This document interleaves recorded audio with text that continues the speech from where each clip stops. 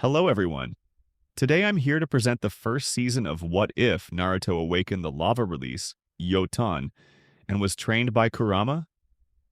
If you want a second season, all I ask is that you like, subscribe, and comment. Now then, enjoy. Prelude, the legacy of fire and stone. The birth of the scorched legacy. The night was heavy with tension, the sky a tumultuous canvas of swirling dark clouds, as if the heavens themselves sensed the impending catastrophe. Deep within the hidden reaches of Konoha, in a secluded chamber, Kushina Uzumaki, the wife of the fourth Hokage, writhed in pain.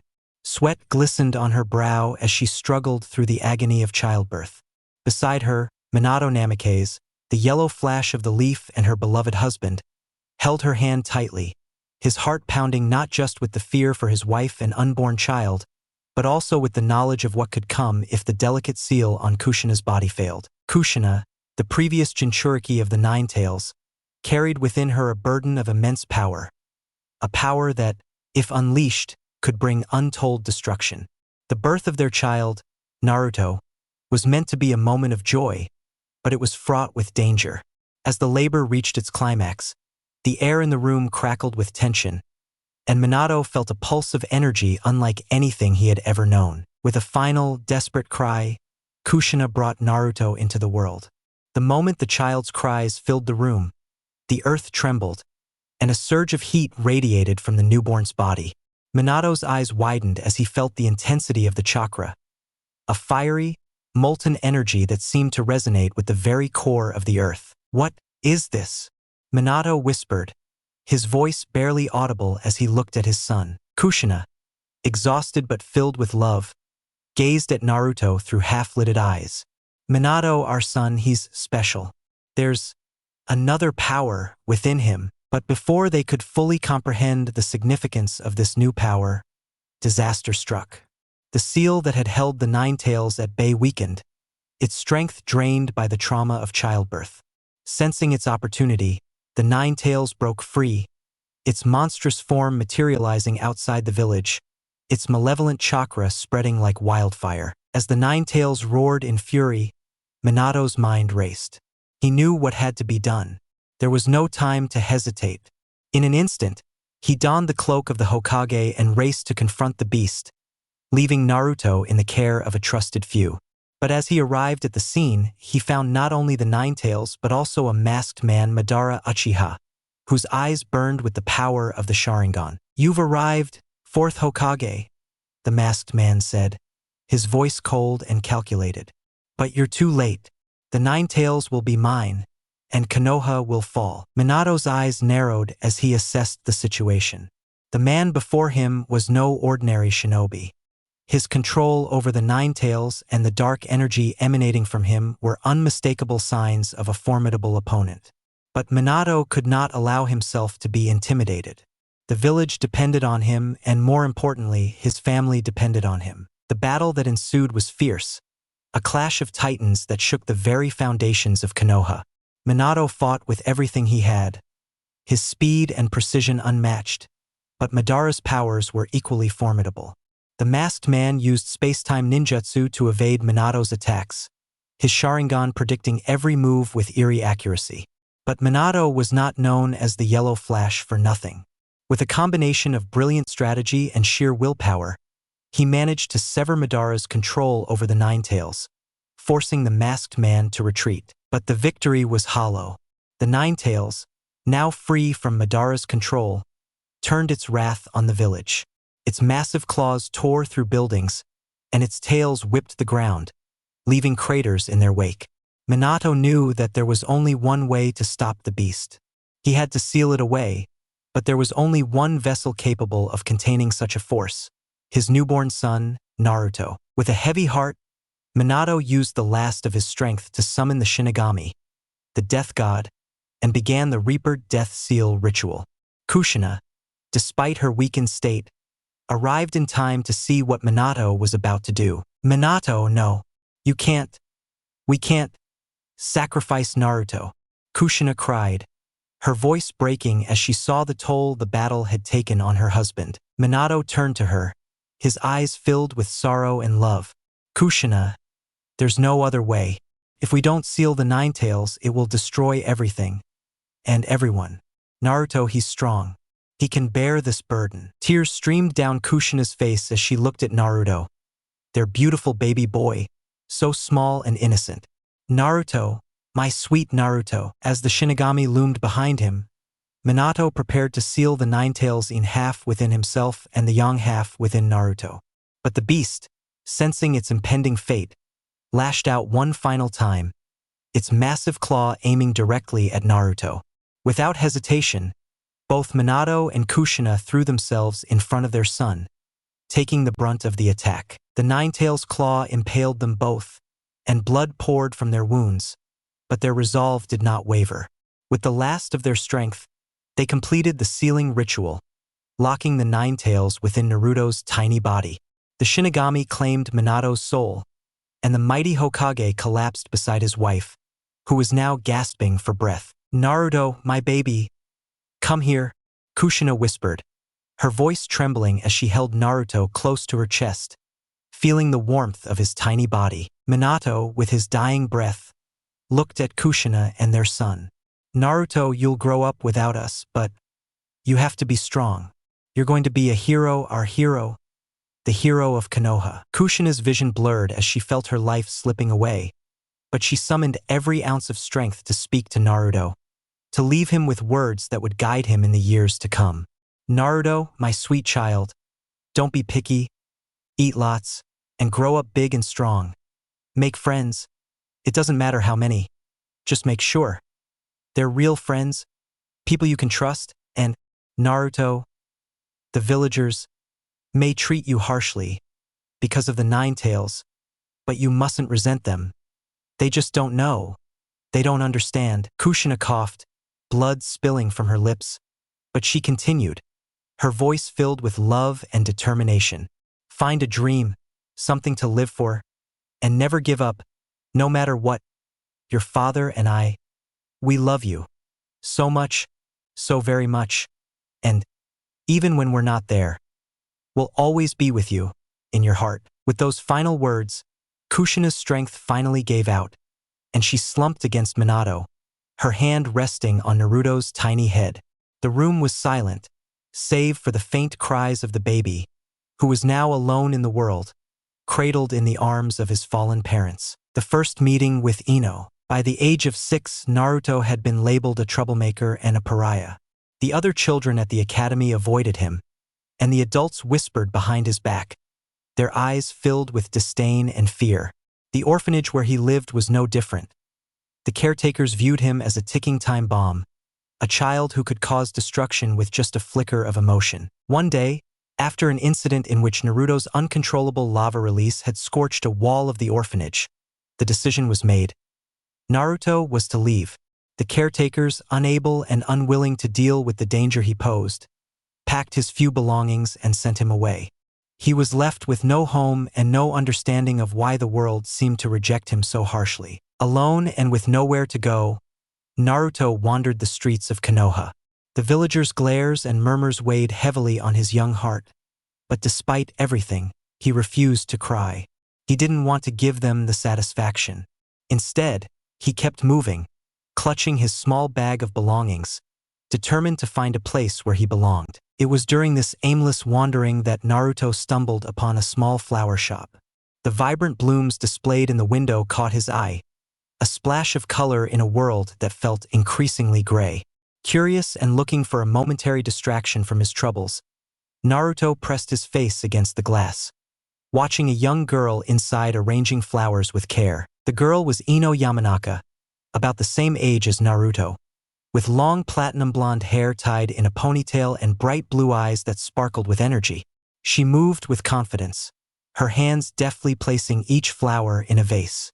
Naruto was mesmerized by her, not just because of her beauty, but because of the way she seemed so at ease, so happy, everything he wasn't. Ino noticed Naruto staring at her through the window and, without hesitation, walked over to the door. She opened it with a welcoming smile, her natural warmth shining through. "Hey, what are you doing out there?" Ino asked, her tone friendly and a little teasing.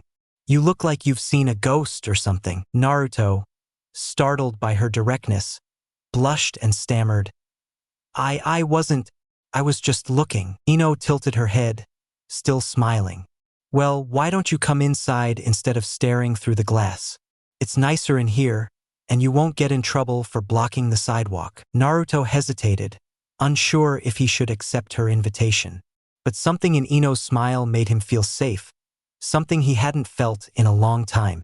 Slowly, he stepped inside the shop, the scent of flowers enveloping him like a comforting blanket. I'm Ino, by the way, she said brightly, offering her hand. Ino Yamanaka. Naruto took her hand awkwardly, unused to such kindness. I'm Naruto. Naruto Uzumaki. Ino's smile faltered slightly when she heard his name, but unlike the other kids in the village, she didn't pull away. Instead, her smile returned, a little softer this time. Nice to meet you, Naruto, Ino said, letting go of his hand.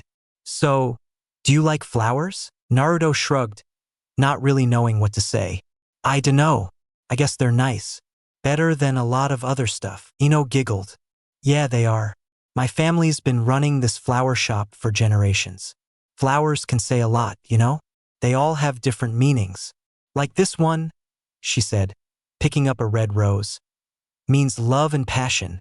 And this one, she continued, holding up a white lily, means purity and commitment. Naruto listened, genuinely interested for the first time in days.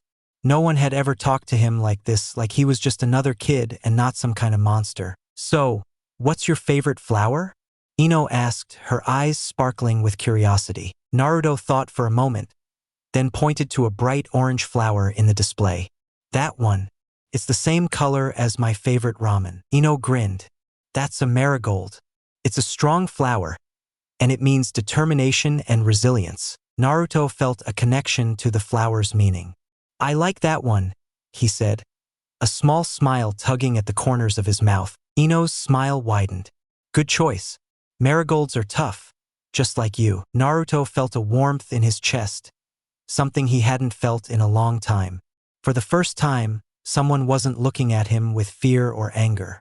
Instead, Ino was treating him like a friend, and it was a feeling he didn't want to let go of. They spent the next hour talking about flowers, ramen, and dreams. Naruto told Ino about his goal to become Hokage, and she listened with genuine interest, not laughing or doubting him like others had. As the afternoon wore on, Naruto realized he had to go. He didn't want to overstay his welcome, but he was reluctant to leave the warmth of Ino's company. Sensing his hesitation, Ino picked up the orange marigold he had chosen. Here, she said softly, holding it out to him. Take this. It's your first flower, and you should have it to remind you of today. Naruto took the flower, holding it carefully as if it were the most precious thing in the world. Thanks, Ino. I won't forget this. Ino smiled brightly. You'd better not. And if you ever want to learn more about flowers, just come back here. Okay. Naruto nodded, a genuine smile spreading across his face. I will. See you later, Ino. As Naruto walked away from the flower shop, the marigold clutched in his hand. He felt something he hadn't felt in a long time, hope. Maybe, just maybe, things were starting to change. But as he continued to wander the streets, the warmth from his meeting with Ino began to fade. The reality of his situation crept back in, and Naruto realized he still didn't have a place to go. The streets were getting darker, the village settling into the quiet of evening, and Naruto felt more alone than ever. With nowhere else to turn, Naruto's thoughts drifted to the one person who had always been kind to him, the third Hokage, Sarutobi Hiruzen. Naruto didn't know where the Hokage lived, but he knew where the Hokage tower was. Maybe, if he was lucky, he could find him there. Naruto made his way to the tower, the marigold still in his hand, as if it were a small piece of light guiding him through the growing darkness. When he arrived, he was surprised to see the Hokage sitting on the steps outside, as if waiting for him. Hello, Naruto. The Hokage greeted him with a warm smile. What brings you here at this hour? Naruto shuffled his feet, suddenly feeling very small. I don't have anywhere else to go, Gigi. Hiruzen's smile faded slightly, replaced with a look of concern. He motioned for Naruto to come closer, and when the boy did, He placed a comforting hand on his shoulder. "What happened, Naruto?" Hiruzen asked gently. Naruto looked down, his voice barely above a whisper. "They kicked me out of the orphanage. They said I'm too dangerous to be around the other kids." Hiruzen sighed, his heart heavy with the weight of the boy's words. He had tried to protect Naruto, but it seemed the fear and ignorance of the villagers were harder to combat than he had hoped. "I see," Hiruzen said quietly. "Come with me, Naruto. You don't have to be alone tonight." He led Naruto inside the tower, taking him to a small room with a bed and a warm blanket. As Naruto sat on the edge of the bed, Hiruzen knelt down beside him. "Things have been difficult for you, Naruto, but I want you to know that you're not alone," Hiruzen said, his voice kind but firm. "You have a great power within you, but it doesn't make you a monster. It makes you special, just like this flower." Naruto looked up at him, surprised. "You know about the flower?" Hiruzen chuckled softly. "I know a lot of things, Naruto. I also know that you're stronger than you think. And one day, you'll show everyone just how strong you are." Naruto's eyes filled with tears, but he blinked them back, not wanting to cry in front of the Hokage. "Do you really think so, Gigi?" "I know so," Hiruzen replied, ruffling Naruto's hair. "Now get some rest. Tomorrow is a new day, and we'll figure out what to do next." As Naruto lay down, clutching the marigold to his chest, Naruto's first meeting with Hana. Naruto Uzumaki's days at the academy were often filled with frustration and isolation. Despite his determination to prove himself, he struggled with the basics of ninjutsu, and his classmates treated him like an outcast. The incident with Kiba Inuzuka only made things worse. It had been a routine sparring match during one of their training sessions, but things quickly escalated. Kiba, always cocky and quick to taunt, had pushed Naruto too far. In the heat of the moment, Naruto's emotions flared, and with them, his uncontrollable lava release awakened. Before he could even realize what was happening, the ground beneath him began to heat up, and a burst of molten rock surged from the earth, searing Kiba's leg. The fight ended abruptly as Kiba collapsed, howling in pain, his leg badly burned. The other students watched in horror, and the instructors quickly intervened, dragging Naruto away before the situation could escalate further. Naruto was left in shock, staring at his hands as if they belonged to someone else, terrified by what he had done. Word of the incident spread quickly through the academy and the village. The other students kept their distance from Naruto even more than before, and whispers of his dangerous power echoed in the hallways. The Inuzuka clan, known for their fierce loyalty and quick tempers, was particularly outraged. Kiba was rushed to the Inuzuka compound for treatment, where his sister, Hana Inuzuka, a skilled veterinary ninja, took charge of his care. Despite her concern for her brother, Hana's first priority was to heal his wounds and ensure he would recover fully. Later that day, Naruto was summoned to the Hokage's office. He expected the worst: punishment, expulsion from the academy, or worse. But instead, the third Hokage listened patiently to Naruto's tearful explanation of what had happened.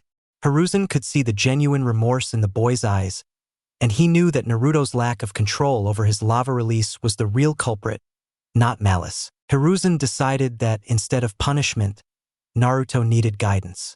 He made arrangements for Naruto to meet with Hana Inuzuka, hoping that the older girl's experience with chakra and her understanding of injury and healing would help Naruto learn control. Later that evening, Naruto found himself standing nervously outside the Inuzuka compound, clutching his jacket tightly as he debated whether or not to knock. He knew he had to apologize to Kiba, but he was terrified of facing Hana. What if she hated him?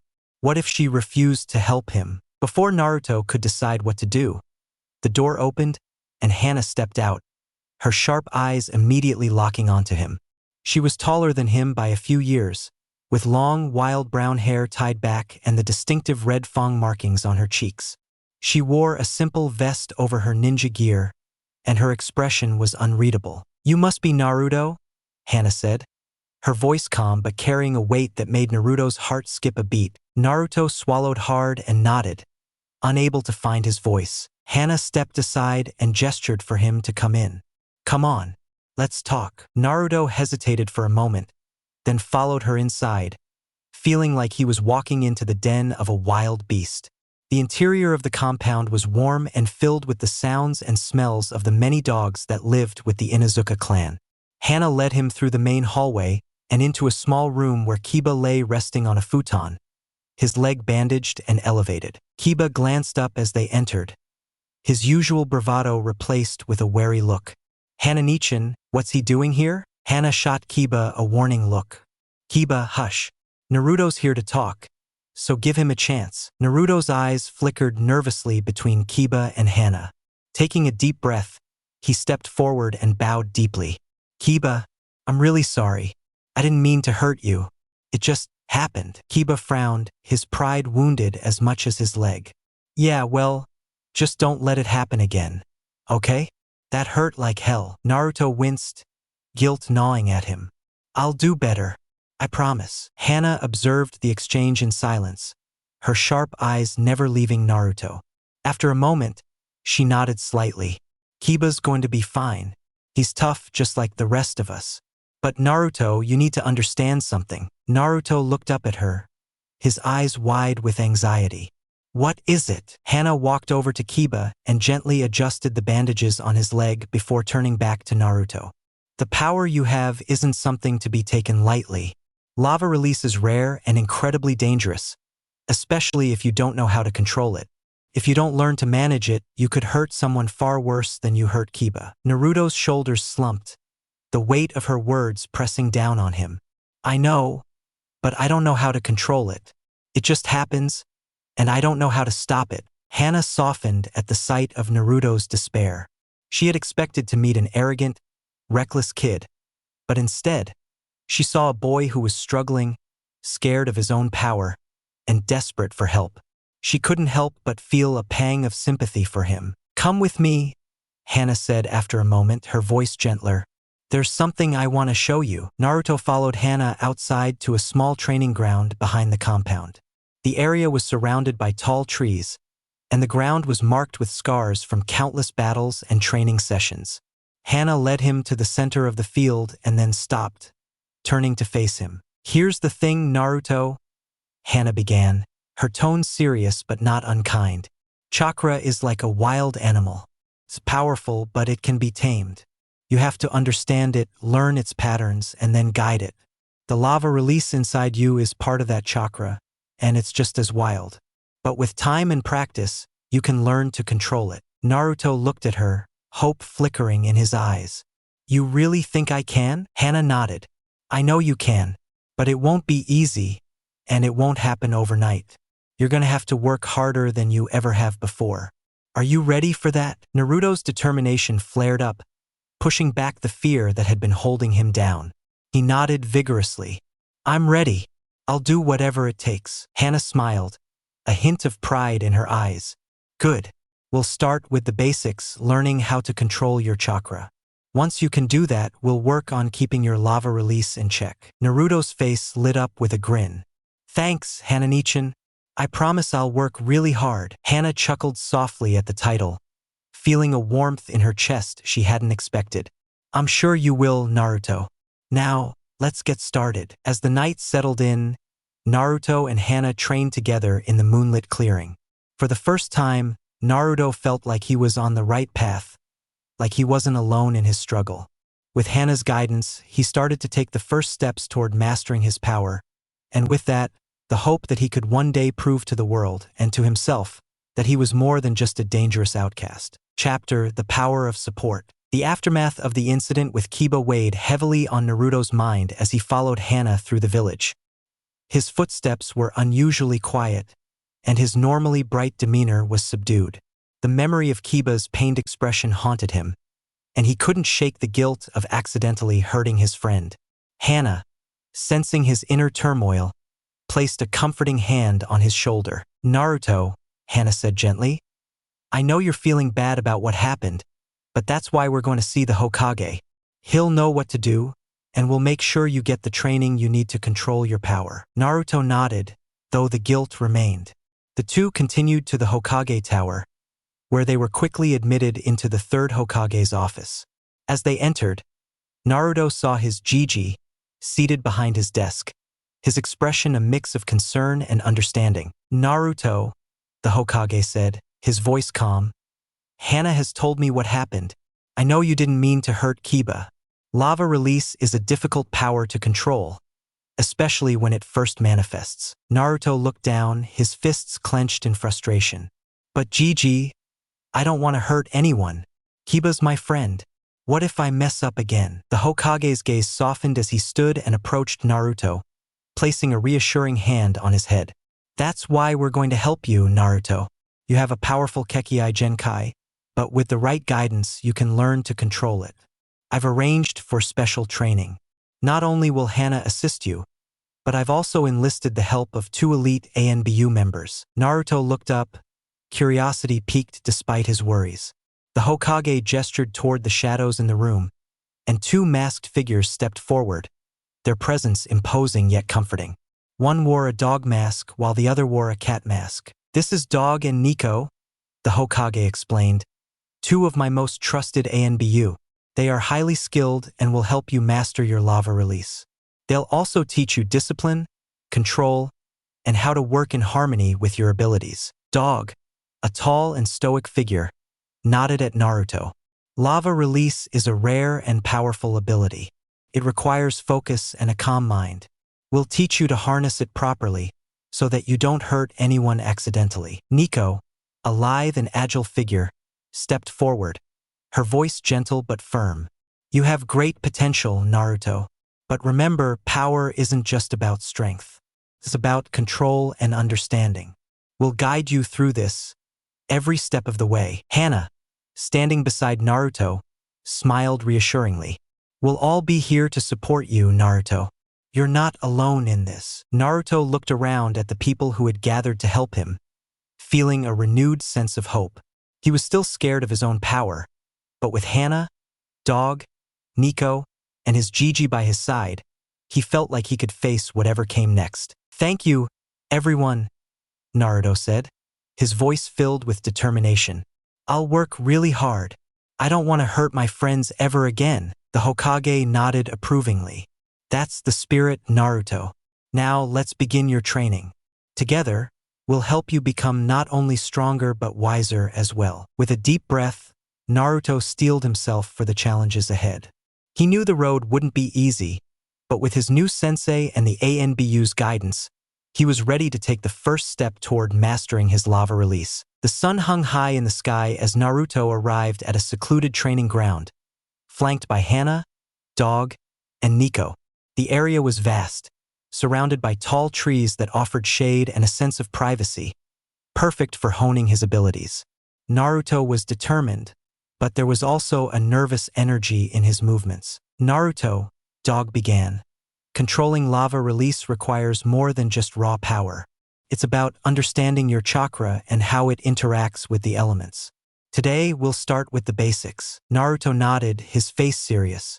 He watched as Dog formed a series of hand seals and demonstrated a small, controlled burst of lava release, creating a patch of molten rock that quickly cooled into solid stone. The key is control, not just power, Dog continued. Focus on channeling your chakra steadily and evenly. Lava release is a combination of fire and earth elements. You need to balance them, or the result could be dangerous. Naruto took a deep breath and attempted to mimic Dog's technique. At first, his chakra flared too wildly, causing the lava to explode outwards uncontrollably. Nico stepped in quickly, her calm voice guiding him. Slow down, Naruto, Nico said. Feel the chakra flow through you, like a river. Don't force it. Let it guide you. Naruto tried again, this time following Nico's advice. He felt the warmth of his chakra, imagining it flowing smoothly like a river as it merged with the earth beneath him. A small patch of lava formed, bubbling gently before hardening into rock. It wasn't perfect, but it was a start. I did it, Naruto exclaimed. It's not as strong as yours, Dog-sensei, but it didn't explode this time. Dog nodded approvingly, a rare smile hidden beneath his mask. That's good progress. It's not about matching my strength, Naruto. It's about mastering your own control. With time, you'll be able to increase the intensity without losing that control. For the next few weeks, Naruto's training intensified. He spent hours each day practicing his lava release under the watchful eyes of his mentors. At first, his progress was slow. He struggled with maintaining balance between the elements, often overheating the earth or producing weak, barely molten rock. But with patience and guidance from Dog, Nico, and Hana, he started to improve. One day, during a particularly intense training session, Naruto felt something different. As he concentrated on forming the lava, he noticed a strange sensation in his chakra.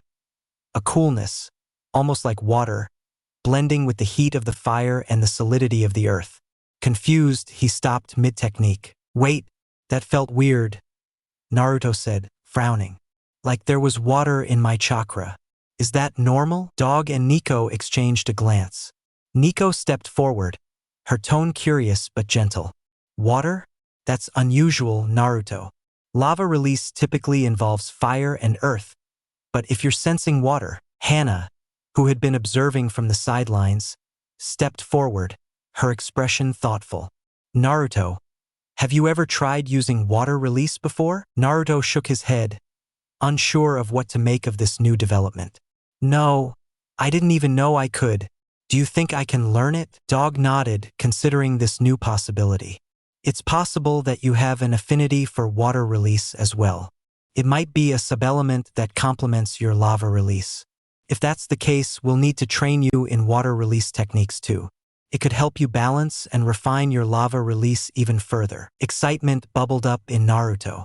The idea of mastering a new element, one that could help him better control his lava release, filled him with renewed determination. "Then let's do it," Naruto said eagerly. "I want to learn everything I can, so I can control my lava release and become a strong shinobi." Hana smiled, proud of Naruto's resolve, while Dog and Nico prepared to introduce him to the basics of water release. Naruto's journey had taken an unexpected turn, but with his determination and the support of his mentors, he was ready to face this new challenge head-on. As Naruto continued his intense training under the guidance of Hana, Dog, and Nico, the sun started to dip lower in the sky, casting long shadows across the secluded training ground. Naruto was drenched in sweat, his breathing heavy as he focused on controlling his lava release.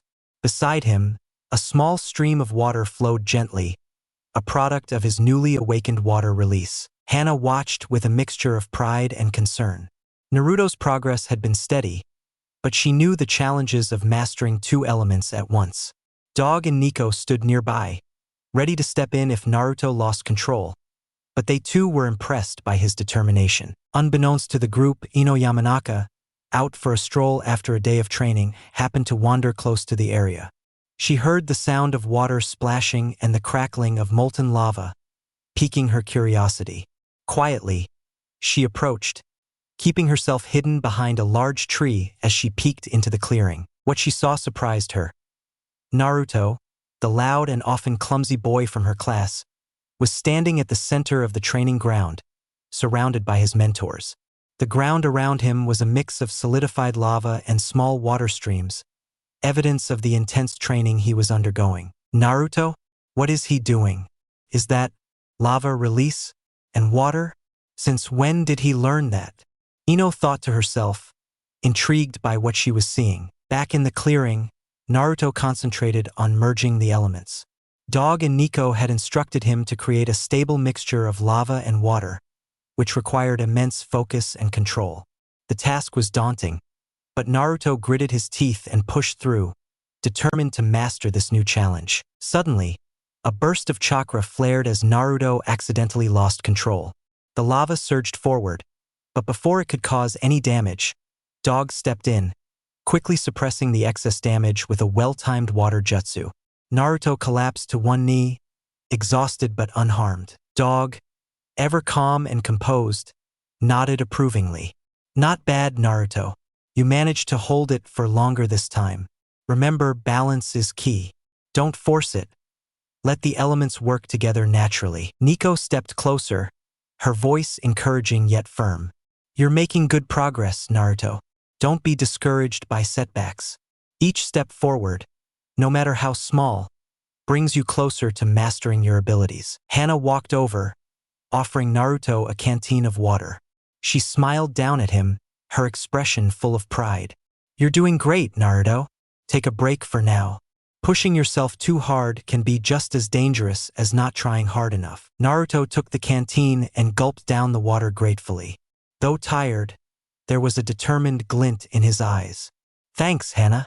I'll get it right next time, I promise." As Naruto rested, Ino finally decided to step out from her hiding spot, unable to contain her curiosity any longer. "Naruto, what's going on here?" Ino called out as she approached the training ground. The sudden appearance of Ino caught everyone off guard. Naruto looked up in surprise before quickly standing, wiping sweat from his brow with a sheepish grin. "Ino, what are you doing here?" Naruto asked, still catching his breath. Ino crossed her arms, her expression a mix of curiosity and skepticism. "I was just walking by and heard all this noise. I had no idea you were training with Hana and the ANBU. Since when did you start learning lava release? And water release too?" Naruto scratched the back of his head, a bit embarrassed but also proud of his progress. "It's a long story, but yeah, I've been working on controlling lava release. I found out I have a water release affinity too, so they're helping me with that. It's not easy, but I'm getting the hang of it." Ino looked at Naruto with newfound respect. She had always known Naruto as the class clown, but seeing him here, training so seriously with such powerful techniques, changed her perspective. "Wow, Naruto, that's really impressive. I didn't know you had it in you," Ino admitted, her tone sincere. Naruto's grin widened, clearly pleased with the compliment. "Thanks, Ino. I still have a lot to learn, but I'm not giving up. I'm going to get stronger and make sure I can protect everyone." Hana, Dog, and Nico exchanged knowing glances, silently acknowledging Naruto's growth. Ino, feeling a bit inspired by Naruto's determination, decided to stick around and watch the rest of his training, curious to see how far he could go. As the day continued, Naruto resumed his training with renewed vigor, now under the watchful eyes of not only his mentors but also his friend. Ino's presence added an extra layer of motivation for Naruto, and he pushed himself even harder, determined to prove himself worthy of the praise he'd received. The office was dimly lit, the sun having set a short while ago. The third Hokage, Hiruzen Sarutobi, sat behind his desk, reviewing a stack of reports. The room was quiet, save for the occasional rustle of papers. Soon, the door opened, and Hana, Dog, and Nico entered, all wearing serious expressions. They were there to report on Naruto's progress. Inoichi Yamanaka, Ino's father and head of the Yamanaka clan, was already present. He had been meeting with the Hokage on other matters, but upon hearing that his daughter had been involved with Naruto's training, he stayed to learn more. "Thank you all for coming. How is Naruto's training progressing?" the Hokage asked, his voice calm and authoritative. Dog stepped forward, speaking first. "Naruto is making steady progress. He's showing significant improvement in controlling his lava release, and we've begun introducing him to water release techniques as well. He still struggles with balancing the two elements, but he's determined and learns quickly." Nico nodded in agreement, adding her own observations. "He's shown remarkable resilience. There have been a few setbacks, as expected, but he's not one to give up easily. His ability to adapt and learn from his mistakes is impressive, especially considering the difficulty of mastering two elements simultaneously." Hana stepped forward, a proud smile on her face.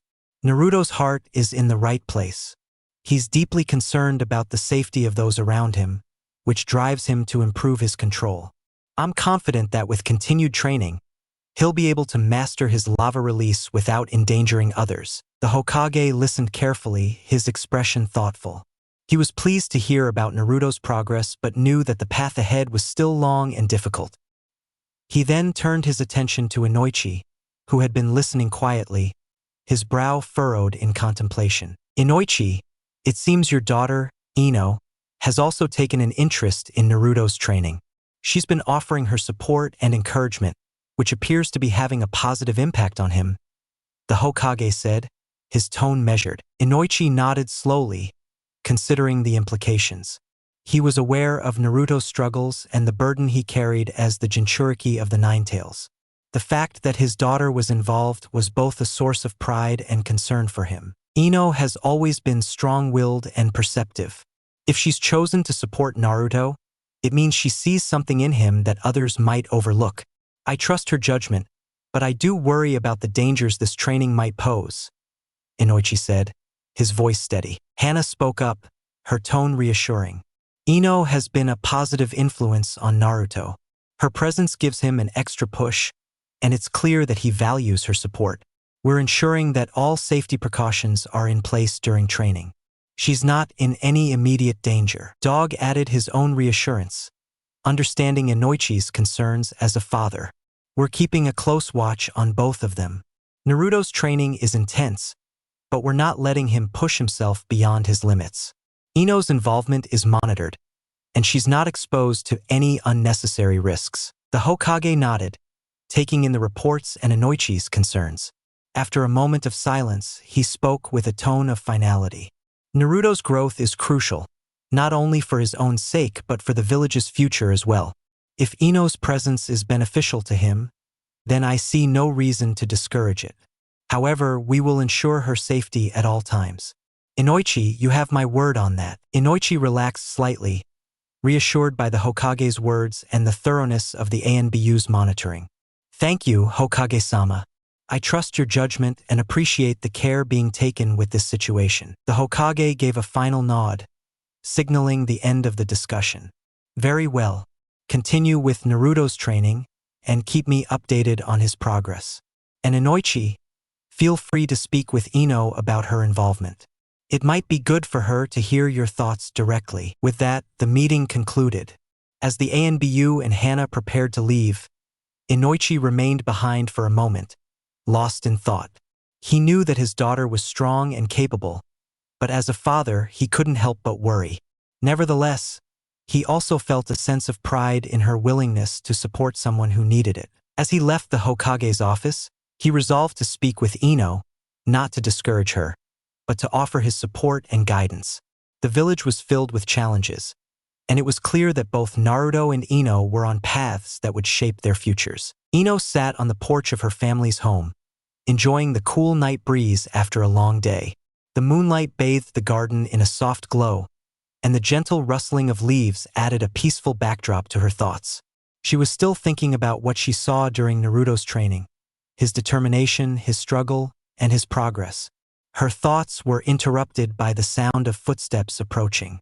She turned to see her father, Inoichi, walking toward her, his expression thoughtful. Ino, do you have a moment?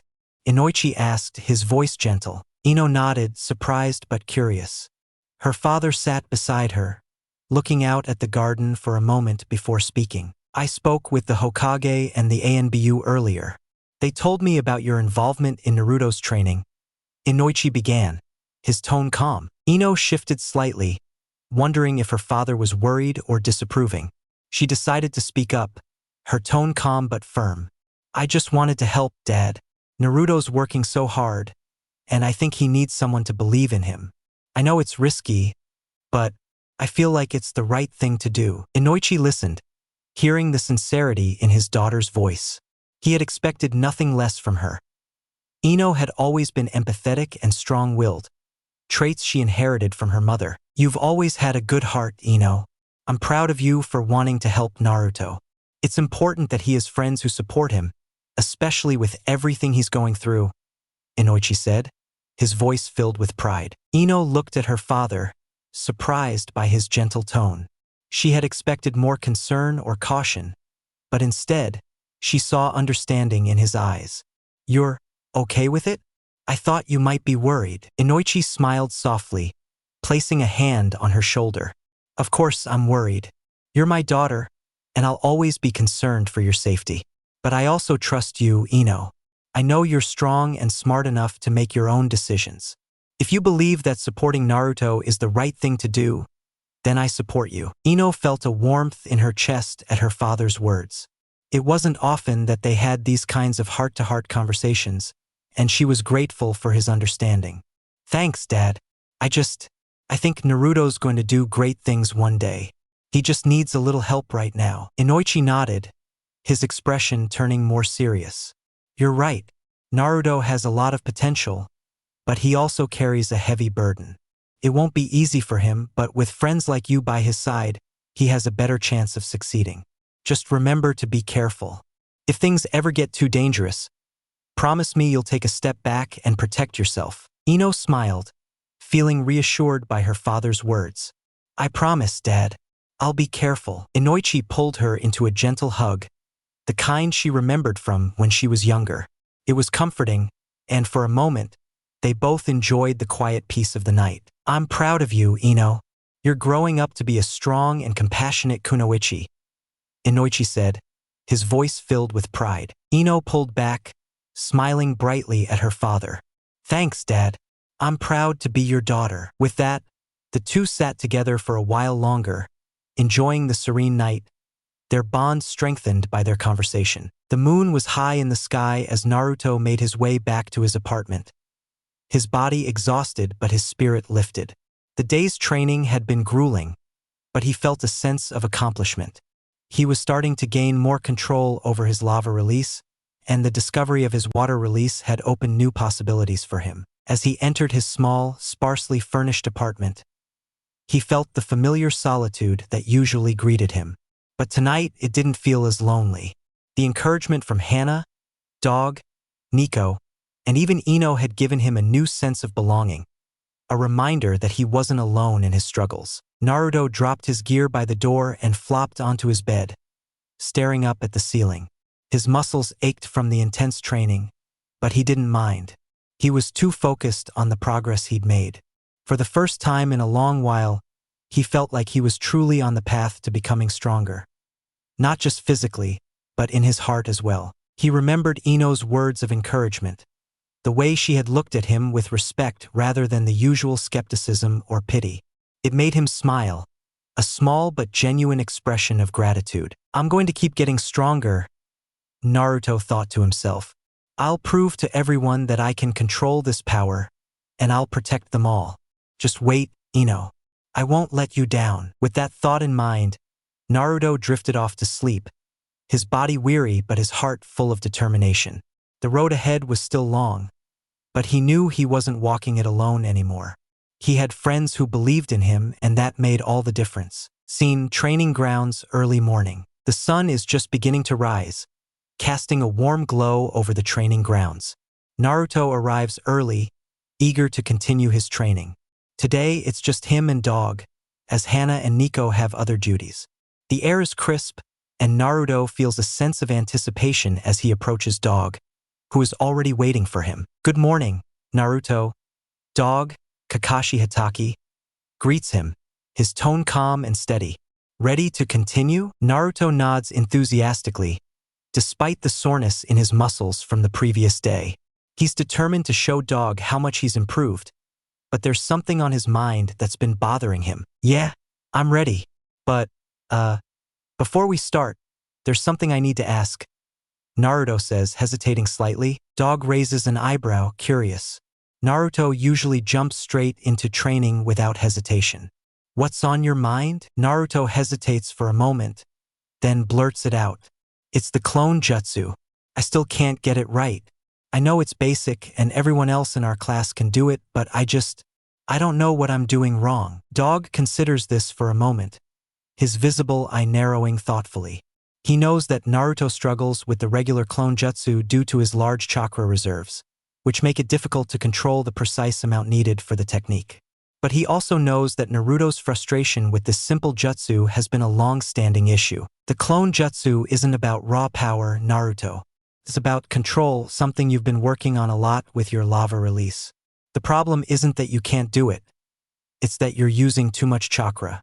Let's try something different, Dog explains. Naruto watches as Dog forms the hand seals for the clone jutsu slowly, making sure Naruto can see each one clearly. When Dog performs the jutsu, a perfect clone appears beside him, identical in every way. Try to focus on using just a small amount of chakra. You're not creating something physical, just an illusion. Keep it light and controlled, Dog instructs. Naruto takes a deep breath, trying to calm his nerves. He forms the hand seals, concentrating hard on using just a tiny fraction of his chakra. He feels the energy gathering within him, but when he releases it, the result is the same. A puff of smoke and a limp, barely formed clone that collapses to the ground. He sighs in frustration, his fists clenching at his sides. Why can't I get this right? Dog walks over and places a hand on Naruto's shoulder, his tone patient. It's not about how strong you are, Naruto. Different techniques require different types of control. You're still learning, and it's okay to struggle with the basics. Sometimes, the simplest jutsu can be the hardest to master. But I think it's time you learned a few other jutsu that might help you understand how to balance your chakra better. Naruto looks up at Dog, curious but still frustrated. Dog takes a step back and begins to demonstrate, starting with a simple fire release jutsu. Let's start with fire release. Watch closely, Dog says. Dog forms a series of hand seals and then takes a deep breath. With a controlled exhalation, a stream of flames bursts from his mouth, forming a small, controlled fireball that floats in the air before dissipating. Fire release, great fireball jutsu. It's a basic fire technique, but it requires you to control the flow and amount of chakra carefully. Try it, Dog instructs. Naruto's eyes light up with excitement. He's seen this jutsu before but never tried it himself. He mimics Dog's hand seals and takes a deep breath, focusing on channeling his chakra evenly. He releases it, and while his fireball isn't as controlled as Dog's, it's a respectable effort. A ball of flame that bursts into the air with a whoosh. Whoa! I did it! Naruto exclaims, a wide grin on his face. Dog nods, pleased with Naruto's effort. Good. Now let's move on to earth release. Dog bends down and places his hands on the ground. With a small pulse of chakra, the earth beneath him rises, forming a solid wall of stone. It's a basic earth release technique, but it's effective and demonstrates the element's sturdiness. Earth release, earth-style wall. This one is more about stability and control. You need to feel the earth and direct your chakra to move it. Give it a try, Dog explains. Naruto follows Dog's example, placing his hands on the ground and focusing on his chakra. He feels the earth beneath him, solid and unmoving. With a grunt of effort, he pushes his chakra into the ground, and a small wall of earth rises in front of him. Not as tall or as solid as Dog's, but it's a start. Yes, earth release is kind of cool, Naruto says, his excitement growing. Dog smiles beneath his mask, appreciating Naruto's enthusiasm. You're doing well, Naruto. Now for water release. Dog walks over to the nearby stream that Naruto had been using the day before. He forms a series of hand seals, and the water from the stream rises up, swirling around him before forming into a powerful jet that shoots forward and splashes against a tree. Water release, water bullet jutsu. It's about fluidity and control. You need to guide the water with your chakra, not force it. Let it flow naturally, Dog instructs. Naruto steps up to the stream, excitement bubbling up inside him. He performs the hand seals and concentrates on the water. He remembers the cool, calm feeling he had the previous day when he first sensed his water release affinity. Slowly, the water rises, swirling around him before he directs it forward. It's not as strong as Dog's, but the jet of water is controlled and hits its target, a large rock, splattering against it with force. I did it! I'm getting the hang of this, Dog-sensei, Naruto exclaims. Dog nods, impressed with Naruto's quick learning. He can see that Naruto's control is improving, not just in these elemental techniques, but in his overall chakra management. This training is helping Naruto develop the precision he needs, which will eventually aid him in mastering the clone jutsu as well. You're doing great, Naruto. Remember, each of these techniques requires a different type of control. Mastering these will help you understand how to balance your chakra for all your jutsu, including the clone jutsu. It's all about practice and patience, Dog advises. Naruto wipes the sweat from his brow, a wide grin on his face. He feels more confident now, understanding that even though he struggles with the clone jutsu, he can still learn and grow in other ways. He's determined to keep working until he can do it all. Thanks, Dog-sensei. I'm going to keep practicing until I can do all these jutsu perfectly, Naruto declares, his voice full of determination. Dog gives him a rare, encouraging smile, knowing that Naruto's journey is far from over, but also recognizing the immense potential within him. That's the spirit, Naruto. Let's keep going. The rest of the day is spent practicing these elemental techniques, with Naruto gradually improving in each one. By the time the sun begins to set, Naruto is exhausted but satisfied with his progress. He's starting to see that even the basics are building blocks to something greater. The next day, Naruto, feeling unsettled from his previous interactions with Sakura and his struggles with the clone jutsu, approaches Kiba again. The guilt over the training incident still gnaws at him. He's unaware that Sakura has been spreading her fear-driven opinions, making his day even more challenging. Kiba, I really mean it. I'm sorry about what happened. I really hope we're still cool, Naruto says, his voice tinged with anxiety. Kiba, seeing Naruto's genuine remorse, claps him on the shoulder with a reassuring smile. Naruto, I told you it's fine. Just watch it next time, okay? Akamaru and I aren't mad. Right, buddy? Akamaru barks in agreement, wagging his tail, which lifts Naruto's spirits slightly. However, as Naruto and Kiba chat, Sakura's words begin to echo around them, whispered from one group of classmates to another. Some of the non-clan students, already uneasy around Naruto, start to exchange nervous glances. Meanwhile, Ino, Shikamaru, and Choji witness this, their expressions a mixture of concern and confusion. Ino steps forward, her innate sense of justice flaring up. Don't listen to Sakura, Naruto. You're trying your best, and that's what counts.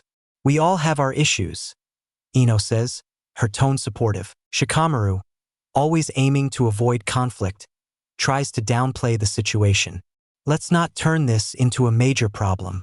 Naruto, you're doing all right. Just keep at it. But as they speak, Sakura approaches, her face set in a determined frown. She pulls Ino aside, her voice low but harsh. Ino, you shouldn't be too friendly with him. My parents said he's dangerous. You saw what happened with Kiba. Who knows what else he might do?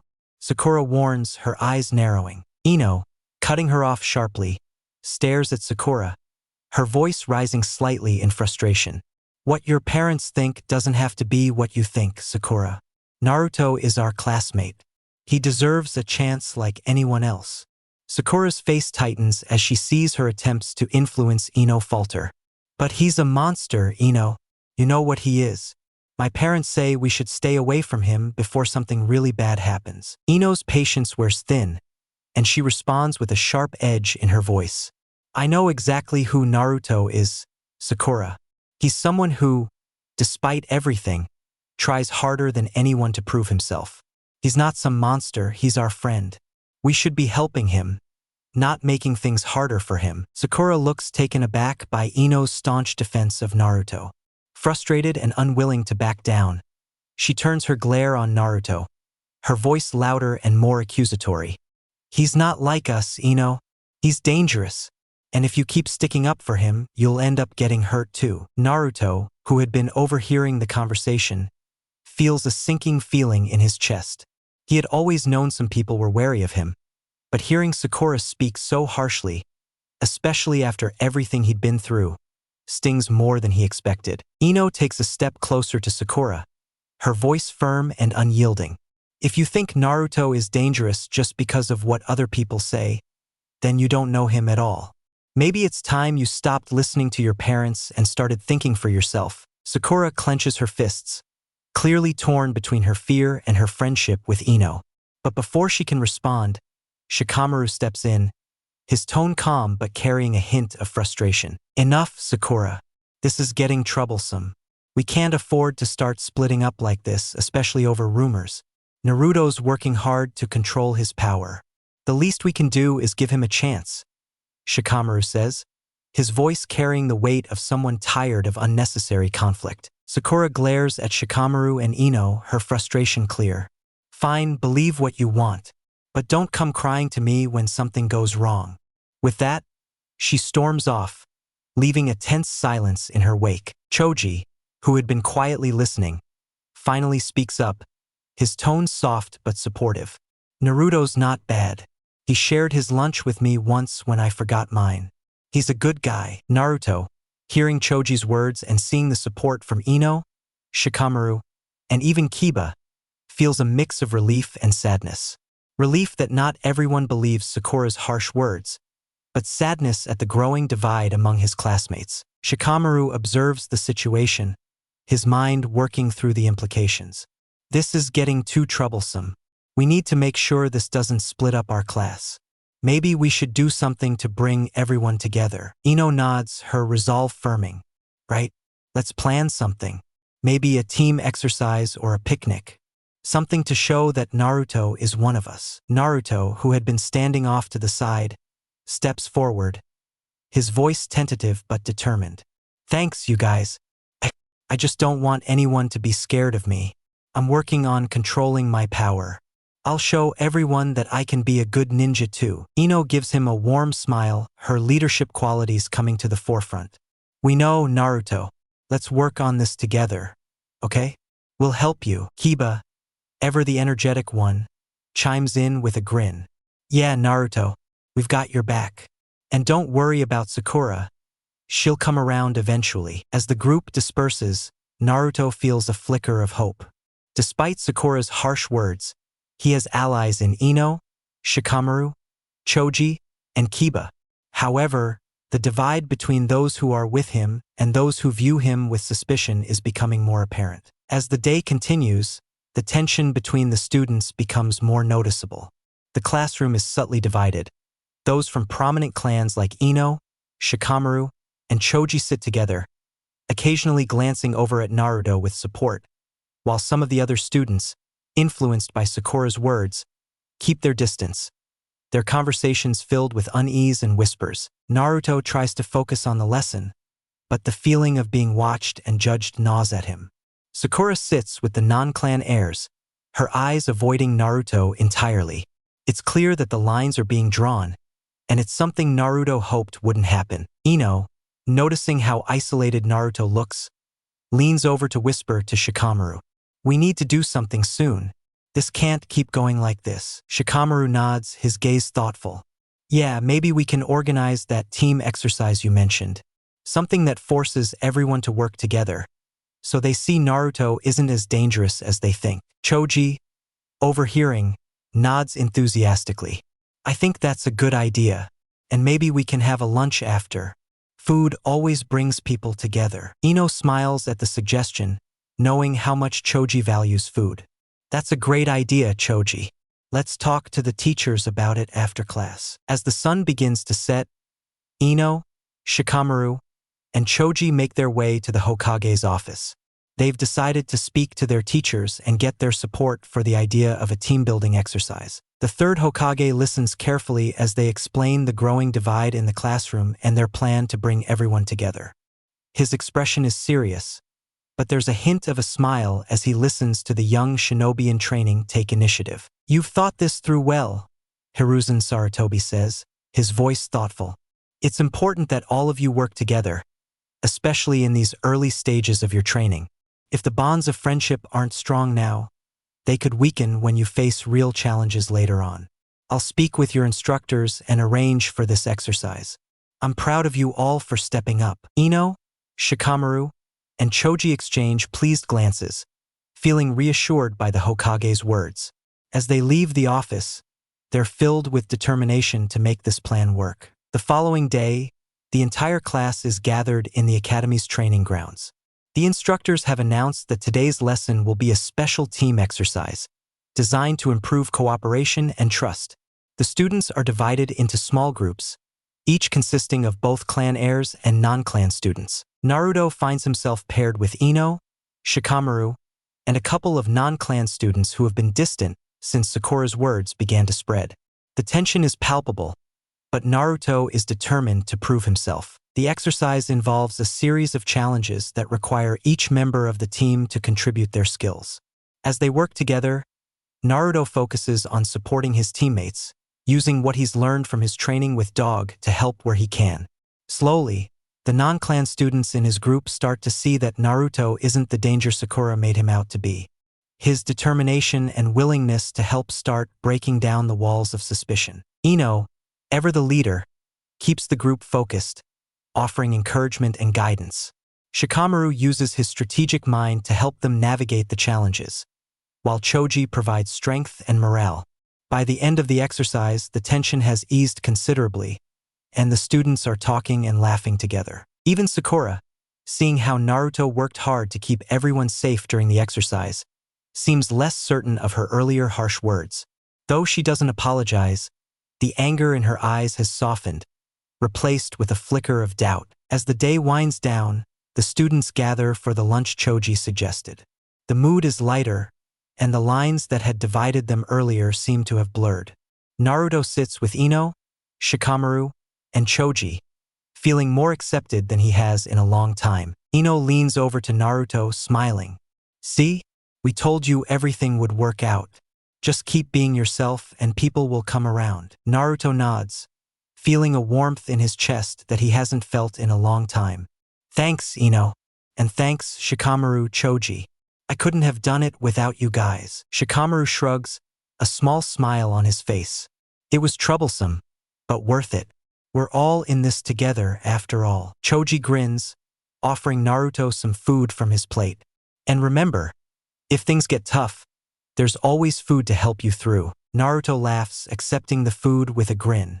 The day has been long and difficult, but it's ended on a positive note.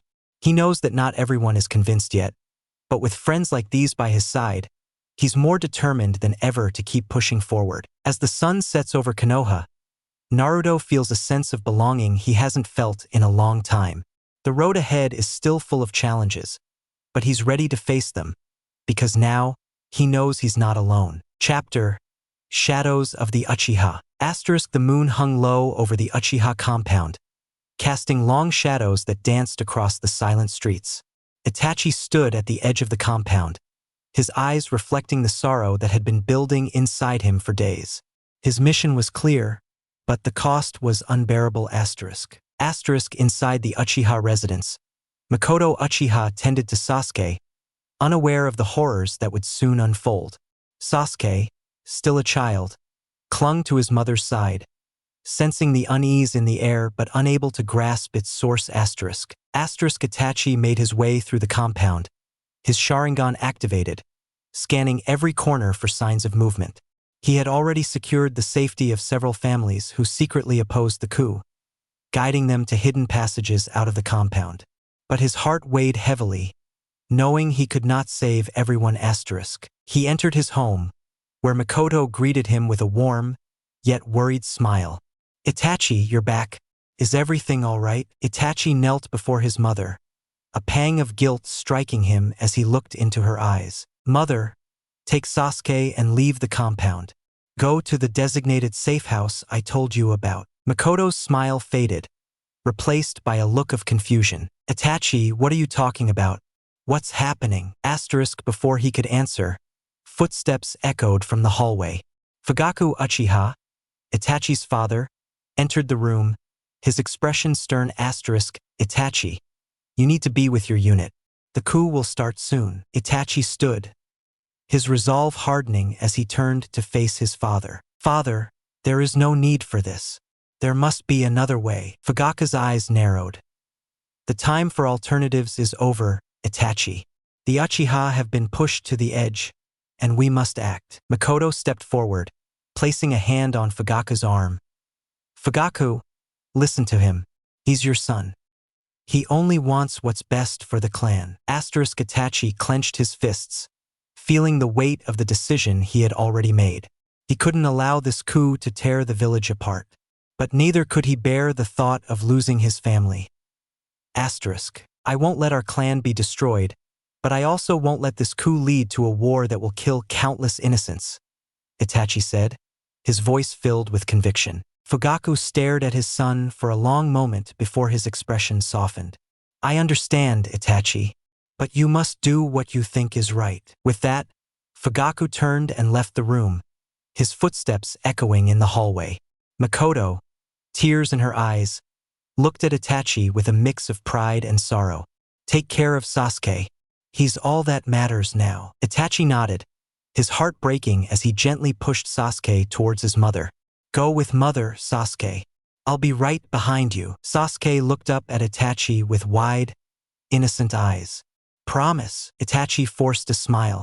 "I promise." As Mikoto and Sasuke left, Itachi stood alone in the empty room, his mind racing. He knew what he had to do. He would save as many as he could, but the cost would be his own soul. The night grew darker as Itachi moved through the compound, silently taking down those who supported the coup. He spared no one who posed a threat, but he also left subtle hints for those who opposed the coup, guiding them to safety. He found himself in front of the main hall, where the elders had gathered to finalize their plans. Itachi hesitated for a moment, the weight of his actions pressing down on him. Then, with a deep breath, he stepped inside, ready to do what needed to be done. In the end, Itachi succeeded in his mission, but the price was unimaginable. The Uchiha clan was no more, and Itachi's hands were stained with the blood of his own people. But he had saved those who were innocent, including his beloved brother, Sasuke. As he stood on the edge of the compound, looking out at the village that he had sworn to protect, Itachi felt a deep emptiness inside him. He had sacrificed everything, and yet the cost felt too great to bear. The night air was thick with tension as Itachi made his way back to his home, his heart heavy with the weight of the decisions he had made. The streets of the Uchiha compound were eerily quiet, the silence a stark contrast to the chaos brewing within Itachi's mind. When he arrived at the family home, he found Mikoto sitting quietly in the main room, her expression calm but knowing. She had always been perceptive, and the deep lines of worry etched into her face told him she understood more than she let on. "Itachi," she said softly, looking up as he entered. "What have you done?" Itachi knelt before her, his heart breaking as he met her eyes. "Mother, there's no time to explain everything, but you need to leave.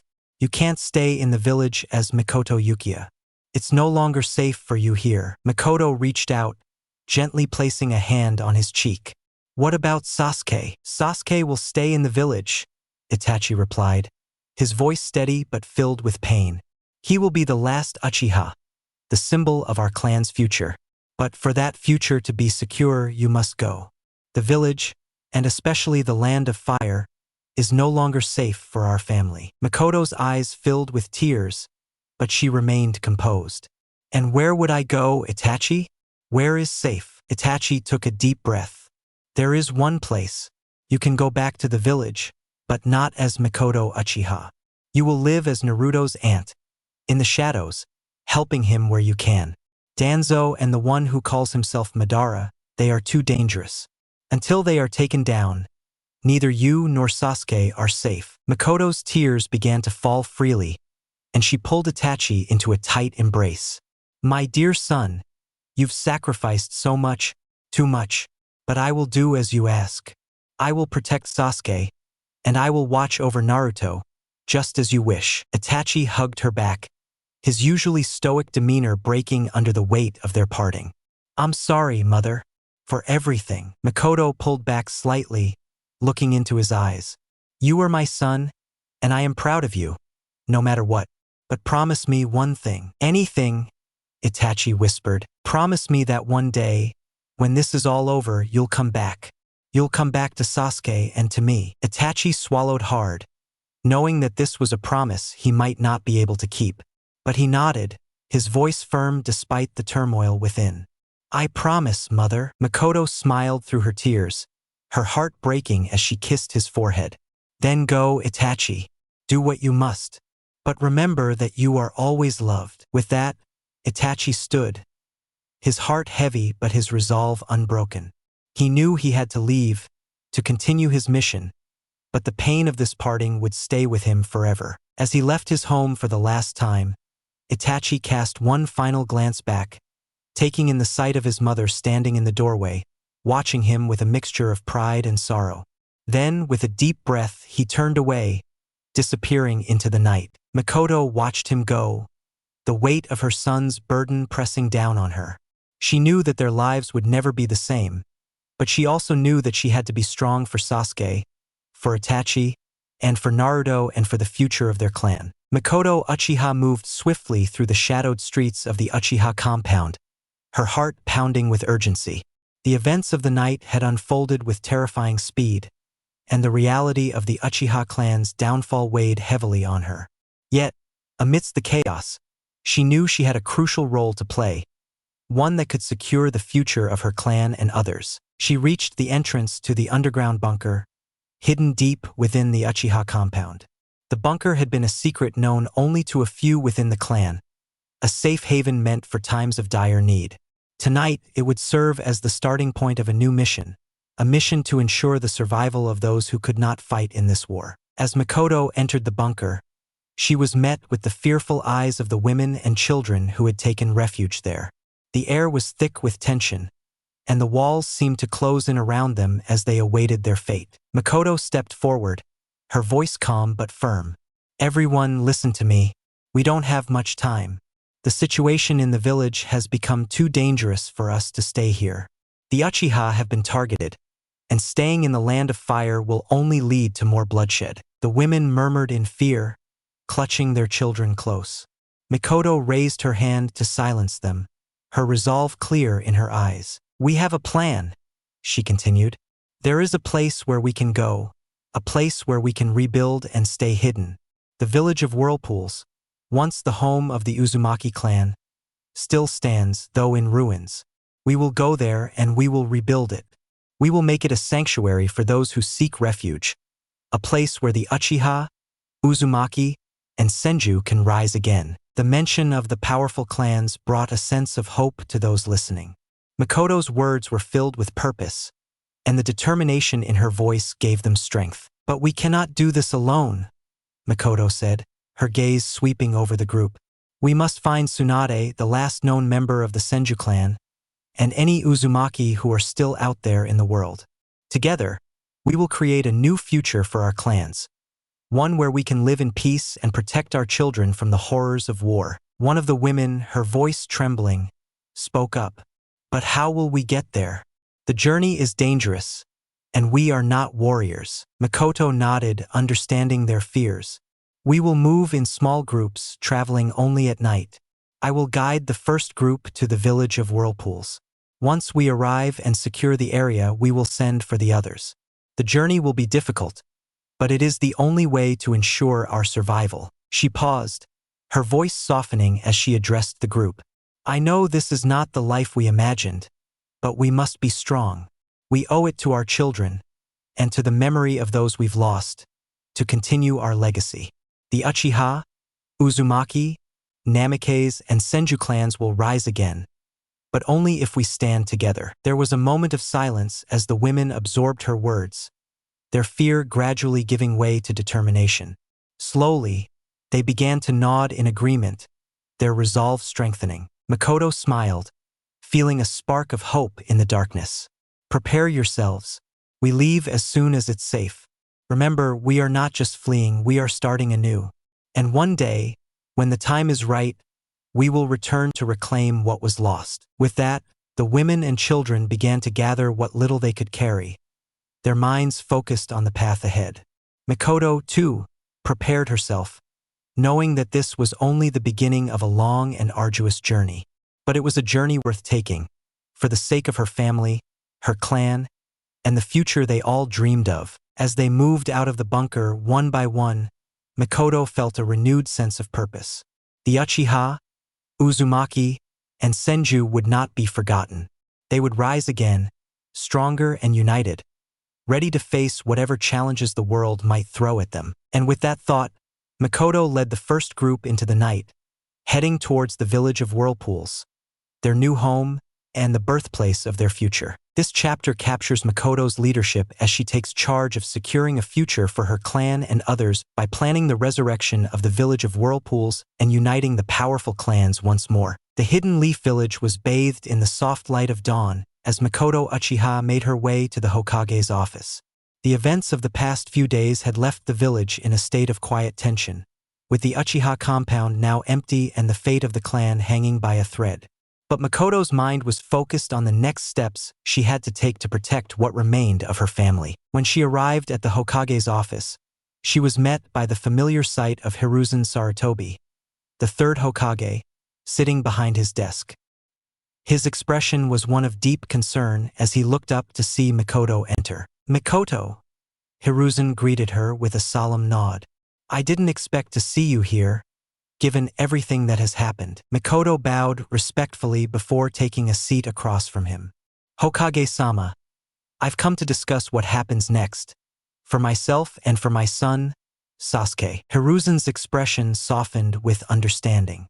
"I'm aware of the burden you've carried, Mikoto. Itachi's actions were difficult for all of us to understand, but I know he did what he believed was necessary to protect the village and Sasuke. What do you need from me?" Mikoto took a deep breath, steadying herself. "The remaining women and children of the Uchiha have been moved out of the village as planned. They are on their way to a safe location where they will rebuild and stay hidden until it's safe to return. I have decided to stay behind in the village to protect Naruto, as his aunt. But for that, I need a new identity, one that allows me to live here without drawing suspicion." Hiruzen nodded, contemplating her request. "You're asking for a complete change of identity, to live as someone else while keeping an eye on Naruto?" "Yes," Mikoto confirmed. "Naruto is too important, and I owe it to Minato and Kushina to watch over him. At the same time, I need a way to watch over Sasuke, to make sure he remains safe and does not follow a dark path." Hiruzen leaned back in his chair, his eyes thoughtful. "This is a delicate situation. I can arrange for a new identity for you, but it will require absolute secrecy. As far as the village is concerned, Mikoto Uchiha will have perished along with the rest of her clan. Your new identity will be carefully crafted to ensure no one suspects the truth." Mikoto's heart ached at the thought of erasing her true identity, but she knew it was necessary. "Thank you, Hokage-sama.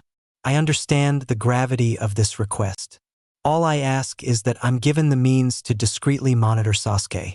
He's all I have left." Hiruzen nodded. "I can arrange for someone to keep an eye on Sasuke from a distance, ensuring his safety without revealing your involvement. I will also ensure that Naruto is placed in situations where he can benefit from your guidance, even if he does not know your true identity." Mikoto smiled softly, a mixture of relief and sorrow in her eyes. "Thank you, Hokage-sama. I trust your judgment." Hiruzen stood, walking around the desk to place a reassuring hand on her shoulder. "You've endured so much, Mikoto. I promise you, we will do everything in our power to protect Naruto and Sasuke. And one day, when the time is right, perhaps you can reunite with them as your true self." Mikoto nodded, grateful for his support. "I hope for that day, Hokage-sama. But until then, I will do what I must to ensure their safety." With the details settled, Hiruzen began to outline the process for Mikoto's new identity, including where she would live and how she would be integrated into Naruto's life. As they spoke, Mikoto felt a sense of resolve solidify within her. Though her life as Mikoto Uchiha was over, her mission to protect her sons and rebuild the legacy of her clan was just beginning. Chapter: A New Landlord. Naruto Uzumaki sprinted through the streets of the Hidden Leaf Village, his excitement barely contained as he headed home after a long day of training. The recent discovery of his lava release abilities had been a thrilling revelation, and he couldn't wait to practice more. As he reached his apartment building, he noticed something different. The once weathered building looked slightly refreshed, as if someone had taken the time to clean it up. The garden outside, which had always been overgrown and neglected, now looked neat and tidy, with a few flowers planted along the pathway. Naruto blinked in surprise. Did the landlord finally decide to fix this place up? He muttered to himself as he walked up the steps. As he reached his door, he noticed a woman standing outside, her back to him as she hung a small sign on the door of the apartment next to his. She had dark hair tied up in a neat bun, and her attire was simple but elegant. Naruto didn't recognize her, but something about her presence felt strangely comforting. "Hey, who are you?" Naruto called out, his curiosity getting the better of him. The woman turned to face him with a warm smile, her eyes twinkling with kindness. "Hello, Naruto. I'm your new landlord. My name is Aiko." Naruto tilted his head, trying to remember if he had ever heard of a landlord named Aiko. "New landlord?" What happened to old man Tsubaki? Aiko chuckled softly. He decided to retire and move to a quieter part of the village. I've taken over the building now, so if you need anything, just let me know. Naruto grinned. The idea of having a new landlord who actually cared about the place was a pleasant surprise. That's awesome. The place is looking way better already. Aiko nodded, pleased with his reaction. I'm glad you noticed. I'm planning to make a few more improvements around here. It's important that everyone feels at home. Naruto felt an instant connection with this new landlord, a feeling of trust that he rarely experienced with adults in the village. Thanks, Aiko. If you need any help, I'm always around. I'll keep that in mind, Aiko replied with a smile. Oh, and by the way, I've also made sure the training area nearby is cleared out. I noticed you've been practicing some new jutsu, and I thought you might appreciate the extra space. Naruto's eyes widened in surprise. You did that? That's amazing. Thanks, Aiko. With a cheerful wave, Naruto rushed into his apartment, eager to drop off his things and head straight to the newly cleared training area. As soon as Naruto was inside, Aiko's smile faded slightly, replaced by a look of deep contemplation. The name Aiko was a part of her new identity, carefully crafted to allow her to stay close to Naruto without revealing her true self. Her once long, flowing hair was now cut short and styled differently, and her facial features had been subtly altered with a combination of genjutsu and medical ninjutsu, making her unrecognizable to those who once knew her as Makoto Uchiha. Taking a deep breath, Aiko, or rather Makoto, turned and walked down the hall, her thoughts drifting to Sasuke. Her new position as Naruto's landlord gave her the perfect cover to monitor the village and keep an eye on both boys. She knew that Sasuke was growing more isolated and that the darkness within him was festering, but she had to be careful in how she approached him. For now, Makoto's priority was to ensure Naruto had the support he needed, especially with the growing threat of his emerging powers. She would be there to guide him, in the shadows, as his aunt and protector. As she left the building and walked through the village, she marveled at how much had changed since she had last walked these streets openly. Yet, despite her new appearance and identity, her mission remained the same: to protect her sons and ensure the legacy of her clan lived on. With a final glance back at Naruto's apartment, Makoto resolved to keep a close watch over him, knowing that the future of the village, and perhaps the entire shinobi world, rested on his shoulders. The next day, Naruto woke up with a burst of energy, ready to tackle his training. His encounter with Aiko, his new landlord, had given him an unexpected boost of enthusiasm. He couldn't quite put his finger on it, but something about her felt familiar and comforting, as if she were someone who genuinely cared about him. After a quick breakfast, Naruto headed out into the village. His thoughts drifted to Sasuke Uchiha, who had been even more distant than usual since the massacre of his clan. The memory of that night still haunted the village, and Naruto couldn't shake the feeling that Sasuke needed someone to reach out to him. Though they had never been particularly close, Naruto felt a strange connection to Sasuke, something that pushed him to try and befriend him, even when Sasuke seemed uninterested. As Naruto wandered the streets, he spotted Sasuke sitting alone on a bench near the training grounds. His dark eyes were fixed on the ground, his expression cold and distant.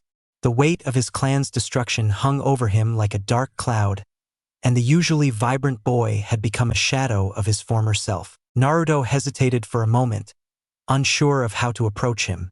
He knew Sasuke was hurting, but he didn't know how to help. Still, Naruto being Naruto, he couldn't just walk away. "Hey Sasuke," Naruto called out, walking over with his usual enthusiastic grin. "What are you doing here all by yourself? You should come train with me." Sasuke looked up, his expression unreadable.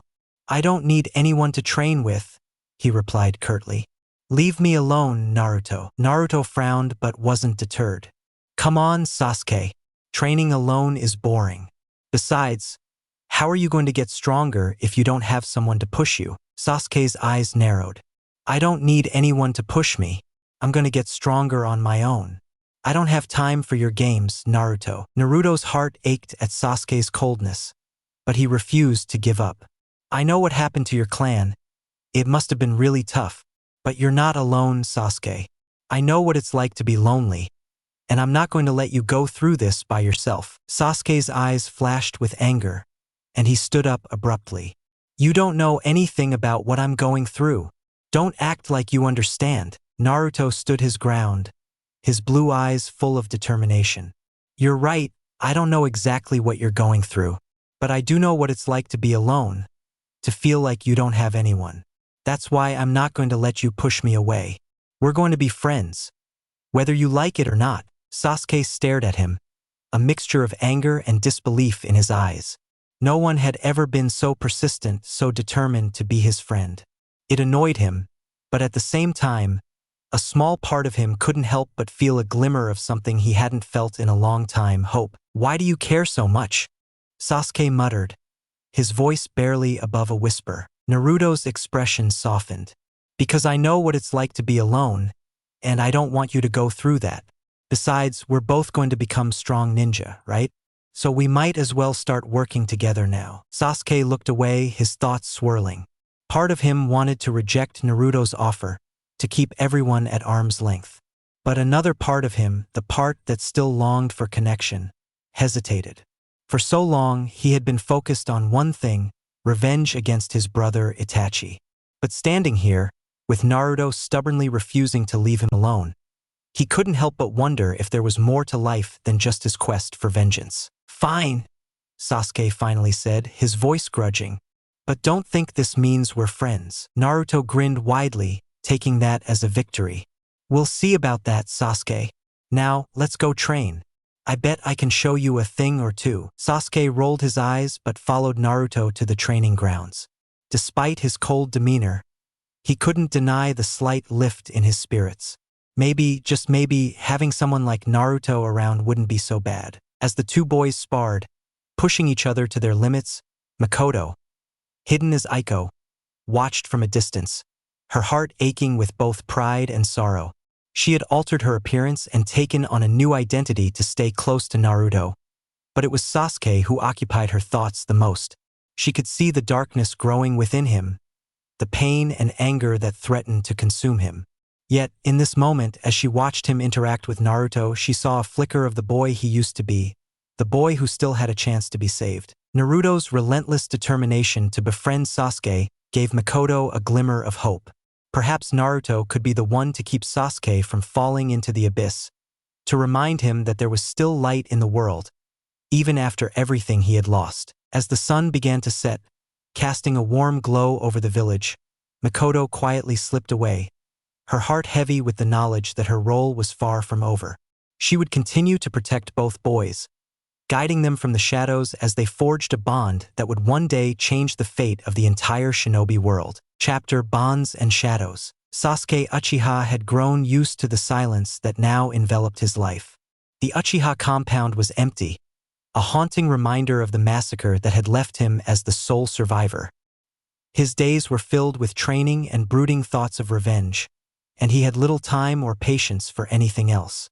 But today, as he passed by Naruto's apartment building on his way back from the training grounds, something caught his eye. The building, once neglected and run down, had seen a few improvements. The garden was well kept, and the general atmosphere seemed more inviting. Sasuke's curiosity piqued, especially when he noticed a woman he hadn't seen before tending to the flowers near the entrance. The woman looked up as he approached, her eyes warm and kind. "You must be Sasuke Uchiha," she said with a gentle smile. Sasuke nodded, his expression cautious. "Who are you?" "My name is Aiko," she replied, standing up and dusting off her hands. "I'm the new landlord here. I've heard a lot about you from Naruto." Sasuke's eyes narrowed slightly. "Naruto talks too much." Aiko chuckled softly. "He means well. He's just trying to reach out to you." Sasuke looked away, his usual stoic mask slipping for just a moment. "I don't need anyone's help." Aiko studied him for a moment before speaking again, her voice gentle but firm. "It's okay to feel like you want to handle everything on your own, but remember that strength doesn't always come from solitude. Sometimes, the bonds we form with others can make us stronger than we ever imagined." Sasuke frowned, her words striking a chord deep within him, though he wasn't sure why. "Bonds, they only make you weak." Aiko shook her head, her expression sympathetic. That's not true. Bonds can be a source of strength, a reason to keep going when things seem hopeless. They remind us that we're not alone, even in our darkest moments. Sasuke didn't respond, but her words lingered in his mind as he walked away, heading toward the training grounds once more. He couldn't shake the feeling that there was more to this Aiko than met the eye. Elsewhere in the village, within the darkened halls of the Hokage's office, a tense conversation was unfolding. Danzo Shimura stood before the third Hokage, his expression as cold and calculating as ever. The ANBU agents known as Dog, Kakashi, and Nico Yugao stood nearby, their masks concealing their expressions, but their tension was palpable. Hiruzen, I must question your judgment in allowing these two to take on the task of training Naruto Uzumaki. Danzo began, his voice sharp. The boy is dangerous, and his training should be under my supervision. Root is better equipped to handle someone of his potential. Hiruzen Sarutobi, the third Hokage, met Danzo's gaze with calm authority. Naruto is under the protection of the village, and I trust Dog and Nico to guide him. They understand what he needs, and they will ensure he grows into a strong and loyal shinobi. Danzo's eyes narrowed. Loyalty is not something to be taken lightly. The boy is the Jinchuriki of the Nine Tails, and we cannot afford any mistakes. Root is prepared to do whatever it takes to ensure the safety of the village. And that is precisely why Naruto will not be placed under Root's control, Hiruzen replied firmly. He needs guidance, not manipulation. I will not allow him to be turned into a weapon. Dog, Kakashi, stepped forward, his voice calm but resolute. Naruto has potential and will ensure he reaches it. But he also needs to understand the value of his bonds, his connections to others. That's something that can't be taught through force. Nico Yugao nodded in agreement. We'll protect him and train him, but in a way that nurtures his spirit, not just his power. Danzo's gaze flicked between the Hokage and the two ANBU agents, his displeasure evident. You're making a mistake, Hiruzen. I hope you won't come to regret it. With that, Danzo turned and left the office, his departure leaving a heavy silence in his wake. Hiruzen sighed, rubbing his temples. We'll need to keep a close watch on Danzo. He won't give up easily. Kakashi nodded. I'll keep an eye on him and on Naruto.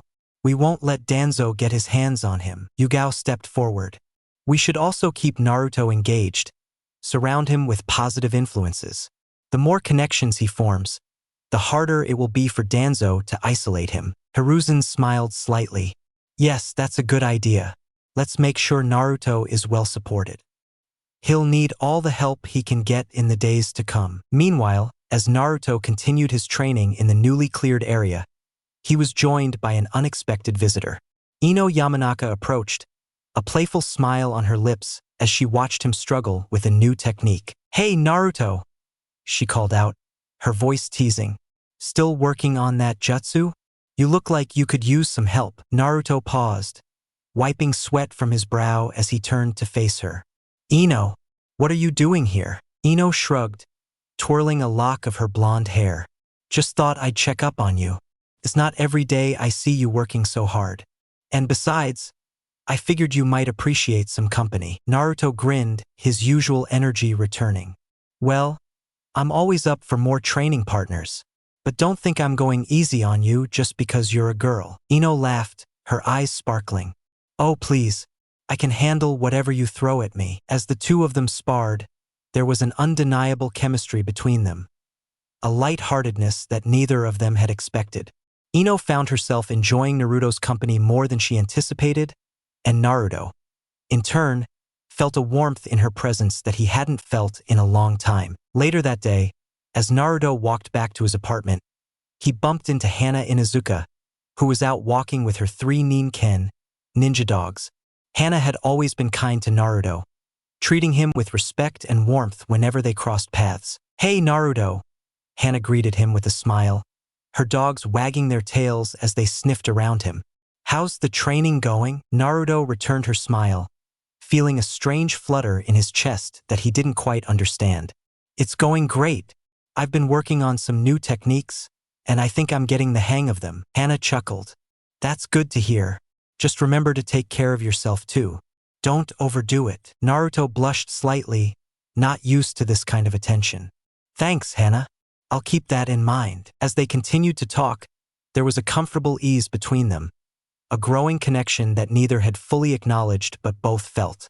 Naruto, who had always been starved for positive attention, found himself drawn to both Ino and Hana, their kindness and support a stark contrast to the loneliness he had endured for so long. Chapter Graduation Day. 2 years had passed since the last chapter, and the Hidden Leaf Village had seen many changes.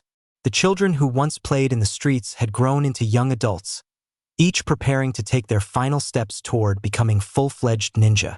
Among them was Naruto Uzumaki, who, despite his usual antics, had matured in surprising ways over the years. It was early morning, and the village was just beginning to stir awake.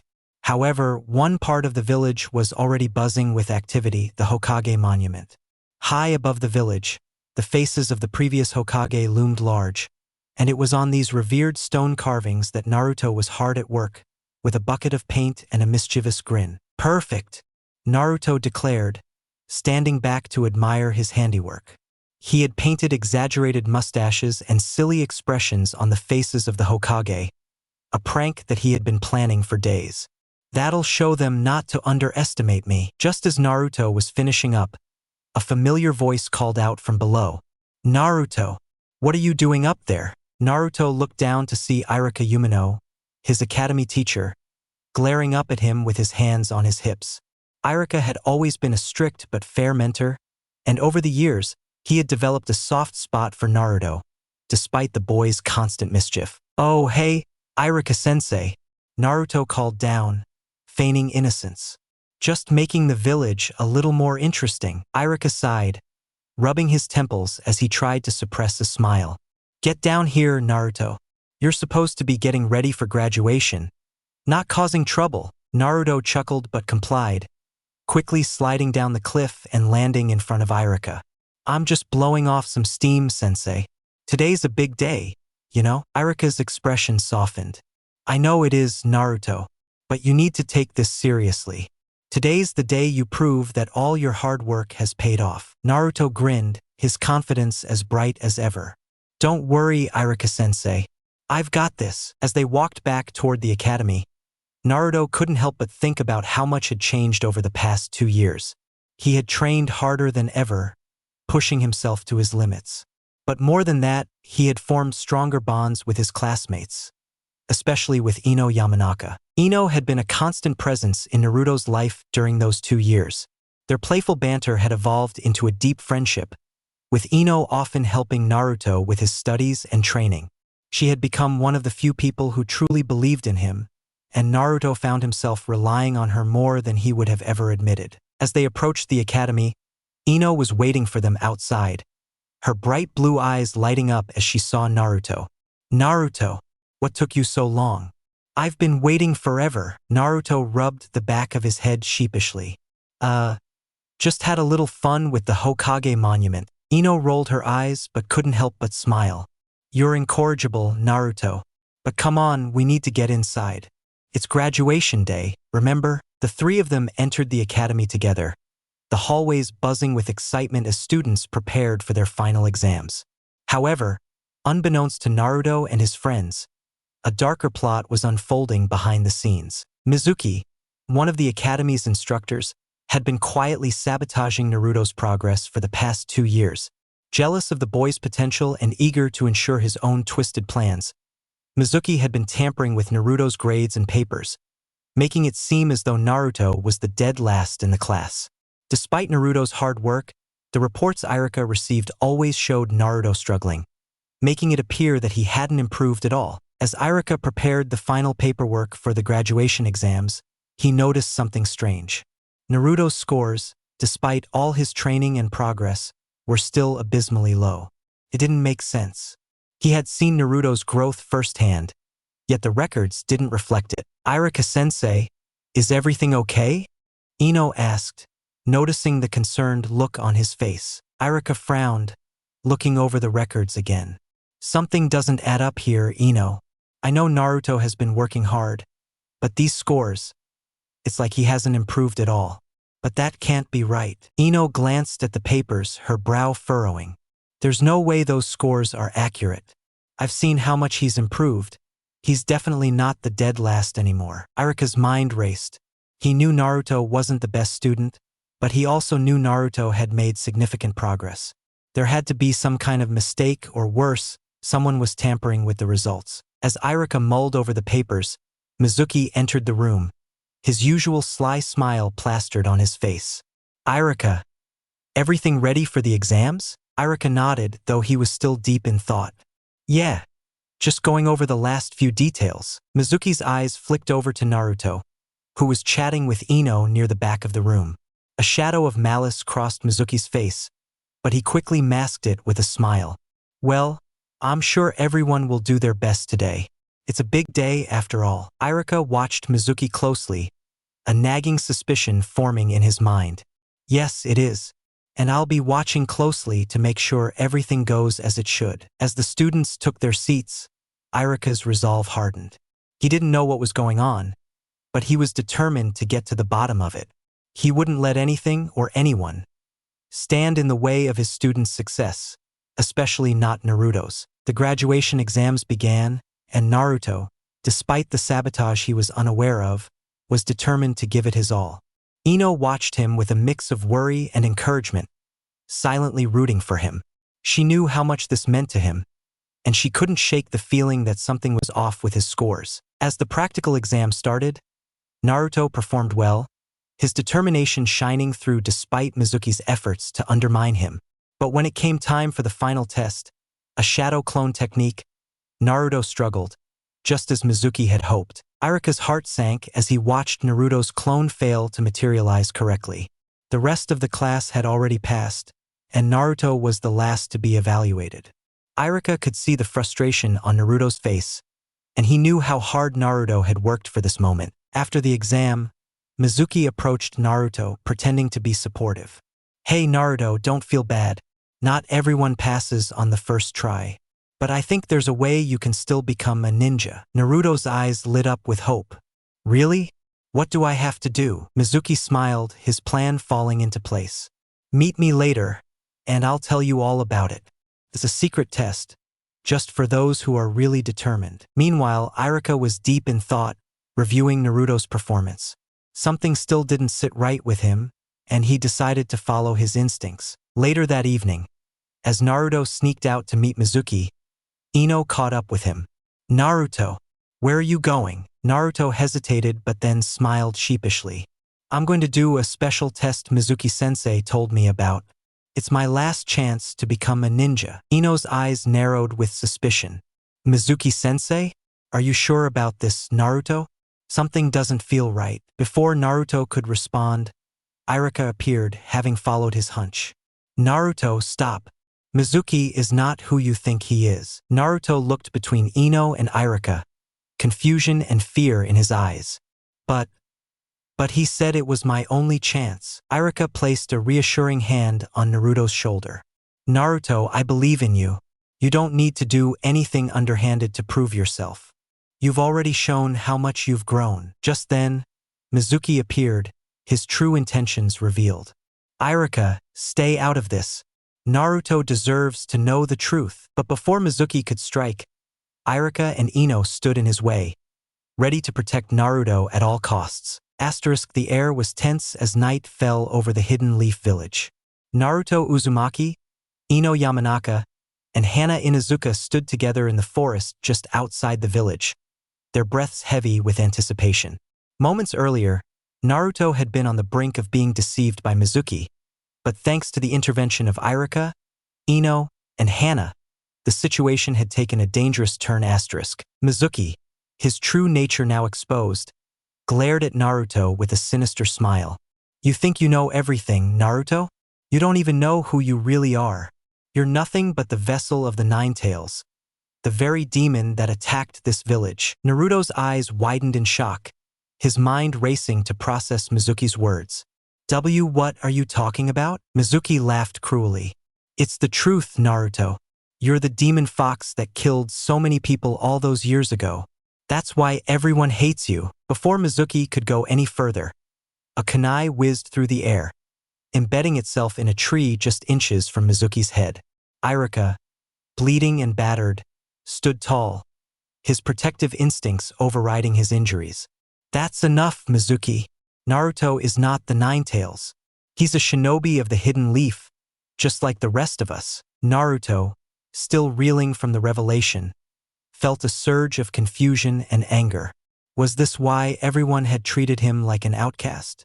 Was he really the monster Mizuki claimed him to be? Ino stepped forward, her voice firm yet compassionate. Naruto, don't listen to him. You're not a monster. You're our friend, and that's all that matters. Hana nodded, her Ninken growling protectively at her side. Ino's right.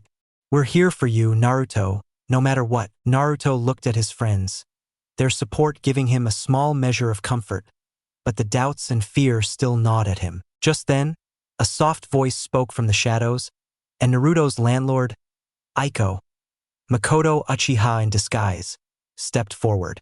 Her appearance was unexpected, but her presence radiated calm and wisdom. Naruto, Makoto said gently, her eyes full of understanding. The truth can be painful, but it doesn't define who you are.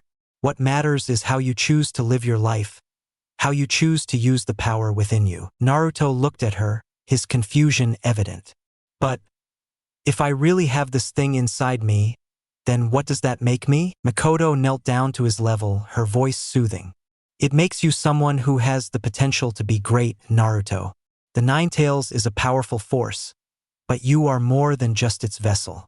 You have a kind heart, a strong will, and the ability to make your own choices. That's what makes you special. Naruto felt tears welling up in his eyes, but he quickly wiped them away. You really believe that? Makoto smiled warmly. I do, and so do your friends. You're not alone, Naruto. You never have been. Ino and Hana stepped closer, offering their silent support, while Irika, despite his injuries, placed a reassuring hand on Naruto's shoulder. Naruto, you've always been more than what people see on the surface. You have the power to shape your own destiny. Mizuki, realizing he was losing control of the situation, snarled in frustration. Don't be fooled, Naruto. You're just a ticking time bomb waiting to go off. You'll never be anything more than a monster. But Naruto, strengthened by the words of those who cared for him, clenched his fists in determination. I'm not a monster.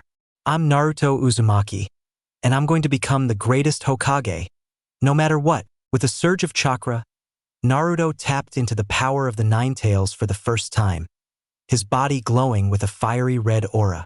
The power was overwhelming, but instead of letting it control him, Naruto used it to fuel his resolve. Mizuki's eyes widened in fear as Naruto charged at him with newfound strength.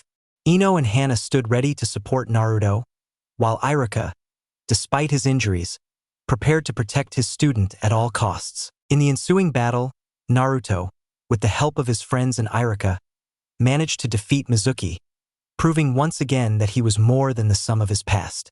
As Mizuki lay defeated, Irika approached Naruto, placing a hand on his head with a proud smile. You did it, Naruto. You proved that you're more than just a vessel. You're a true shinobi. Naruto, still glowing with the remnants of the Ninetales chakra, felt a sense of peace he hadn't known before. For the first time, he felt like he truly understood who he was and who he wanted to be. As the dust settled and the night grew quieter, Makoto quietly slipped away, her heart heavy with the knowledge that Naruto's journey had only just begun. She had watched over him as Aiko, but her true mission was far from over. Later that night, back in her small apartment, Makoto received an update from her contacts who had traveled to the village of Whirlpools. The news was mixed.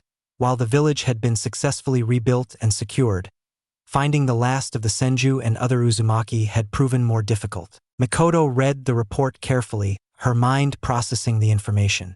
The search for Tsunade, the last known Senju, had yielded few leads, though there were rumors of her presence in distant lands.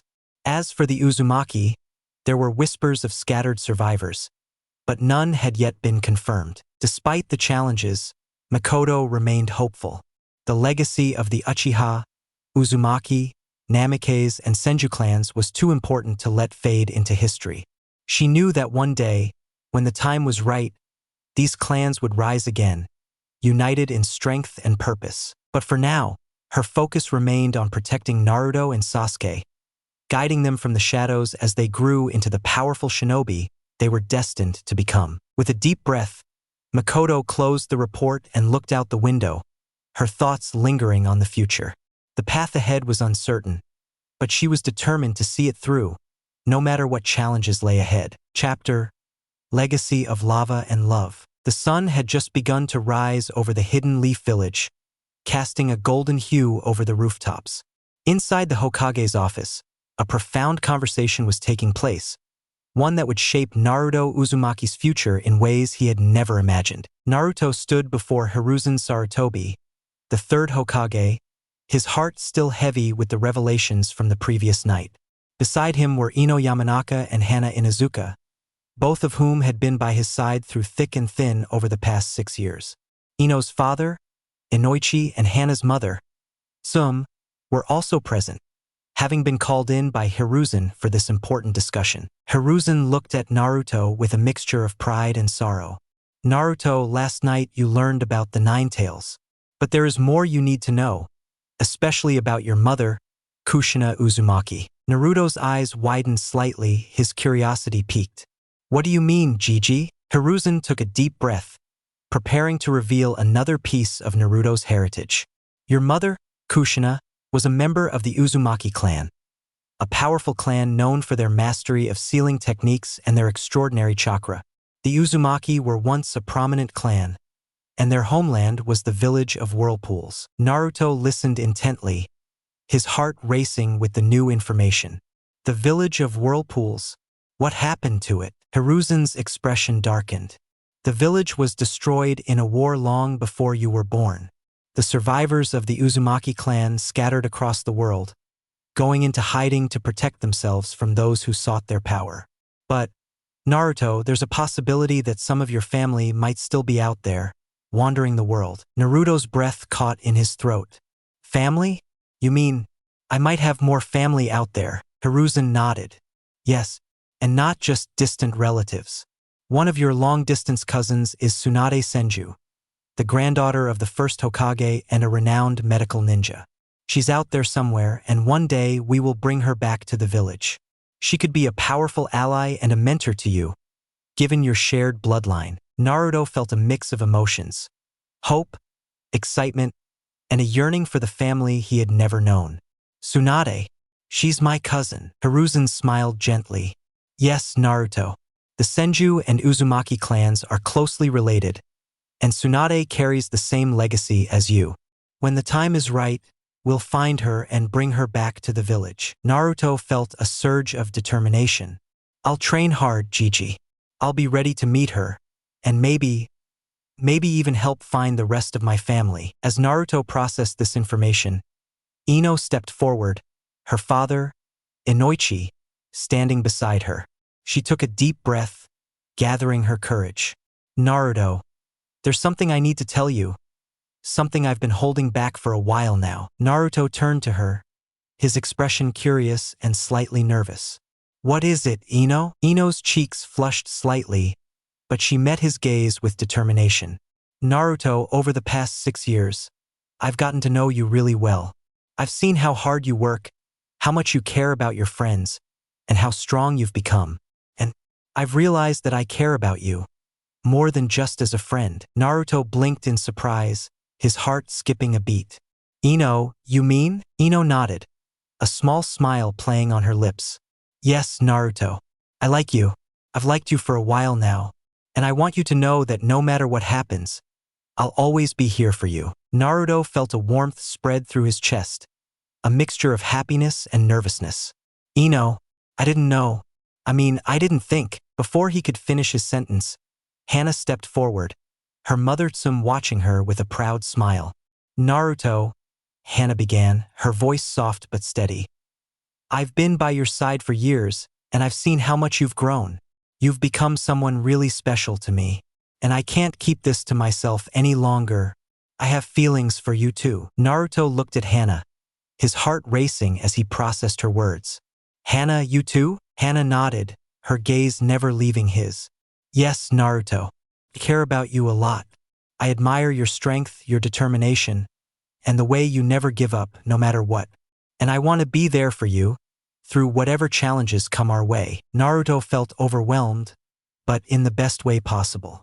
Two amazing girls, both of whom he deeply respected and cared for, had just confessed their feelings for him.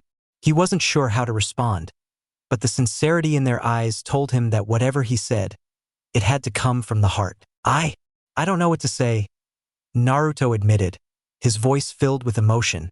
You both mean so much to me, and I don't want to hurt either of you. I've never really had anyone like this before. Ino smiled reassuringly. You don't have to decide anything right now, Naruto. Just know that we care about you, and we'll support you no matter what. Hana nodded in agreement. We're not going anywhere, Naruto. We'll face whatever comes together. Hiruzen, who had been quietly observing the scene, cleared his throat gently, drawing their attention. Naruto, you are very fortunate to have such strong bonds with those around you. But I also understand that this situation might feel overwhelming, especially with everything else you've just learned. Naruto nodded, feeling a bit relieved that his Gigi understood. Hiruzen's expression turned more serious as he continued. There's something else we need to discuss, Naruto. Something that concerns your future as well as the future of the village. It's called the Clan Restoration Act. Naruto frowned slightly, unfamiliar with the term. The Clan Restoration Act? What's that? Hiruzen leaned back in his chair, folding his hands in front of him. The Clan Restoration Act is a policy designed to ensure the continuation of powerful clans that have few surviving members.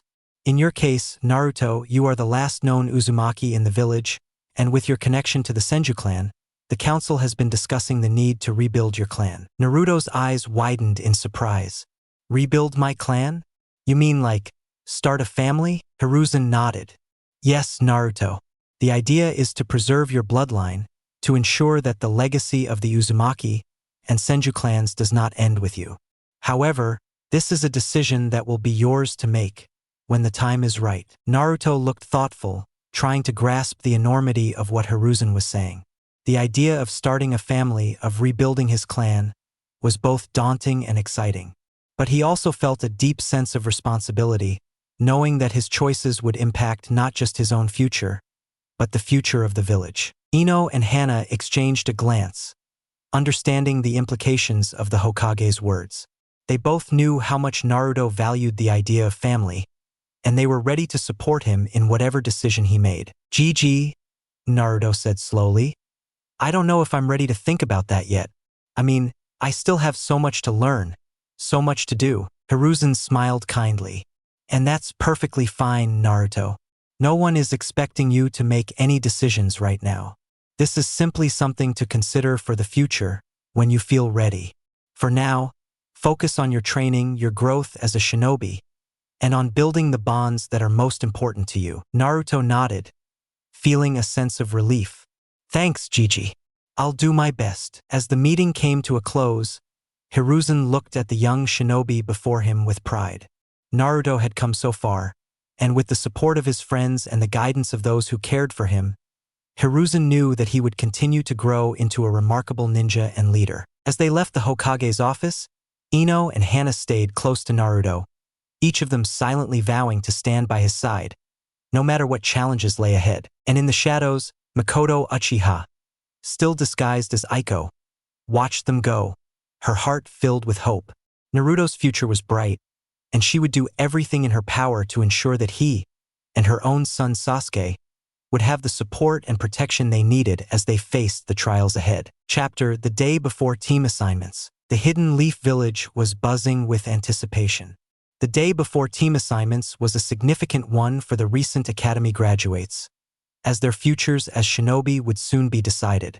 However, the real decisions were being made behind the closed doors of the Hokage's office, where Hiruzen Sarutobi, the third Hokage, was meeting with 3 of his most trusted jonin, Kakashi Hatake, Kurenai Yuhi, and Asuma Sarutobi. The Hokage's office was filled with the profiles of the new genin, spread out on the table as the four of them discussed the best possible team formations. Hiruzen began the meeting, looking over the profiles with a thoughtful expression. Tomorrow is an important day for these young shinobi.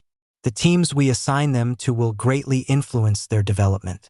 Kakashi, I understand you have a request regarding your assigned team. Kakashi, leaning back in his chair with his usual laid-back demeanor, nodded. Yes, Hokage-sama. I've been assigned Naruto Uzumaki, Sasuke Uchiha, and Sakura Haruno. However, I believe a different lineup would benefit all of them more. I'd like to have Hinata Hyuga on Team 7 instead of Sakura, and move Kiba Inuzuka to Team 7 as well. Kurenai, who was supposed to lead Team 8 with Hinata, Kiba, and Shino, raised an eyebrow. Kakashi, why do you want Hinata on your team? She's been in my class, and I've seen how she interacts with her current teammates. Kakashi folded his hands thoughtfully. Hinata has been observing Naruto for years. Her calm and gentle nature could be the balance that Naruto and Sasuke need, especially given their more intense personalities. Kiba, on the other hand, has a more aggressive approach that could push Sasuke to greater heights. Kurenai considered this for a moment. And you believe this will help them work together more effectively? Kakashi nodded. Yes, I also think Sakura would benefit from being on a team with Choji and Shino under your guidance. Her intelligence and chakra control would complement their strengths, and you could help her develop her latent potential. Asuma, who had been listening quietly, spoke up. That leaves Naruto, Ino, and Shikamaru on Team 10 with me. It's unconventional, but I think their personalities will balance each other out. Naruto's energy will motivate Shikamaru, and Ino can act as the glue that holds the team together. Hiruzen looked at the profiles again, his expression thoughtful. These changes do seem to have merit. Very well, I approve of the new team formations. Team 7 will consist of Sasuke Uchiha, Hinata Hyuga, and Kiba Inuzuka under Kakashi's leadership. Team 8 will have Sakura Haruno, Choji Akimichi, and Shino Aburame under Kurenai. And Team 10 will be Shikamaru Nara, Ino Yamanaka, and Naruto Uzumaki under Asuma. With the teams decided, the Jonin departed to prepare for their new students, leaving the Hokage alone with his thoughts. Meanwhile, Naruto was enjoying a rare and much-needed day of relaxation. Since Makoto Uchiha, under the alias Aiko, had become his landlord, his life had significantly improved. She made sure he had proper meals and took care of his finances, ensuring he could focus on his training and well-being. Naruto was even on a healthier diet, with ramen only once a week as a treat at Ichiraku's. Today, however, was special. Ino had decided to take him shopping for new clothes, something he had long avoided due to the villagers' treatment of him. But with Ino's insistence and Makoto's gentle encouragement, Naruto agreed. As they walked through the village, Ino chatted animatedly about the different shops and the kinds of clothes she thought would suit him. Trust me, Naruto, I know the perfect place. The owner is really nice, and they have the best clothes in the village. Naruto smiled, feeling more comfortable with Ino by his side. Thanks, Ino. I've never really thought much about clothes before, but I guess it's time to change that. Ino grinned at him. Exactly. You're going to look amazing, and tomorrow, everyone will see just how much you've grown. They soon arrived at a small but well-kept clothing shop. The owner, a kind woman in her 50s, greeted them warmly. Ino took charge, guiding Naruto through the selection, helping him pick out clothes that were both stylish and comfortable. After trying on several outfits, Naruto finally settled on a new orange jacket that he particularly liked, along with a few other pieces that Ino insisted would look great on him. With their purchases in hand, they headed back toward Naruto's apartment. As they walked, Naruto felt more confident, not just because of the new clothes, but because of the genuine care and support he was receiving from Ino and Makoto. Thanks, Ino. I don't know what I'd do without you, Naruto said sincerely. Ino beamed. That's what friends are for, Naruto. I'm just glad I could help. As they approached the Hokage's office, Naruto remembered something he had been meaning to do. Hey Ino, wait here for a sec. I need to give something to Gigi. Naruto entered the office, holding a picture he had taken earlier that day. It was a photograph of the Hokage monument, newly cleaned and sparkling under the sun. Naruto had spent hours scrubbing it as a way to make up for his past pranks and show his respect for the Hokage's legacy. Gigi, Naruto called out as he walked in. Hiruzen looked up from his paperwork and smiled warmly. Naruto, what brings you here? Naruto handed him the picture. I wanted to give you this. It's the Hokage monument. I spent some time cleaning it up today. Hiruzen took the picture, his eyes softening as he looked at it. Naruto, this is wonderful. Thank you. It means a lot to me that you would do this. Naruto grinned, feeling a swell of pride. I wanted to show everyone that I can do good things too. You know? Before Hiruzen could respond, a loud crash came from the doorway.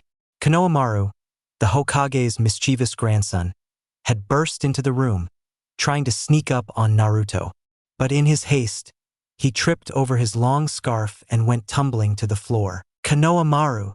Naruto exclaimed, more in surprise than anger. Konohamaru sat up, rubbing his head, and immediately pointed at Naruto. It's your fault. You distracted me. Naruto, already exasperated by the day's events, crossed his arms and scowled. What? You were the one sneaking around and tripping over your own scarf. Don't blame me for that. Konohamaru pouted, clearly frustrated.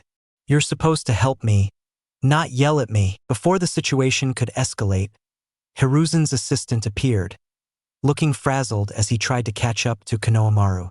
Young master, you can't just run off like that. Konohamaru huffed and stomped out of the office, clearly upset. Naruto, feeling a bit guilty despite his irritation, decided to follow him. I'll be back, Gigi, he said, hurrying after the boy. Hiruzen watched them go, a small smile tugging at his lips. Despite the chaos, he was pleased to see Naruto taking responsibility and caring about others, even in the midst of his own troubles. Naruto followed Konohamaru through the village, finally catching up to him in a quiet alleyway. The boy had his arms crossed and was sitting against the wall, sulking. Hey, Konohamaru! Naruto called out as he approached. What's the matter? Konohamaru looked up, his expression a mixture of anger and sadness. Everyone expects me to be perfect just because I'm the Hokage's grandson. But they don't see me for who I am, only for who my grandpa is. Naruto felt a pang of understanding. I know what that's like, Konohamaru. People have always treated me differently because of something I didn't choose. But that doesn't mean you can't show them who you really are. Konohamaru looked at Naruto, his eyes wide with surprise. You really think so? Naruto nodded, smiling. Yeah, I do. You just have to keep working hard and show everyone what you're made of. And if you ever need help, you've got me. Konohamaru's pout slowly turned into a smile. Thanks, boss. I'll do my best. Naruto grinned and ruffled the boy's hair. That's the spirit. Now let's get you back to your grandpa before he sends out a search party. As they made their way back to the Hokage's office, Naruto couldn't help but think about the team assignments that would be announced the next day. He didn't know who he would be paired with, but he felt ready for whatever challenges came his way. Knowing that he had the support of friends like Ino and the quiet guidance of the evening settled over the Hidden Leaf Village, Naruto made his way back to his apartment after dropping Konohamaru off with the Hokage. The village was peaceful, the setting sun casting long shadows across the streets as people began winding down for the night. Naruto was feeling more at ease than he had in a long time. The day had been a good one. He had new clothes thanks to Ino, and he had been able to help Konohamaru, even if the little guy was a handful. There was something satisfying about knowing that he was becoming someone others could rely on. When he arrived at his apartment, he was greeted by the familiar scent of something delicious cooking. Naruto's nose twitched, and his stomach growled. Ever since Makoto Uchiha, disguised as Aiko, had become his landlord, his life had improved in so many ways. She made sure he had proper meals, even when he stubbornly insisted that ramen was enough. Tonight, it smelled like she had outdone herself. Aiko-san, I'm home, Naruto called out as he closed the door behind him. Makoto, still under her alias, appeared from the kitchen, smiling warmly at him. Welcome back, Naruto. Just in time, dinner's almost ready. Naruto's eyes lit up as he slipped off his new jacket and hung it by the door. You didn't have to go to all this trouble, Aiko-san. Makoto shook her head, her expression kind but firm. I enjoy cooking, Naruto, and it's important that you eat well. You have a big day tomorrow, after all. Naruto smiled, feeling a warmth in his chest. He had never really had anyone who cared for him like this, and even though he still didn't fully understand why she did, he was grateful. Thanks, Aiko-san. I really appreciate it, he said, taking a seat at the table. Makoto brought over a steaming pot of vegetable stew and a plate of freshly baked bread. She placed them on the table and sat down across from Naruto, watching with amusement as he eagerly dug in. As they ate, Makoto watched Naruto carefully. He had grown so much over the past few years. He was stronger, more focused, and he had a heart full of determination. But she could also see the burden he carried, the weight of expectations and the loneliness that still lingered despite his friend's best efforts. Are you nervous about tomorrow? Makoto asked gently, breaking the comfortable silence. Naruto paused mid-bite, then shrugged, trying to play it cool. A little, I guess. I just want to make sure I do my best. You know? Makoto smiled softly. You've worked hard, Naruto. No matter what team you're placed on, I know you'll give it your all. And remember, it's not just about being strong. It's about working together with your teammates, trusting them, and letting them trust you. Naruto nodded thoughtfully, her words sinking in. Yeah, you're right. It's just, I want to prove that I'm not just some screw-up, that I can be a great ninja. Makoto reached across the table, placing a gentle hand on his. You're already proving that, Naruto. Every day. Just keep being yourself, and the rest will follow. Naruto looked up at her, his blue eyes shining with gratitude. Thanks, Aiko-san.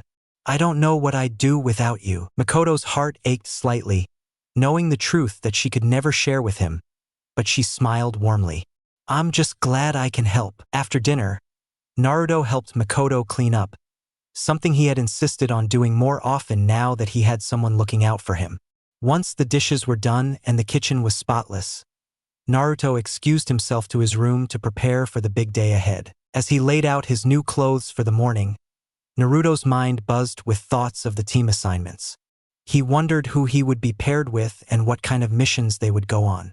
But most of all, he thought about his dream of becoming Hokage and how each step, each challenge, brought him closer to that goal. Finally, after checking everything twice, Naruto settled into bed.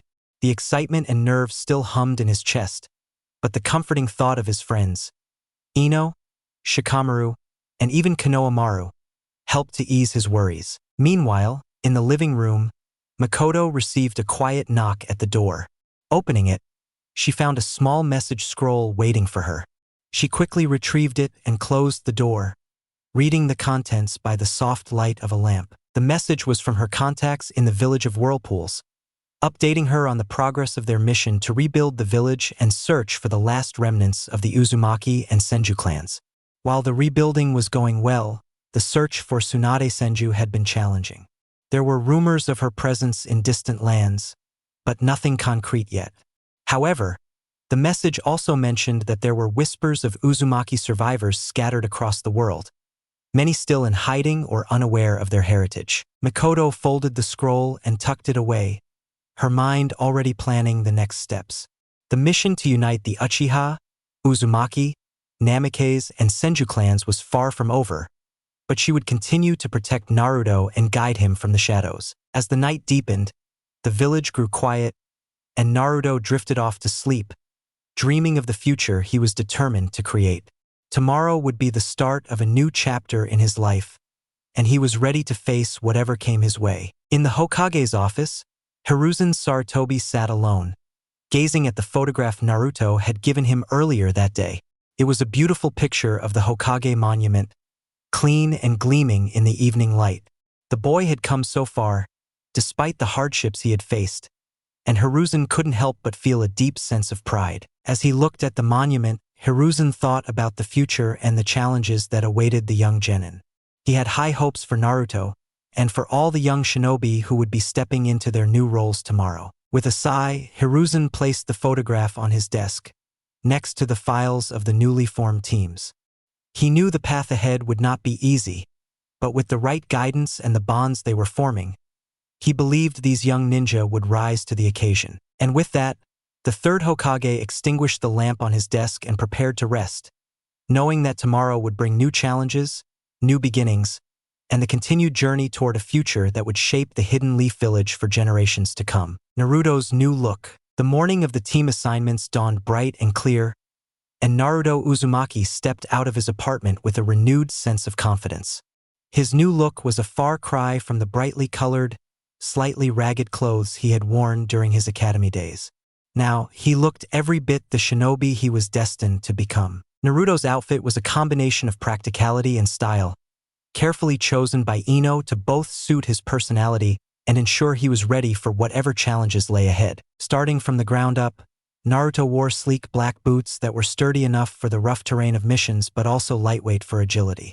His pants were the same black as his boots, the tactical ANBU-style pants designed for durability and flexibility.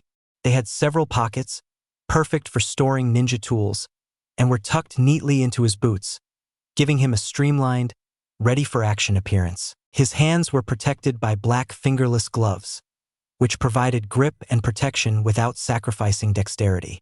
These gloves were a nod to the more seasoned ninja he aspired to be, a subtle but important part of his new look. Underneath, Naruto wore an orange carbon mesh undershirt. The mesh was a deep, burnt orange, a reminder of his favorite color, while the carbon material provided a layer of protection without being too bulky.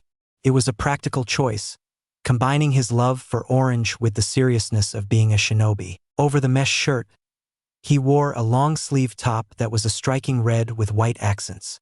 The shirt's material was lightweight yet strong, designed to wick away moisture and keep him comfortable during intense training sessions or missions. The color red was a bold choice, symbolizing his fiery determination and the Uzumaki bloodline that he was so proud of. To top it all off, Naruto donned a black trench coat with a hood. The coat was stylish and functional, with enough length to protect him from the elements but tailored enough not to hinder his movements. The hood added an air of mystery, and the coat's black color contrasted sharply with the red and orange of his other clothes, giving him a balanced, striking appearance. Slung across his back was a sword, something that would surprise many who knew Naruto for his boisterous personality. This sword had been a gift from Nico Yuzuki, who had taught Naruto the basics of kenjutsu, particularly the style passed down from his mother. The sword's sleek design was practical, but it also held great sentimental value, connecting him to his mother's legacy in a tangible way. The hilt was wrapped in black and red, matching his overall color scheme, and the blade itself was sharp and well-maintained, ready for use if needed. Naruto looked at himself in the mirror one last time before heading out. He couldn't help but smile. This was the first time he felt like he truly looked the part of a shinobi, not just some loud kid who wanted to be Hokage, but someone who could actually make it happen. The day of team assignments. As Naruto made his way to the academy, he noticed several heads turning in his direction. Some of the villagers who used to ignore him or give him dirty looks were now looking at him with something resembling respect. The new outfit, combined with his growing reputation, was clearly making an impression. When he entered the classroom, he was met with wide eyes and surprised expressions from his classmates. Even Sasuke, usually so aloof, glanced over with a look of curiosity. Ino, who was already seated with Shikamaru, gave Naruto a thumbs up and a wink, clearly pleased with the results of their shopping trip. Irika stood at the front of the classroom, waiting for the students to settle down. As the last of them took their seats, he began to speak, his voice carrying the weight of the moment. "Today is a very important day," Irika began, his tone serious but warm. "You have all worked hard to reach this point, and now it's time to take the next step in your journey as shinobi of the Hidden Leaf Village. Today, you will be assigned to your teams." The room was filled with anticipation, every student eager to know who they would be paired with. Irika smiled, seeing the mix of excitement and nervousness in their eyes. "Let's start with Team 7, Irika announced. Team 7 will consist of Kiba Inuzuka Sasuke Uchiha and Hinata Hyuga. Your Jonin leader will be Kakashi Hatake. Naruto blinked in surprise with not being on a team with Sasuke. He wanted to have a chance to prove himself against the boy he had always seen as a rival. Team 8, Irika continued, will be Shino Abrame, Sakura Haruno, and Choji Akimichi. Your Jonin leader will be Kurenai Yuhi. Sakura looked a bit disappointed at not being on the same team as Sasuke, but she quickly hid it, determined to make the best of her situation. Kiba, on the other hand, seemed excited, his usual energy even more pronounced at the prospect of being on a team with two strong allies. Finally, Team 10, Irika said, will consist of Shikamaru Nara, Ino Yamanaka, and Naruto Uzumaki. Your Jonin leader will be Asuma Sarutobi. As the students began to chat excitedly about their team assignments, Irika gave Naruto a meaningful look. Naruto, why don't you go show your new look to the Hokage? I'm sure he'd love to see how far you've come. Naruto nodded enthusiastically. Thanks, Irika-sensei. I'll do that. With a final wave to his classmates, Naruto headed out of the classroom and made his way to the Hokage's office. He felt a surge of pride with every step, knowing that he was finally being recognized for the shinobi he was becoming. When Naruto arrived at the Hokage's office, he knocked on the door and waited for Hiruzen's familiar voice to call him in. Come in, Naruto, Hiruzen said warmly as Naruto entered. Naruto stepped into the office, grinning from ear to ear. Gigi, check it out. What do you think? Hiruzen looked up from his desk, his eyes widening slightly as he took in Naruto's new appearance. The third Hokage smiled, a deep sense of pride swelling in his chest. Naruto, you look every bit the shinobi you've always wanted to be. This new look suits you very well. Naruto beamed, feeling the weight of Hiruzen's words. Thanks, Gigi. I wanted to show you first. I'm ready for anything now. As they spoke, the door to the office burst open, and in ran Konohamaru, Hiruzen's mischievous grandson. The boy was clearly up to something, trying to sneak up on Naruto, but in his excitement, he tripped over his long scarf and went tumbling to the floor. Konohamaru! Naruto exclaimed, startled by the sudden commotion. Konohamaru sat up, rubbing his head and immediately pointing at Naruto. You made me trip, boss. Naruto crossed his arms, exasperated but not angry. I didn't make you trip. You need to be more careful with that scarf. Konohamaru, before the situation could escalate, Hiruzen's assistant appeared, out of breath from chasing the boy. Young master, you can't just run off like that. Konohamaru huffed, clearly frustrated, and stood up, ready to bolt out of the room again. But Naruto stepped in front of him, blocking his path. Hold on a second, Konohamaru, Naruto said, his voice firm but kind. You've got to stop causing trouble, or your grandpa's gonna have a heart attack. Konohamaru pouted, clearly not used to being scolded by Naruto. I just wanted to surprise you, boss. Naruto sighed, his expression softening. I get that, but you need to be careful. You're gonna get hurt if you keep running around like that. And besides, there's a time and place for everything. Right now, your grandpa's busy, and you should respect that. Konohamaru looked down, clearly a little embarrassed. Sorry, boss. Naruto ruffled the boy's hair, smiling. It's okay. Just be more careful. All right? Konohamaru nodded, looking a bit more contrite. Okay, boss. With that, Konohamaru followed his teacher out of the office, leaving Naruto and Hiruzen alone again. The third Hokage smiled at Naruto, his eyes filled with warmth. Chapter: The Survival Test and New Discoveries. The day was bright and clear as Naruto, Ino, and Shikamaru made their way to meet their new Jonin sensei, Asuma Sarutobi. The team had just finished lunch, a meal filled with excitement and a bit of nervousness about the upcoming challenges. The recent team assignments had been a surprise to everyone, but Naruto was particularly thrilled to be on a team with his friends Ino and Shikamaru. He was eager to prove himself, not just as a ninja, but as someone who could work well with others. As they arrived at the designated meeting spot, Asuma was waiting for them, leaning casually against a tree with his trademark cigarette in hand. He watched the three young shinobi approach with a relaxed smile, taking in their varied expressions. Naruto's eager grin, Ino's confident stride, and Shikamaru's usual look of mild annoyance mixed with curiosity. Glad you three could make it, Asuma said, pushing himself off the tree and walking towards them. I'm Asuma Sarutobi, your Jonin leader. Before we get into anything serious, let's take a moment to get to know each other. Why don't you tell me a bit about yourselves? Naruto was the first to jump in, his enthusiasm bubbling over. I'm Naruto Uzumaki. I'm gonna be Hokage one day, so you'd better believe I'm gonna work harder than anyone else. Asuma chuckled, nodding. Ambitious. I like that. And how about you, Ino? Ino smiled confidently. I'm Ino Yamanaka, and I specialize in mind techniques. I'm also great at gathering intel and working in a team, so you can count on me. Asuma smiled approvingly, then turned to Shikamaru, who sighed before speaking. Shikamaru Nara. I'm good at strategy, but I'm not really into all this hard work stuff. But since I'm here, I guess I'll do my best. Asuma nodded, seeming to take everything in stride. Good to know. Now that we're acquainted, I should tell you that we have a survival test tomorrow. Naruto blinked in surprise. Another test? But we already graduated from the academy. Asuma nodded, his expression turning more serious. Yes, but this is different. The test tomorrow isn't just about basic skills. It's about teamwork, strategy, and survival.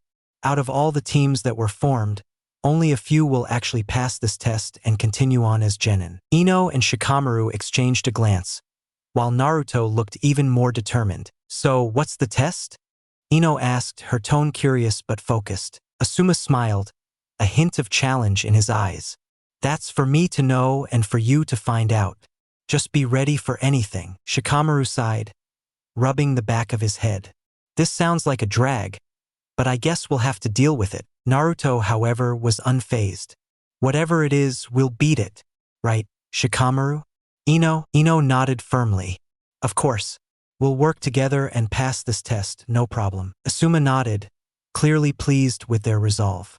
Good. That's the spirit I want to see. Now, before we head out for the day, is there anything you want to ask me? Naruto hesitated for a moment, then decided to speak up. Asuma-sensei, I need to tell Shikamaru something.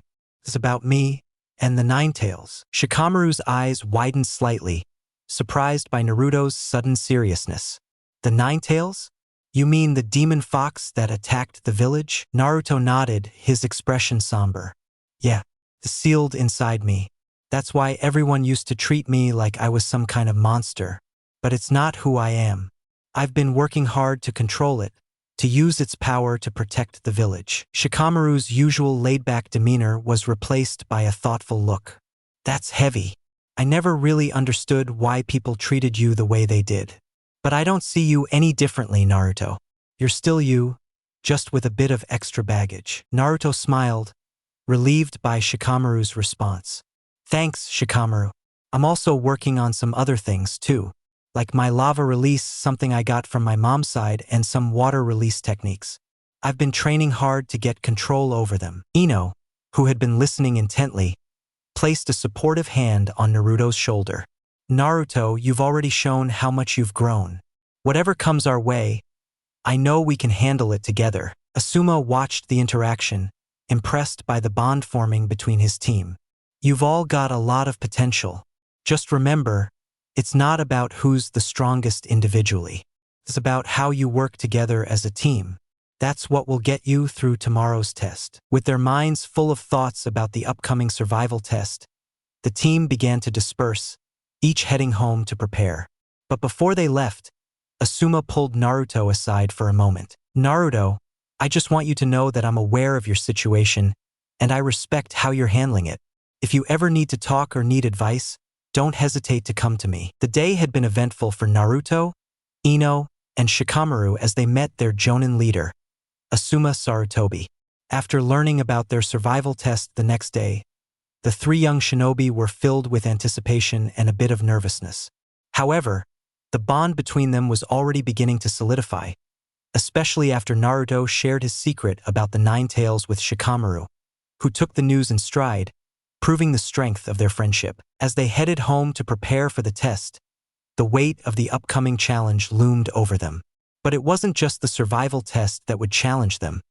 It was the revelations and responsibilities that came with being a shinobi in the Hidden Leaf Village. Evening in the village of Whirlpools. Meanwhile, miles away in the newly rebuilt village of Whirlpools, a significant development was taking place. The efforts to rebuild the Uzumaki clan's homeland had been ongoing, and those who had survived the destruction of their village were slowly returning. Among them was Kronen Uzumaki, a young woman who had been living in hiding for years, her existence known to only a few. Kronen was a striking figure, with the vibrant red hair that marked her as an Uzumaki and sharp, intelligent eyes that missed nothing. She had lived a difficult life, constantly on the move to avoid those who would seek to use her for her clan's powerful chakra and sealing abilities. But now, she had finally found a place to belong, back in the land of her ancestors, where she could contribute to the rebuilding efforts and help restore the Uzumaki legacy. As Kronen walked through the newly reconstructed streets of the village, she felt a deep sense of connection to her roots, to the people who had come before her. The village of Whirlpools was still in its early stages of rebirth, but there was hope in the air, a hope that the Uzumaki clan would rise again, stronger than ever. That evening, Kronen received a message from Makoto Uchiha, who had been coordinating the search for other surviving members of the Uzumaki and Senju clans. The message was filled with updates on the progress of the mission, including the ongoing search for Tsunade Senju, who was rumored to be somewhere in the Land of Fire. Kronen's heart pounded as she read the message. The idea of reuniting the Uzumaki, Senju, Namikaze, and Uchiha clans was ambitious, but it was something she believed in wholeheartedly. She had spent too many years in the shadows, hiding from those who would exploit her abilities. Now, she had a chance to be part of something greater, to protect her kin and restore the honor of her clan. The message also mentioned a concerning discovery, a hidden laboratory belonging to Orochimaru, the Snake Sannin. The implications of such a find were troubling, as Orochimaru's experiments were notorious for their cruelty and danger. Kronen knew that this would be a critical focus of their efforts moving forward, but for now, her priority was to settle into her new role in the village of Whirlpools and contribute to its defense and development. Back in the Hidden Leaf Village, as the evening set in, Naruto returned to his apartment, his mind still buzzing with everything that had happened. He had told Shikamaru about the Ninetales and his training with lava and water release, and Shikamaru had taken it in stride, just like he always did. It was a relief to know that his friends accepted him for who he was, no matter what. When Naruto arrived home, he was greeted by the warm, comforting scent of dinner. Makoto, disguised as Aiko, had already prepared a meal for him, as she often did. She smiled warmly as Naruto entered, her motherly instincts always on high alert when it came to his well-being. "Welcome back, Naruto," Makoto said, placing a bowl of steaming rice and vegetables on the table. "How was your day?" Naruto grinned, feeling a sense of peace wash over him. "It was good, Aiko-san.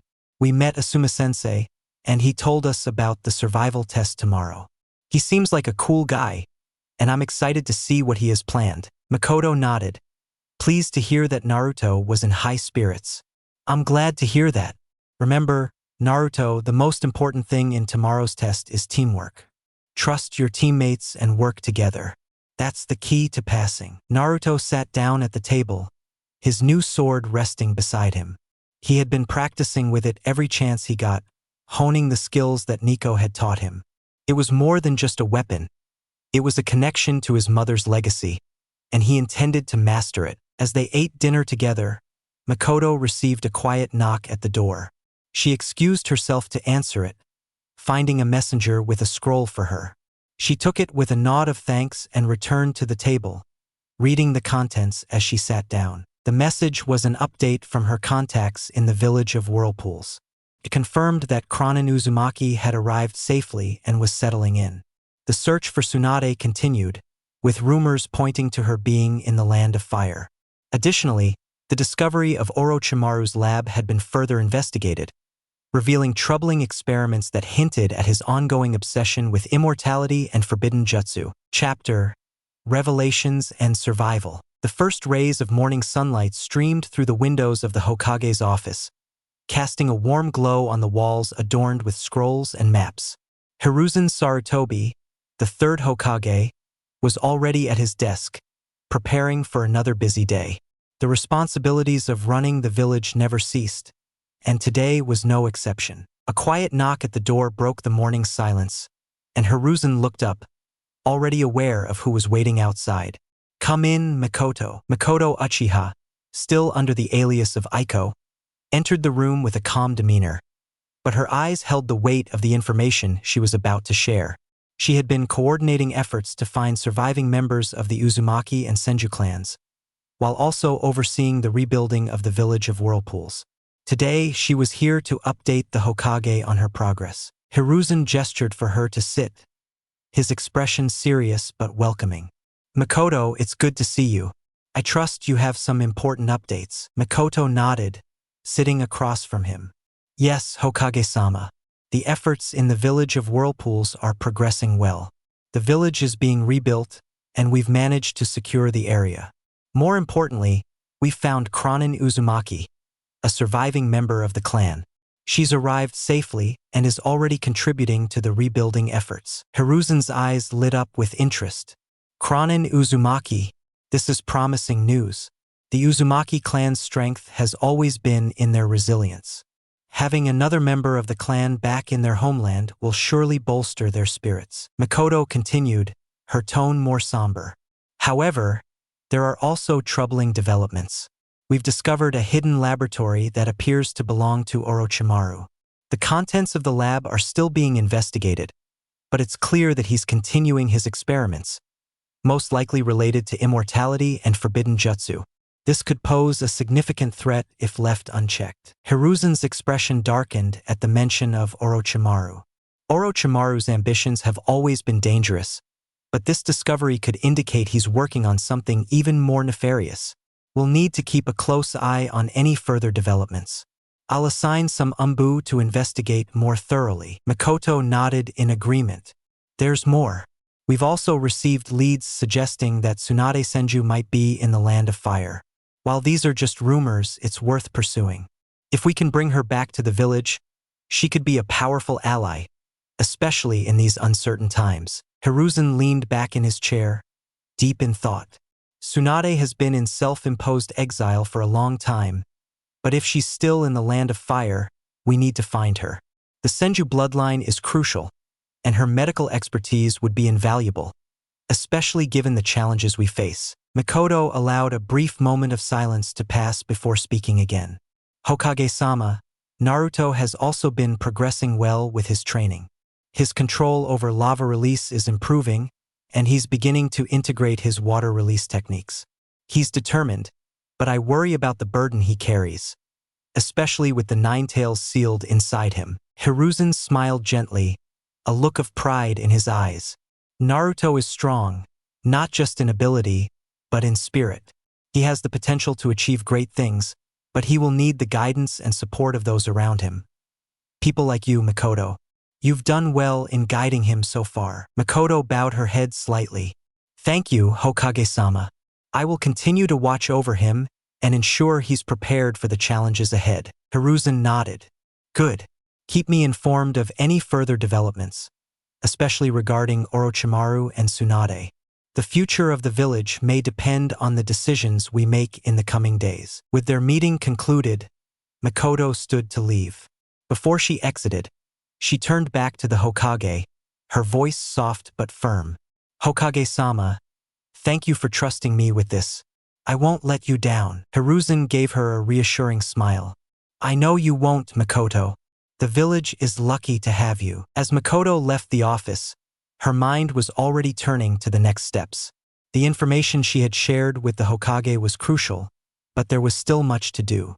The discovery of Orochimaru's lab and the potential to find Tsunade were both urgent matters, but her priority remained the same: to protect Naruto and guide him on his path. Team 10's survival test. While Makoto was meeting with the Hokage, Naruto, Ino, and Shikamaru were gathering at the training grounds, preparing for their survival test. The air was crisp, and the early morning sun cast long shadows across the field where they were to meet Asuma Sarutobi. Naruto, dressed in his new outfit and carrying the sword that Nico had given him, felt a surge of confidence. He had spent the past few days honing his skills, focusing on integrating his lava release with his sword techniques. Today, he was ready to put everything he had learned to the test. Ino and Shikamaru were already waiting when Naruto arrived. Ino was stretching, her expression focused, while Shikamaru looked as laid back as ever. though there was a keen sharpness in his eyes that indicated he was already thinking several steps ahead. "Morning, guys." Naruto greeted them with his usual enthusiasm. Ino smiled at him. "Morning, Naruto. Ready to show Asuma-sensei what we're made of?" Naruto grinned, his excitement infectious. "You bet. We're gonna crush this test." Shikamaru sighed, though there was a hint of a smile on his face. "As long as it's not too troublesome." Before they could continue, Asuma appeared, walking towards them with his usual relaxed stride. He carried his trench knives at his sides, and his expression was one of calm confidence. "Good to see you all here on time," Asuma said, stopping in front of them. "Today's test is simple in theory, but it'll take more than just strength to pass. Your task is to work together to take these from me." He held up 2 small bells, attached to his waist by thin strings. Naruto blinked in surprise. "Bells? Isn't this what Kakashi-sensei is doing with Sasuke and Hinata?" Asuma nodded, a slight smile on his lips. "That's right. This is a standard survival test for new genin. The goal isn't just to get the bells. It's to test your ability to work as a team. There are only 2 bells, which means one of you will be left without one.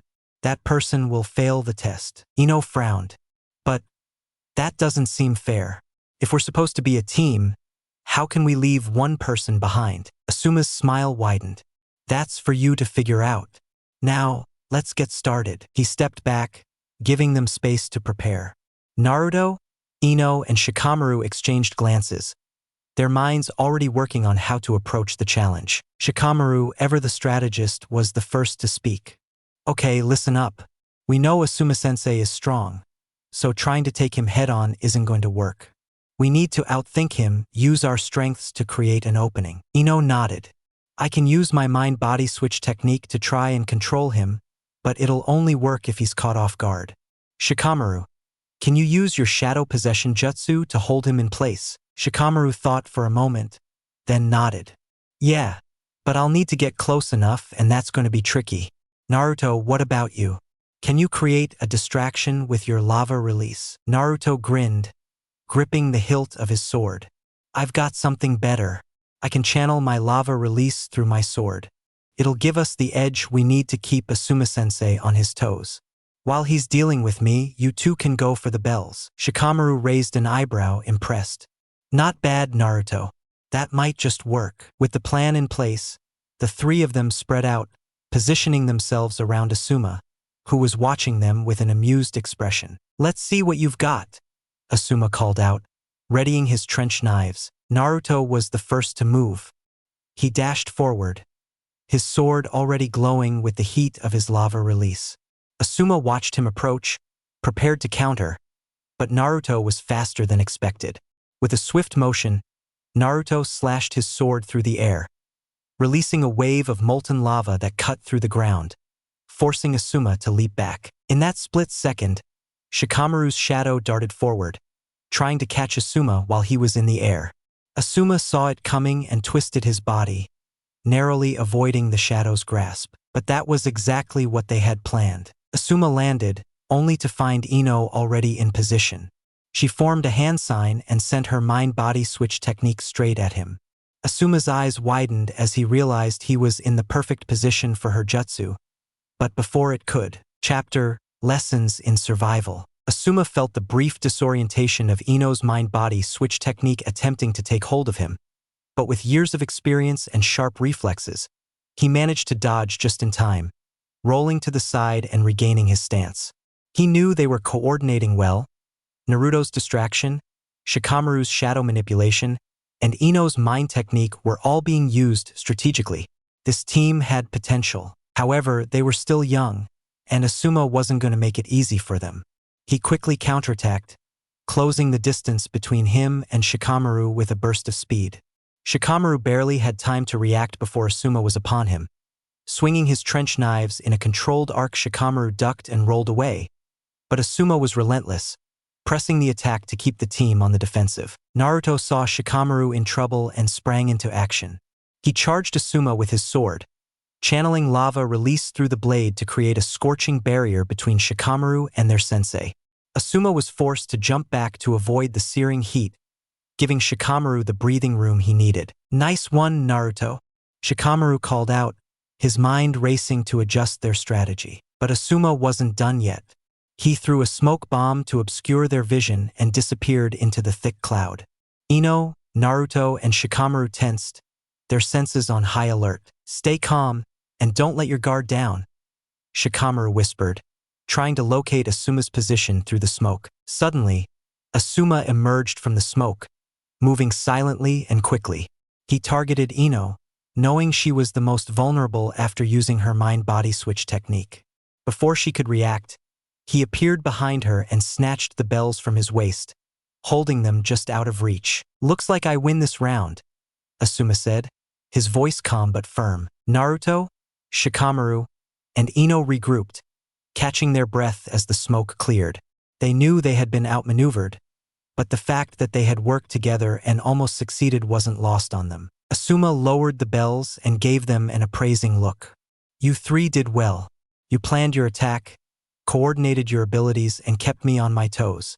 That's exactly what I wanted to see." Naruto, though slightly disappointed they hadn't managed to get the bells, couldn't help but feel a sense of pride at Asuma's words. "So, did we pass?" Asuma smiled, tucking the bells back into his pocket. "Yes, you passed. But let me tell you why." The team listened intently as Asuma continued. "This test isn't just about getting the bells. It's about teamwork. The reason I only had 2 bells was to make you think about what it means to be part of a team. The 3 of you never once turned on each other. Instead, you adapted and worked together to try and outsmart me. That's what being a ninja is all about.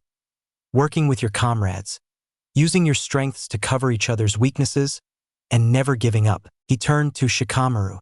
"You came up with a solid plan on the fly, using everyone's strengths effectively. That's the mark of a good strategist." Shikamaru, usually indifferent to praise, actually smiled a bit, feeling a sense of accomplishment. Asuma then looked at Ino. "Ino, you didn't hesitate to take action when the opportunity presented itself. Your timing with the mind-body switch technique was almost perfect." Ino nodded, grateful for the feedback, even though she knew she needed to refine her timing. Finally, Asuma turned to Naruto. "Naruto, you showed courage and adaptability. Your use of lava release was creative, and you effectively used your sword to control the battlefield. That's impressive for someone your age." Naruto beamed with pride, happy to have impressed his sensei. "Thanks, Asuma-sensei. I'll keep working hard." Asuma gave them all a warm smile. "You all have potential, and I'm looking forward to seeing how you develop as a team. Remember, the key to success is not just your individual abilities, but how you combine them. Keep that in mind as we move forward." The team stood there, feeling a sense of camaraderie and mutual respect. They had faced their first challenge together and come out stronger for it. The survival test had not only tested their skills, but had also forged the beginnings of a bond that would only grow with time. As the morning light grew brighter, Asuma put his hands in his pockets and nodded toward the village. "All right, let's call it a day. You've earned a break. Tomorrow we'll start with our first official mission." Naruto, Ino, and Shikamaru all nodded, feeling a mix of relief and excitement for what was to come. As they walked back toward the village, they talked and laughed, the pressure of the test lifting off their shoulders. And in the distance, Mikoto, still in her guise as Aiko, watched them with a small smile. She could see the growth in Naruto and his team, and she felt a deep sense of pride. Naruto was on his way to becoming a powerful shinobi, surrounded by friends who would support him on his journey. Asuma had taught them an important lesson that day, not just about teamwork, but about trust and the strength that comes from relying on others. It was a lesson that would serve them well in the challenges ahead. For now, though, the team could enjoy their small victory, knowing that they had taken the first step on a long and exciting path as shinobi of the Hidden Leaf Village. Chapter Team 7's Survival Test. As the sun climbed higher in the sky, Team 7 gathered in a secluded training ground, surrounded by towering trees and open fields. The air was tense with anticipation as Sasuke, Hinata, and Kiba prepared for their survival test under the watchful eye of their Jonin sensei, Kakashi Hatake. Unlike the usual relaxed demeanor he was known for, today Kakashi was all business. He knew the importance of this test, particularly for Sasuke, who was teetering on a path that could lead to greatness or destruction. Kakashi observed his 3 students with a critical eye. Sasuke stood confidently, his expression cool and focused, a result of his intense training, much of which had been spurred by his rivalry with Naruto. Hinata, while more composed than usual, showed a quiet determination, her Byakugan ready to activate at a moment's notice. Kiba, with Akamaru perched on his head, was brimming with energy, eager to prove himself. "Today's test is simple," Kakashi began, holding up 2 small bells that dangled from his waist. "Your objective is to take these bells from me. There are only 2, which means one of you will fail and be sent back to the academy." Kiba frowned, disbelief evident on his face. "Come on, sensei. There's no way you're sending any of us back. We've already graduated." Kakashi's gaze sharpened, his tone unyielding. "You're right, Kiba. You've graduated from the academy, but that doesn't mean you're ready to be shinobi. The purpose of this test is to see if you can work as a team.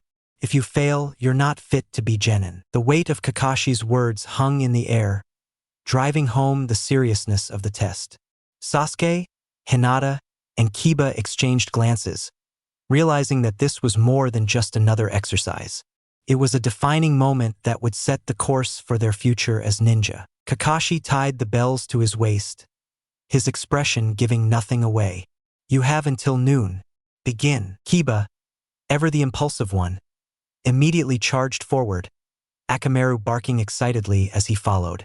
"Let's go, Akamaru. We'll take him down with Fong over Fong." Kiba and Akamaru spun toward Kakashi in a blur of speed and power, aiming to overwhelm him with their signature attack. But Kakashi, with his years of experience, anticipated the move easily. With a swift sidestep, he dodged their attack, grabbing Akamaru mid-spin and tossing him gently to the side before sweeping Kiba's legs out from under him. Kiba hit the ground with a grunt, but quickly rolled back onto his feet, frustration written on his face. "Damn it! He's fast." While Kiba regrouped, Hinata activated her Byakugan, carefully observing Kakashi's movements. She knew that charging in recklessly wasn't her strength. Instead, she focused on waiting for the perfect moment to strike, leveraging her precision and the detailed vision her Byakugan provided. Sasuke, who had been hanging back and analyzing the situation, decided it was time to act. His Sharingan activated, the crimson eyes spinning as he rushed toward Kakashi, aiming to catch him off guard with a series of rapid, precise strikes. Sasuke's training with Naruto had paid off. His movements were more refined, his strikes more powerful and controlled. It was clear that he had been pushing himself hard, driven by his rivalry with Naruto and his desire to become stronger. Kakashi blocked Sasuke's attacks with ease but noted the boy's improvement. "You've grown stronger, Sasuke, but strength alone won't be enough." Sasuke gritted his teeth, refusing to back down. He adjusted his stance, trying to use his speed to outmaneuver Kakashi. But no matter how fast or powerful Sasuke's attacks were, Kakashi countered them effortlessly, his years of experience and skill shining through. Hinata, watching from the sidelines, saw an opportunity. With Kiba's aggressive attacks drawing Kakashi's attention and Sasuke pressing from another angle, she moved in silently, using her gentle fist to target Kakashi's chakra points. Her goal was to disrupt his chakra flow, giving her teammates the opening they needed to grab the bells. However, Kakashi wasn't so easily caught off guard. Sensing her approach, he shifted his position at the last moment, narrowly avoiding Hinata's strike and forcing her back with a swift but gentle push. Kakashi's voice was calm but firm as he addressed them.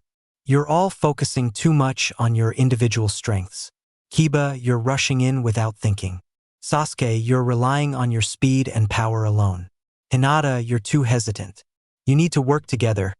Combine your strengths if you want to succeed." The team paused, realizing the truth in Kakashi's words. They had been acting as individuals, not as a unit. If they wanted to pass this test, they needed to think like a team. Sasuke, breathing heavily, wiped sweat from his brow and looked at his teammates. "He's right. We need to work together. Kiba, you and Akamaru keep him distracted. Hinata, stay close and use your Byakugan to spot any weaknesses." I'll go in for the bells when you create an opening. Kiba nodded, his earlier frustration turning into determination. Got it. Come on, Akamaru. Hinata activated her Byakugan again, this time focusing on supporting her teammates rather than acting on her own. I'll do my best. With their new plan in place, the three of them launched their attack. Kiba and Akamaru darted around Kakashi, using their speed to keep him occupied. Hinata stayed just behind them, watching Kakashi's movements closely, ready to strike if she saw an opening. Sasuke circled around, his Sharingan tracking every move.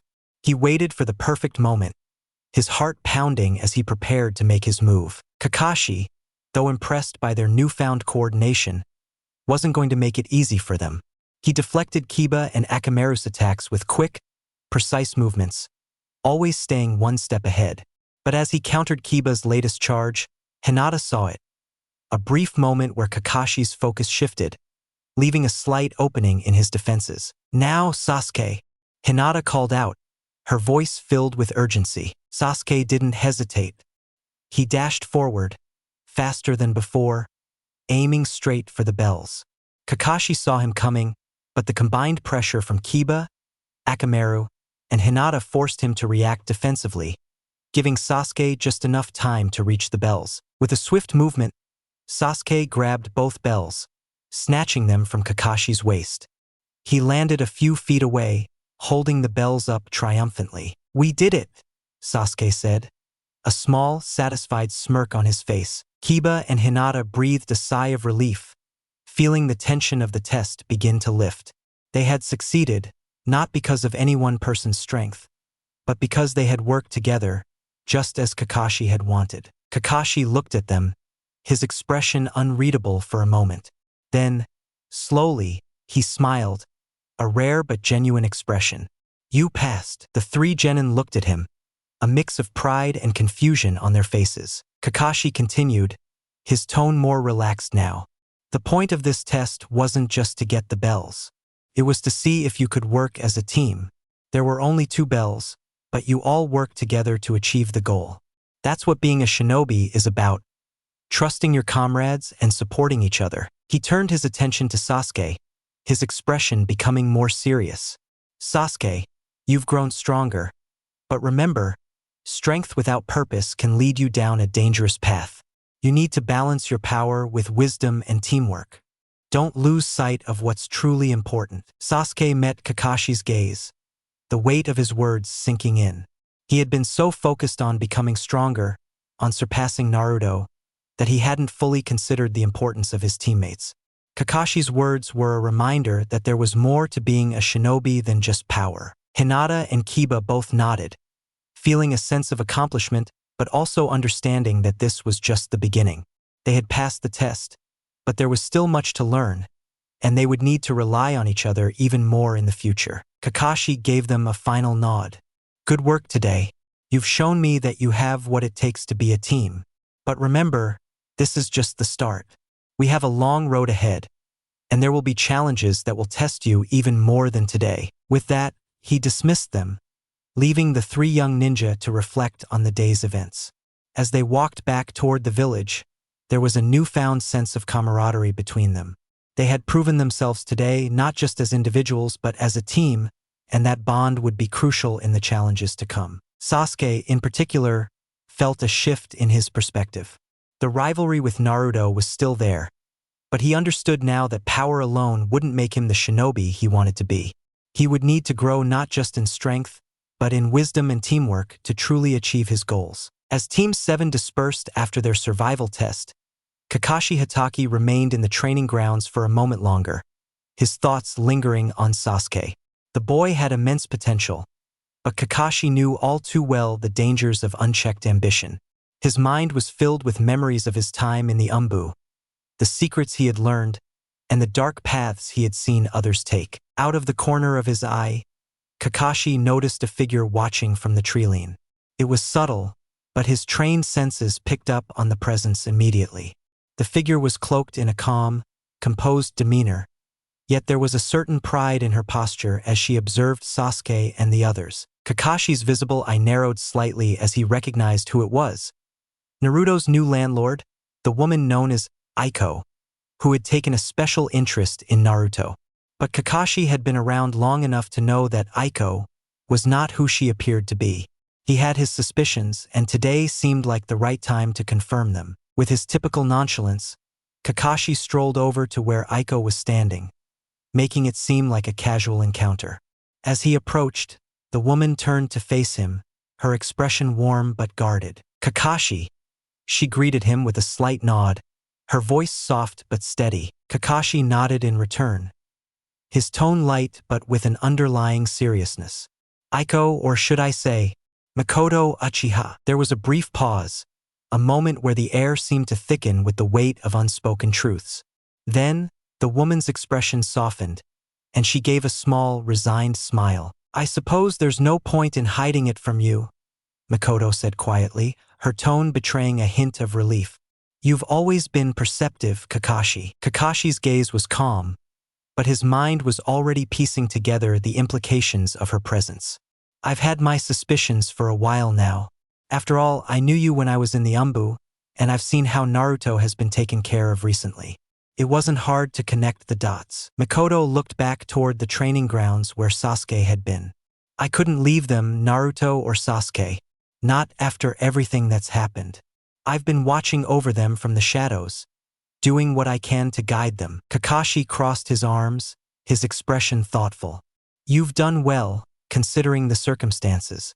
Naruto's grown stronger and Sasuke, he's on the right path, for now.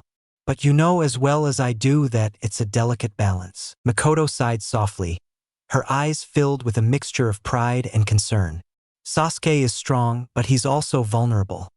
His drive to become stronger, to surpass his limits. It's a dangerous road if he's not careful." Kakashi nodded, understanding her concerns all too well. "That's why I'm here, to make sure he doesn't lose sight of what really matters. Strength is important, but without purpose, it can lead to destruction." Makoto looked at him, her expression earnest. "And Naruto? How is he?" Kakashi smiled slightly under his mask. "He's doing well. He's determined, just like always, but he's also starting to understand the importance of teamwork and patience. He's a good influence on Sasuke, whether either of them realize it or not." Makoto's gaze softened, and for a moment, there was a flicker of sadness in her eyes. "He's so much like his mother and his father. I've tried to protect him, but I know I can't shield him from everything. He'll have to face his own challenges, just like Sasuke." Kakashi leaned against a tree, his demeanor relaxed but his mind sharp. "Naruto's path is his own to walk, but he's not alone. He has friends and he has you. That makes all the difference." Makoto nodded, the weight of her responsibilities evident in her posture. "Thank you, Kakashi, for watching over them, for understanding. I've been careful to stay in the background, but it's comforting to know that they have someone like you guiding them." Kakashi shrugged lightly, though his eyes were warm. "It's what I do. Besides, they remind me of my own team. The potential, the bonds, the dangers. I'll do everything I can to make sure they don't make the same mistakes." There was a moment of quiet between them, a shared understanding of the stakes involved. Makoto, though in hiding, was still a mother at heart, watching over her son and the boy she had come to see as family. Kakashi, with his wealth of experience and wisdom, was determined to steer Sasuke away from the darkness and to nurture Naruto's growing strength. Finally, Kakashi pushed off the tree and turned to leave. "I should get back to them. They still have a lot to learn, and we've got a long road ahead." Makoto smiled, a genuine expression of gratitude and hope. "Thank you, Kakashi, for everything." Kakashi gave her a nod, then walked away, his thoughts already shifting to the future and the challenges that awaited his team. Makoto watched him go, a sense of reassurance settling in her heart. She knew that with Kakashi guiding Sasuke and Naruto, they had a real chance at forging a bright future, one that wouldn't be overshadowed by the tragedies of the past. As the day continued, Makoto retreated back into the shadows, her resolve strengthened. She would continue to protect and guide them, silently watching over Naruto and Sasuke, ensuring that they stayed on the path that would lead them to greatness, and, more importantly, to the happiness they both deserved. Chapter: New Skills and Secrets. The The morning sun shone brightly over the hidden leaf village as Team 10 gathered at the training grounds. They had been working together for a few weeks now, completing basic missions and starting to gel as a team.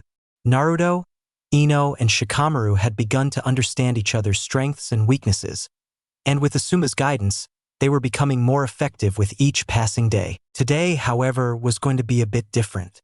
Asuma had noticed Naruto's potential and had decided to focus on helping him develop his close-quarters combat skills, while also helping Ino and Shikamaru discover their chakra natures. A crucial step in their development as shinobi. "All right, team," Asuma began, addressing his students. "Today we're going to mix things up a bit. Naruto, I want to work with you on improving your close-range combat. You've got the strength and determination, but I think you could benefit from learning a few techniques that will give you an edge when things get up close and personal." Naruto's eyes lit up with excitement. "Awesome! What are we going to learn?" Asuma smiled, sensing Naruto's enthusiasm. "I'm going to teach you a few fire-based jutsu, but more importantly, I want to introduce you to a technique I use called burning ash. It's a jutsu that creates a cloud of ash, which can be ignited to create an explosion. It's perfect for disrupting opponents in close combat and giving you the upper hand." Naruto's grin widened. "That sounds amazing. Let's do it." Asuma nodded, then turned to Ino and Shikamaru. "While I'm working with Naruto, I want the two of you to focus on discovering your chakra natures. This will help you understand which types of jutsu you're naturally inclined toward, making your training more effective in the long run." Ino and Shikamaru exchanged glances, both intrigued by the prospect. "How do we find out our chakra natures?" Ino asked. Asuma pulled out 2 small pieces of special chakra paper and handed them to Ino and Shikamaru. "This paper is made from a tree that is sensitive to chakra. By channeling your chakra into it, you'll be able to determine your nature. Depending on your element, the paper will react in different ways. Fire will make it burn, water will make it damp, wind will cut it, lightning will crinkle it, and earth will make it crumble." Ino and Shikamaru nodded, both eager to see the results. They stepped aside to perform the test while Asuma led Naruto to a more open area to begin his training. "All right, Naruto," Asuma said, as they stood in a clearing. "First, I'll demonstrate the burning ash technique. Watch closely." Asuma formed a series of hand signs, then exhaled a thick cloud of ash from his mouth. The ash spread out, hanging in the air like a dense fog. Then, with a spark of chakra, Asuma ignited the ash, causing it to explode with a controlled burst of fire. The explosion was powerful, yet contained, perfect for disorienting opponents and creating openings in battle. Naruto's eyes were wide with amazement. "That's so cool. I want to try it," Asuma chuckled. "I figured you'd say that. But remember, this jutsu requires precise control over your chakra. You've got a strong affinity for fire and lava release, so I'm confident you can learn it.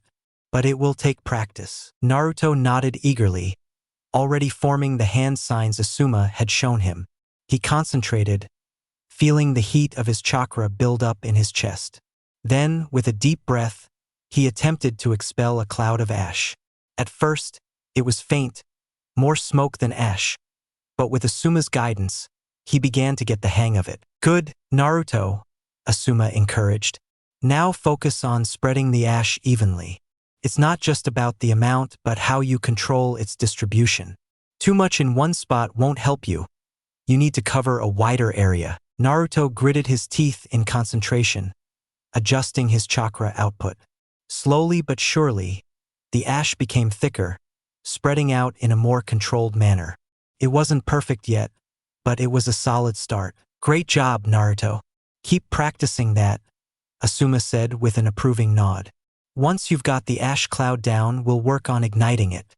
But remember, control is key." While Naruto continued to practice, Asuma turned his attention to Ino and Shikamaru, who were ready to test their chakra natures. Ino was the first to go.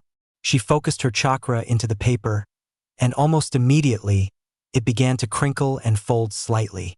"Lightning," Asuma noted, impressed. "Ino, you've got an affinity for lightning.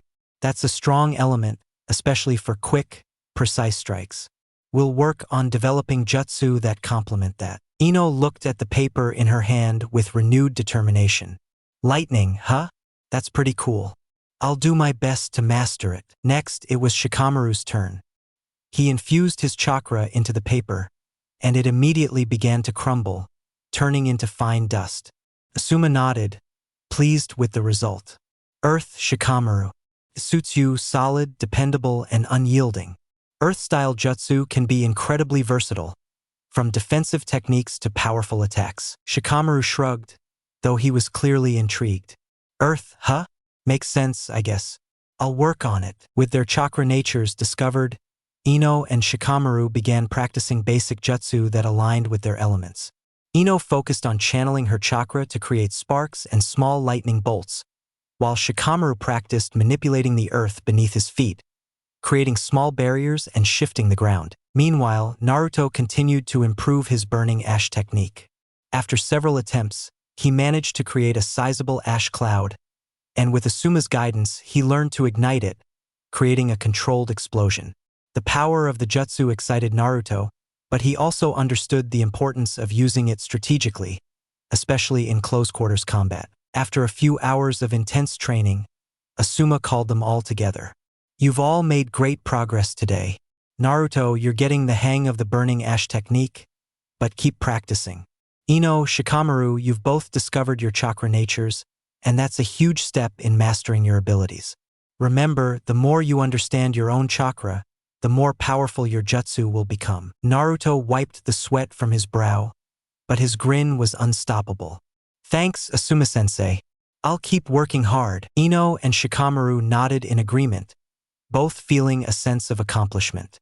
They had taken significant steps in their training, and with Asuma's guidance, they knew they were on the right path. As the day drew to a close, Asuma turned to Naruto with a thoughtful expression.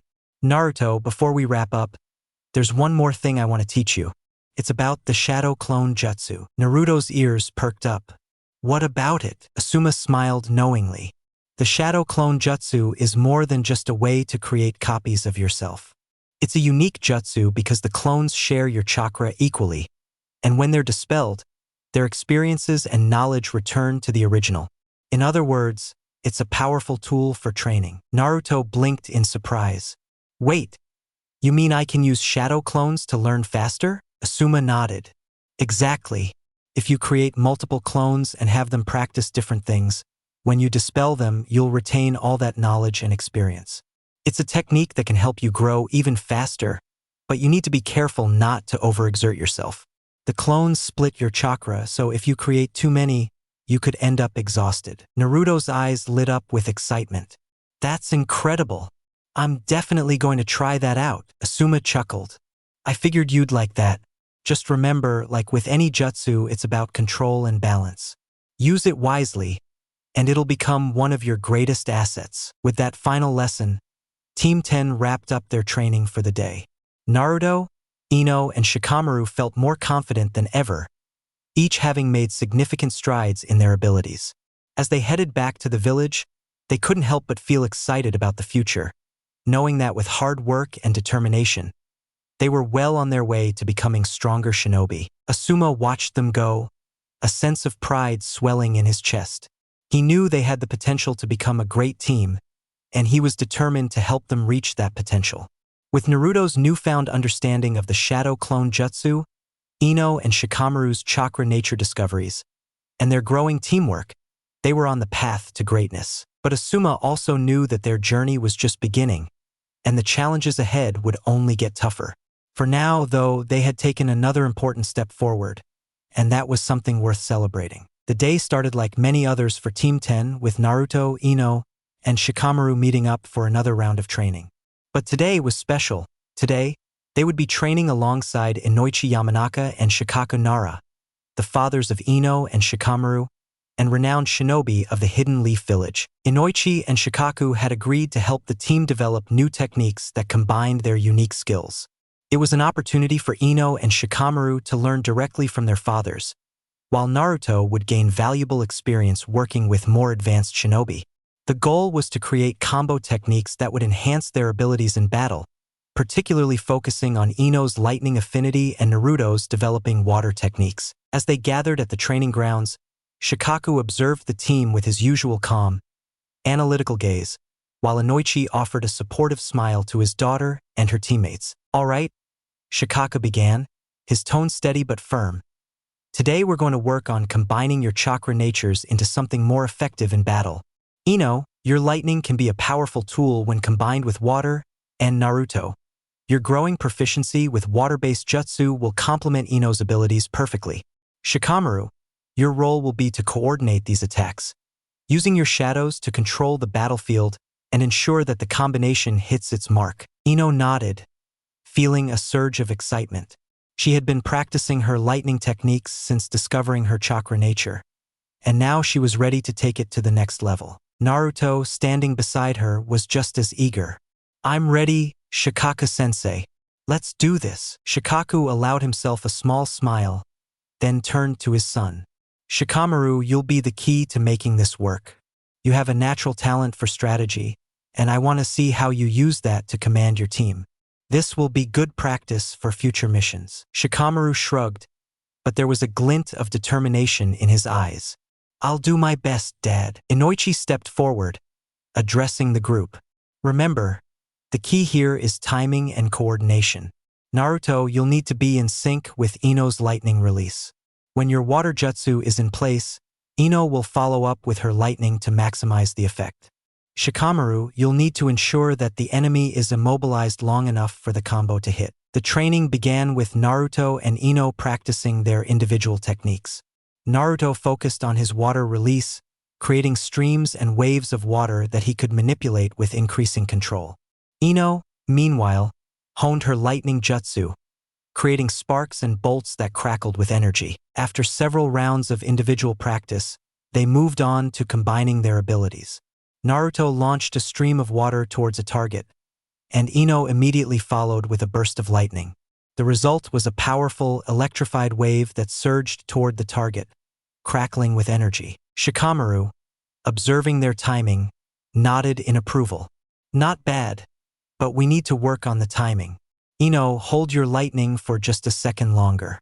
Naruto, try to create a wider spread with your water jutsu to cover more area." With each attempt, they improved, the combo becoming more seamless and powerful. Shikamaru used his shadow possession to control the target, ensuring it couldn't escape the combined attack. Under Shikaku's and Inoichi's guidance, the team's coordination grew tighter, their confidence in each other's abilities strengthening with every successful strike. After several hours of intense training, Shikaku called for a break. He walked over to his son, placing a hand on his shoulder. "You did well, Shikamaru. Your ability to coordinate and command is impressive. You're on your way to becoming a great leader." Shikamaru looked up at his father, a rare look of pride in his eyes. "Thanks, Dad.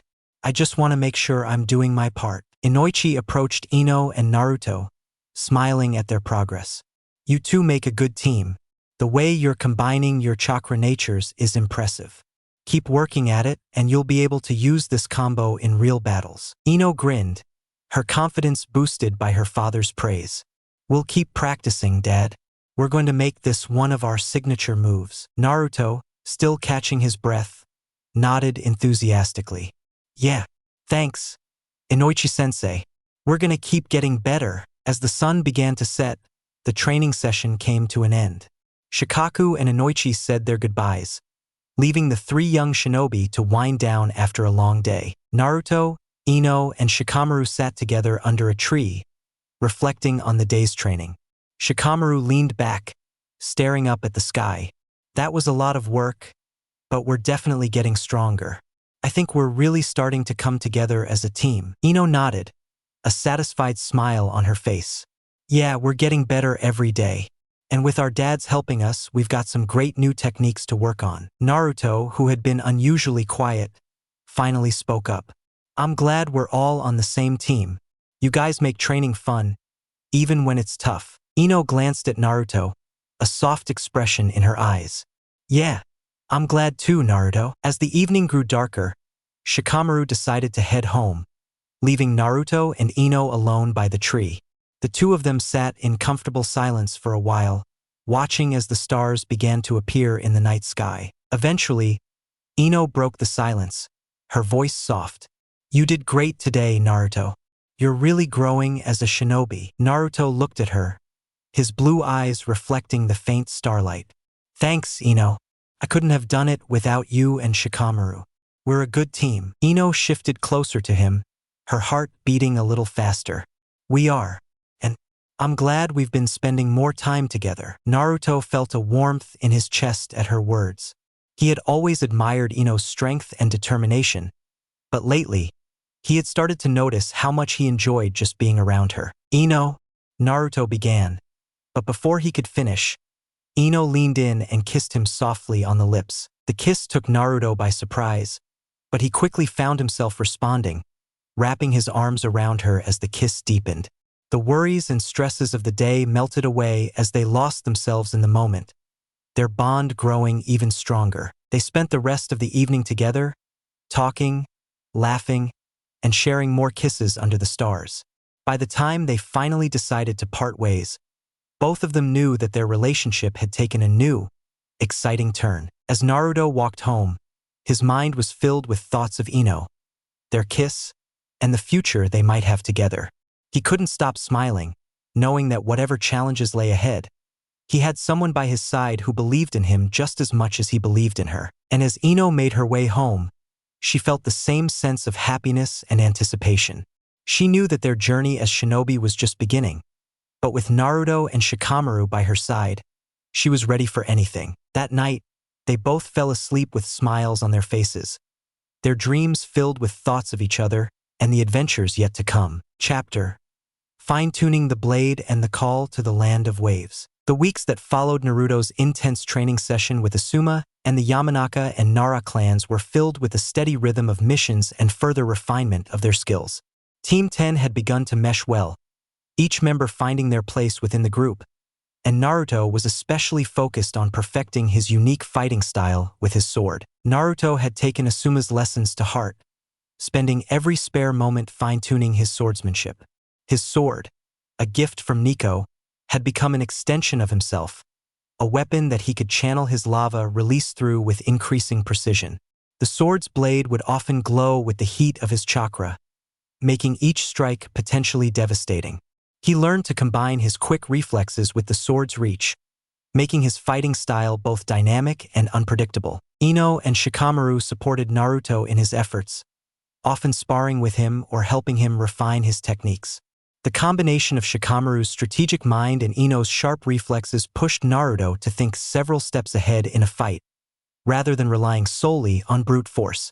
Together, they made a formidable team. During the month, Team 10 completed a series of D-rank and C-rank missions. They ranged from simple tasks like weeding fields and retrieving lost pets to more challenging ones like escorting merchants through the forest or dealing with bandits harassing villagers. Each mission was a lesson in teamwork and strategy, with Naruto, Ino, and Shikamaru learning to rely on each other's strengths while covering for each other's weaknesses. Naruto's progress was particularly noticeable. He had not only improved his swordsmanship, but had also grown more adept at using his lava release in combat. He could now seamlessly switch between using his sword and deploying small bursts of lava to control the battlefield. Asuma continued to guide him, teaching him how to stay calm under pressure and make the most of his unique abilities. Ino, too, had grown more confident with her lightning techniques, and Shikamaru's earth-style jutsu was becoming more versatile. Their synergy as a team was reaching new heights, making them a force to be reckoned with. One late afternoon, after returning from a mission, Team 10 was summoned to the Hokage's office. Hiruzen Sarutobi had a serious look on his face as he addressed the team, a sign that something important was afoot. Asuma, Naruto, Ino, Shikamaru, the Hokage began. "I have a special mission for you. Team 7, led by Kakashi, has been sent on a mission to the Land of Waves. However, the situation has become more complicated than initially expected, and they have requested backup." Naruto's ears perked up at the mention of Kakashi and Sasuke. His mind raced with thoughts of what could have gone wrong. "What's happening in the Land of Waves, Gigi?" Hiruzen's expression remained grave. Team 7 was originally assigned to escort a bridge builder, Tsunade, back to his homeland and protect him while he completes a bridge that is crucial to the economic survival of his village. However, they've encountered enemies far stronger than anticipated missing Nin, including Zabuza Momochi, a former member of the 7 Ninja Swordsmen of the Mist. Naruto's eyes widened. He had heard of the 7 Ninja Swordsmen of the Mist, elite shinobi known for their deadly swordsmanship. If Kakashi and his team were facing one of them, then they were in serious danger. Asuma, Hiruzen continued, turning to the Jonin. I'm assigning your team to assist Kakashi. You'll need to be prepared for anything. The situation is delicate, and we cannot afford to lose that bridge. But more importantly, we cannot afford to lose our shinobi. Asuma nodded, understanding the gravity of the mission. We'll leave immediately, Hokage-sama. Hiruzen then looked at each member of Team 10, his gaze lingering on Naruto. This will be a true test of your abilities. Remember what you've learned and trust in each other. Your success and safety depend on it. Naruto, Ino, and Shikamaru all nodded, their expressions serious. They knew this was no ordinary mission, and they were ready to prove themselves. Without wasting any time, Team 10 gathered their gear and set out for the Land of Waves. The journey was tense, the weight of the mission heavy on their shoulders. Naruto felt a mixture of excitement and anxiety. This was his first real mission where lives were on the line, and he was determined to be there for his friends in Team 7, especially Sasuke. As they traveled, Asuma took the opportunity to brief them on the potential dangers. Zabuza is no ordinary opponent. He's a master of the silent killing technique, and his sword, Kubikirabocho, is as dangerous as they come. But remember, you're not alone in this. Kakashi is one of the strongest jonin in the village, and with your help, we can turn the tide. Shikamaru was already deep in thought, considering the possible strategies they could use. If Zabuza is their main threat, we'll need to counter his stealth and use our numbers to our advantage. We can't let him isolate us. Ino nodded, her mind also racing with ideas. And if he's using water-based jutsu, we'll need to be careful. My lightning techniques could come in handy, but we'll need to coordinate perfectly. Naruto, clutching the hilt of his sword, was silent for a moment before speaking up. Whatever happens, we'll protect each other and make sure everyone gets back safely. I won't let anything happen to Sasuke or the others. Asuma smiled slightly at Naruto's resolve. That's the spirit, Naruto. Just remember to stay focused and work as a team. When they finally reached the Land of Waves, the atmosphere was thick with tension. The village was a stark contrast to the bustling Hidden Leaf. Quiet, almost desolate, with the unfinished bridge looming in the distance like a lifeline waiting to be completed. As they approached the location where Team 7 was last reported, Naruto's senses were on high alert. He could feel the presence of danger in the air, the kind that only came when powerful shinobi were involved. They found Kakashi and the rest of Team 7 near a makeshift camp by the bridge. Kakashi was sitting on a log, his usual lazy demeanor replaced by a sharp, focused expression. Sasuke, Hinata, and Kiba were nearby, each looking worn from their recent battles but still ready for action. Kakashi, Asuma called out as they approached. Kakashi looked up, his visible eye narrowing slightly in surprise before relaxing. Asuma, good to see you. I didn't think they'd send backup. Asuma nodded, glancing at the members of Team 7. The Hokage thought it would be wise, given the circumstances. How's the situation? Kakashi sighed, rubbing the back of his neck. Zabuza is tough, and he's got a partner, a young boy with a talent for manipulating water. We've managed to hold them off, but it's clear they're not going to give up easily. Naruto stepped forward, determination in his eyes. We're here to help, Kakashi-sensei. Just tell us what we need to do. Kakashi looked at Naruto, then at the rest of Team 10. He nodded, a slight smile on his face asterisk. All right, let's work together and end this. The safety of this village, and all of our lives, depends on it. With Team 10 now on the scene, the battle for the Land of Waves was about to enter its final, decisive phase.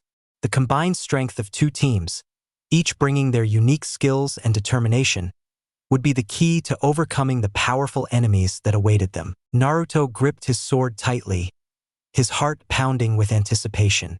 This was the moment he had been training for, a real battle where his skills would be tested, not just for himself, but for his friends and for the people of the Land of Waves. As the sun began to set, casting long shadows over the land, Team 7 and Team 10 prepared themselves for the fight of their lives. As the combined forces of Team 7 and Team 10 prepared for the upcoming battle in the Land of Waves, Naruto couldn't help but glance at Sasuke, who was standing a short distance away, deep in thought. The tension between them had always been present, but today, Naruto noticed something different in Sasuke's demeanor, something that hinted at a recent experience that had left a mark on him. Seeing this, Naruto's thoughts drifted to what Team 7 must have gone through to reach this point. As the teams readied themselves, the story of Team 7's journey to the Land of Waves began to unfold in a series of flashbacks. It all started with what seemed like a routine mission. Team 7 had been tasked with escorting Tsunade, a bridge builder, back to his home in the Land of Waves. The mission was classified as a C rank, a standard assignment for new genin. However, from the very beginning, Kakashi had an uneasy feeling about it. As they set off, the team completed a series of smaller missions along the way. These missions were designed to build their teamwork and prepare them for the road ahead. They dealt with bandits, navigated treacherous terrain, and protected Tsunade from various threats. Kakashi had used these opportunities to observe his team closely, pushing them just enough to improve their skills without putting them in unnecessary danger. During one mission, Sasuke had shown remarkable progress. He had been practicing intensely, motivated by his rivalry with Naruto and his desire to prove himself. His taijutsu was sharper, his ninjutsu more refined, and his Sharingan was developing steadily. However, this newfound strength had also brought a growing confidence, perhaps too much confidence. The real challenge began when they crossed into the Land of Waves and encountered Zabuza Momochi, the demon of the hidden mist.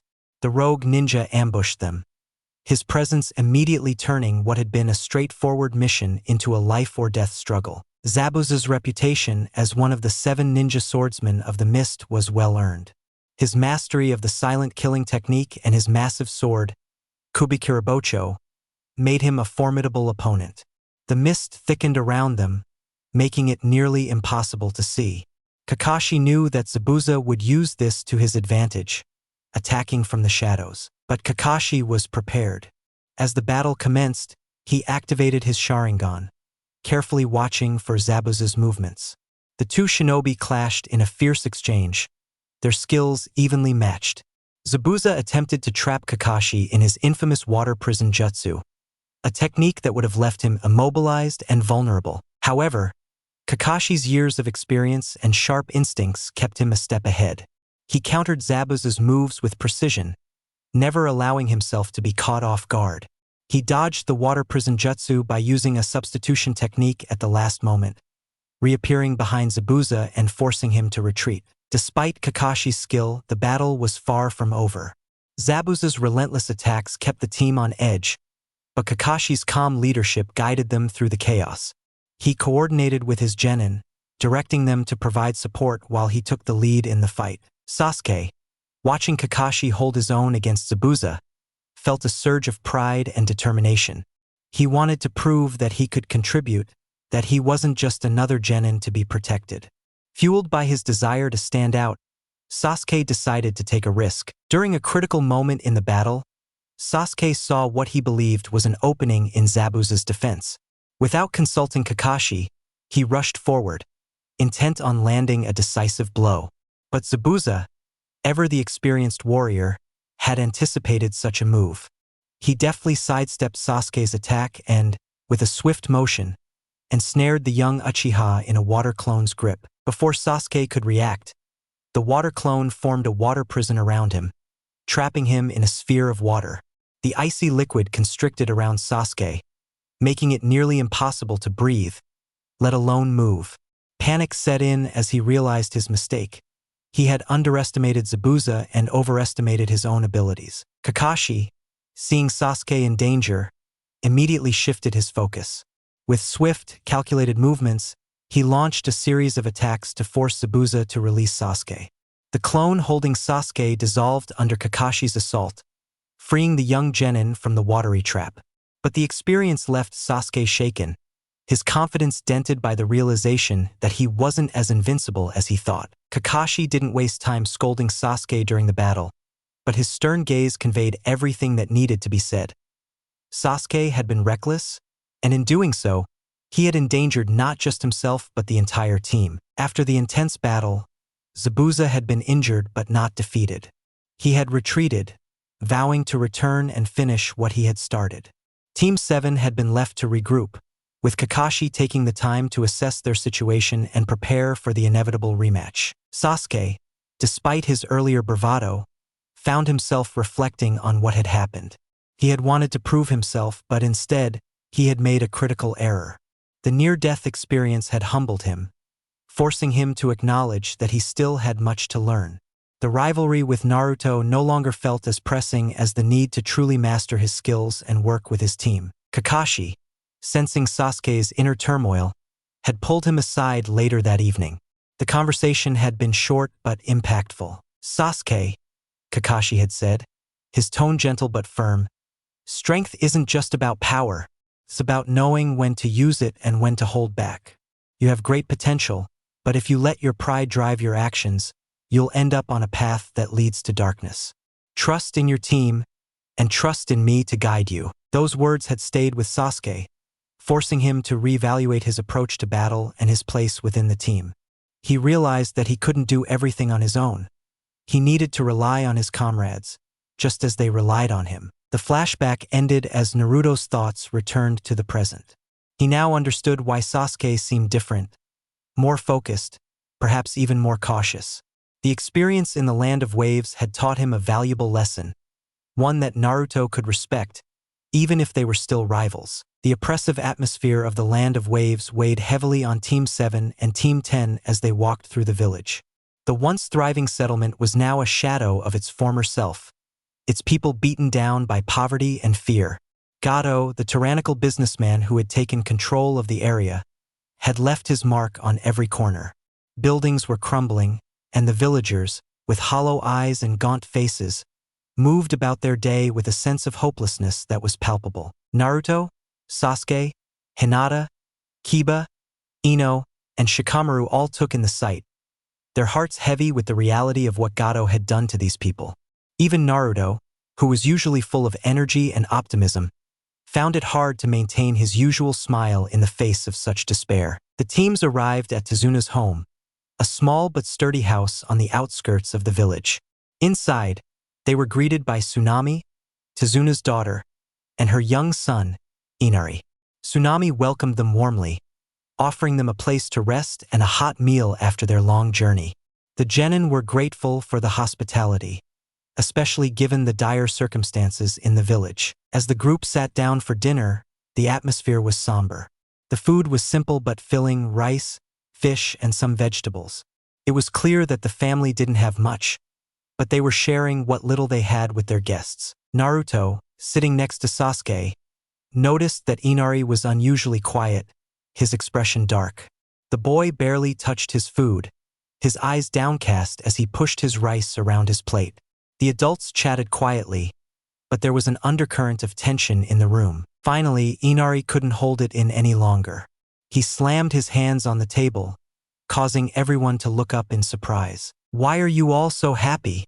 Inari shouted, his voice cracking with anger. "You don't know what it's like here.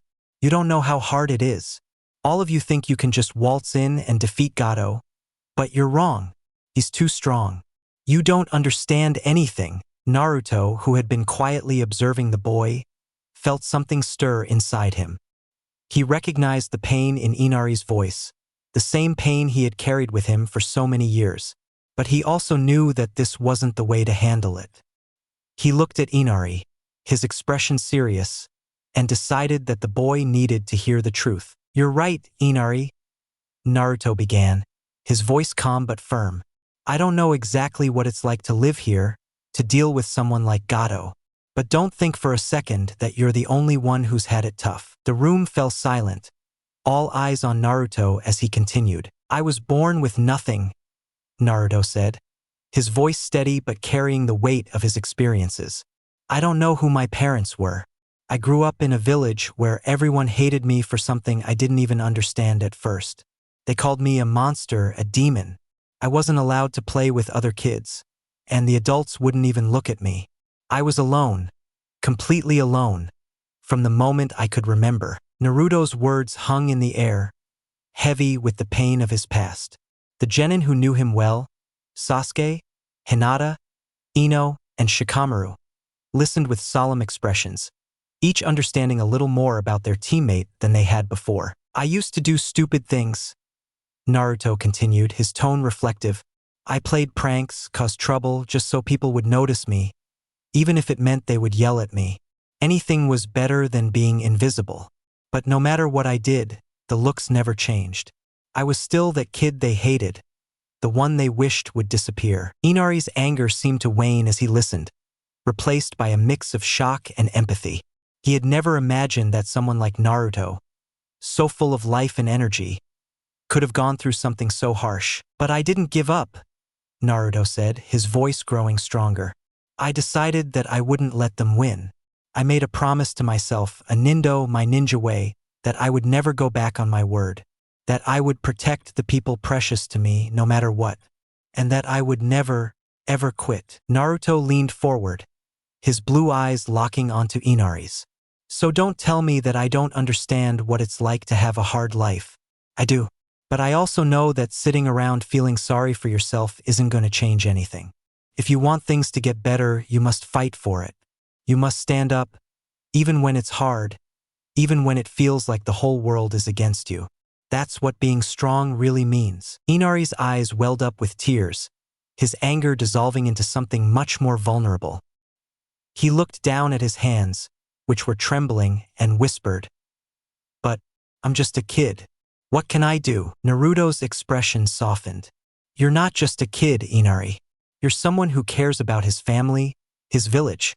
That's where real strength comes from, caring about something enough to fight for it. You don't have to do it alone. We're here to help, and together, we can make a difference. The room was quiet, the weight of Naruto's words sinking in. Inari wiped his eyes, looking up at Naruto with a new sense of understanding. He wasn't alone in his struggle, and maybe, just maybe, there was hope after all. Later that night, after dinner had ended and everyone had gone to bed, Naruto found himself unable to sleep. The conversation with Inari had stirred something inside him, a mix of old wounds and newfound determination.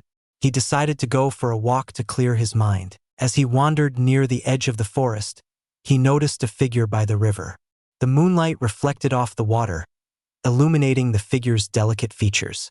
It was a young man, no older than Naruto, with long black hair tied back and wearing a simple yukata. Naruto approached cautiously, sensing no hostility. The young man turned and smiled at Naruto. You're out late. Naruto nodded, unsure of what to make of the stranger. Yeah, I couldn't sleep. The young man chuckled softly. I know the feeling. Sometimes, the weight of what we have to do can keep us awake. Naruto felt an inexplicable connection to the stranger, as if they understood each other on some level. What's your name? Haku, the young man replied, still smiling gently. And yours? Naruto. Naruto Uzumaki. Haku seemed to contemplate something for a moment, then spoke again. Naruto, do you have someone precious to you? Someone you would do anything to protect? Naruto thought of Iruka, the first person to ever acknowledge him. He thought of Sasuke, his rival and teammate. He thought of Kakashi, who had guided him, and of Ino, Shikamaru, and Hinata, his friends. He thought of the village he had promised to protect, and the dream he had of becoming Hokage, so that no one would ever feel as alone as he had. Yeah, Naruto said, his voice filled with conviction. I do. And I'd do anything to protect them. Haku's smile became tinged with sadness. Then you're strong, Naruto. True strength comes from protecting those who are precious to you. It gives you a reason to fight, even when things seem impossible. Naruto nodded, feeling a sense of camaraderie with Haku. But before he could ask more, Haku looked up at the sky and sighed. I must go. But I hope you find the strength to protect what's important to you, Naruto. With that, Haku disappeared into the night, leaving Naruto standing by the river, deep in thought. The encounter had been brief, but it had left a lasting impression on him. Haku's words resonated with Naruto, reinforcing his own resolve. As Naruto made his way back to Tsunade's house, he clenched his fists, his determination solidifying into something unbreakable. No matter what happened, he would protect the people he cared about. He would never go back on his word, and he would never give up. This was his ninja way. Chapter: The Final Battle for the Land of Waves. The dawn of the final day in the Land of Waves broke with an eerie stillness. The oppressive atmosphere that had lingered over the village was almost tangible, as if the air itself was holding its breath in anticipation of the coming conflict. The incomplete bridge loomed in the distance, a symbol of hope for the villagers, but also the stage for the final showdown. As Team 10 and the remaining members of Team 7 prepared to head to the bridge for what they knew would be a decisive battle, a sudden commotion erupted near Tsunade's house. Naruto, with his heightened senses and instincts sharpened by the intense training and experiences of the past few weeks, was the first to react. Without a second thought, he darted toward the source of the noise, leaving Asuma and the others to follow. When Naruto arrived at Tsunade's home, he saw Tsunade being cornered by a group of bandits, likely hired by Gato to ensure that no one would be left to stop him. The bandits, grinning maliciously, were closing in on Tsunade, who was shielding Inari behind her. Fear flashed in their eyes, but there was also a fierce determination in Tsunade's stance. She would protect her son no matter what. Naruto's anger flared. These scum were preying on the defenseless, trying to break the spirit of the villagers who had already suffered so much. He wouldn't allow it. "Hey!" Naruto shouted, drawing the attention of the bandits. "You picked the wrong day to mess with us." The bandits turned to face Naruto, but before they could react, he was already in motion. Naruto drew his sword, the blade glowing with the heat of his lava release. In a blur of speed, he closed the distance between himself and the bandits, cutting through their ranks with precision and power. The sword, infused with lava, left a trail of molten rock in its wake, disarming the bandits and forcing them to retreat in panic. The leader of the bandits, a large man with a scar across his face, tried to rally his men, but Naruto wasn't going to give him the chance. He unleashed a wave of lava from his sword, the searing heat forcing the bandits back. With a final, decisive strike, Naruto disarmed the leader and knocked him out cold. The remaining bandits, seeing their leader defeated, fled in terror, leaving Tsunade and Inari unharmed. Naruto sheathed his sword and turned to Tsunade, who was holding Inari close, tears of relief in her eyes. "Thank you, Naruto," Tsunade whispered, her voice shaky but sincere. Naruto nodded, offering her a reassuring smile. "Stay here and stay safe.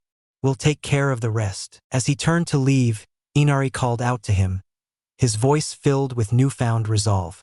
"Naruto, be careful. And thank you." Naruto gave the boy a thumbs up. "Don't worry, Inari.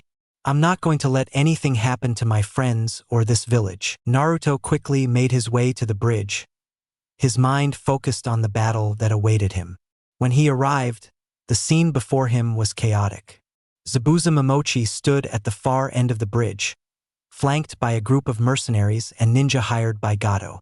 The unfinished bridge stretched between them, a battlefield waiting to be claimed. But what caught Naruto's attention immediately was the sight of Sasuke and Hinata trapped within a dome of mirrors, Haku's demonic ice mirrors jutsu. The reflective surfaces gleamed with a cold, deadly light, and within the dome, Sasuke and Hinata were fighting for their lives. Haku, moving with inhuman speed between the mirrors, was launching a relentless assault of Senbon needles at the two genin. Naruto's heart raced.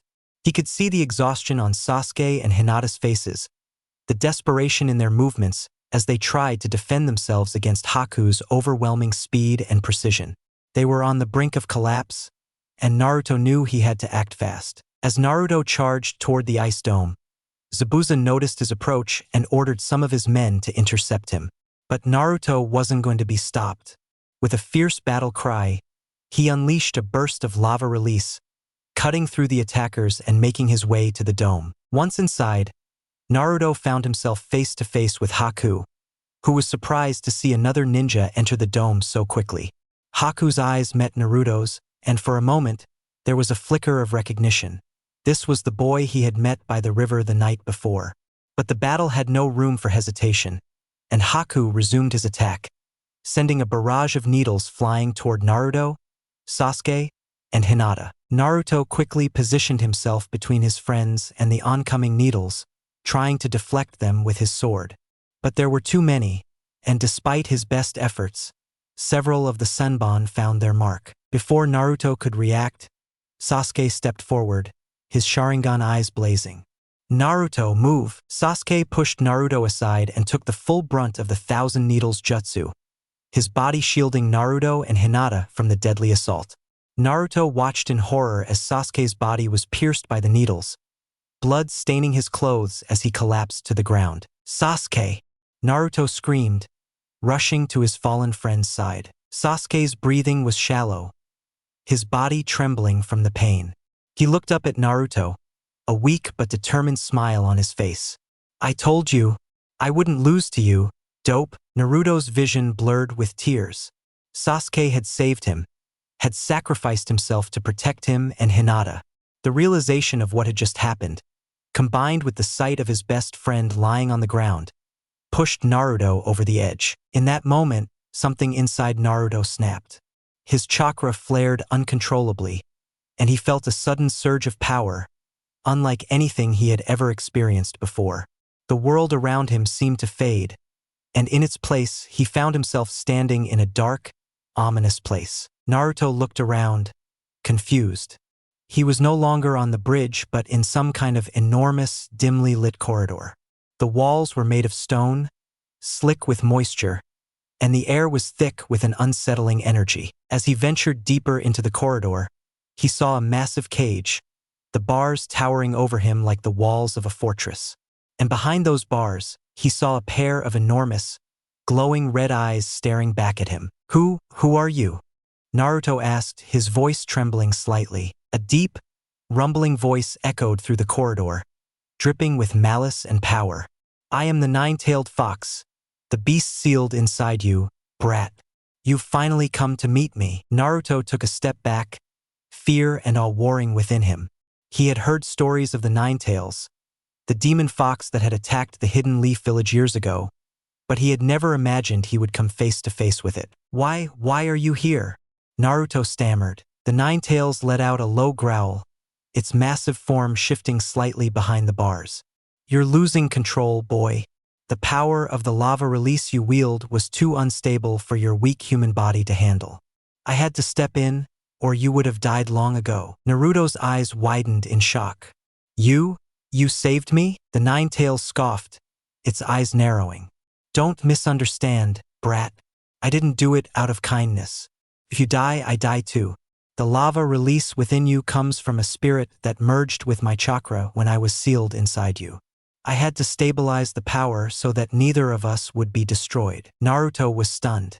He had never known about the connection between his lava release and the Nine-Tails.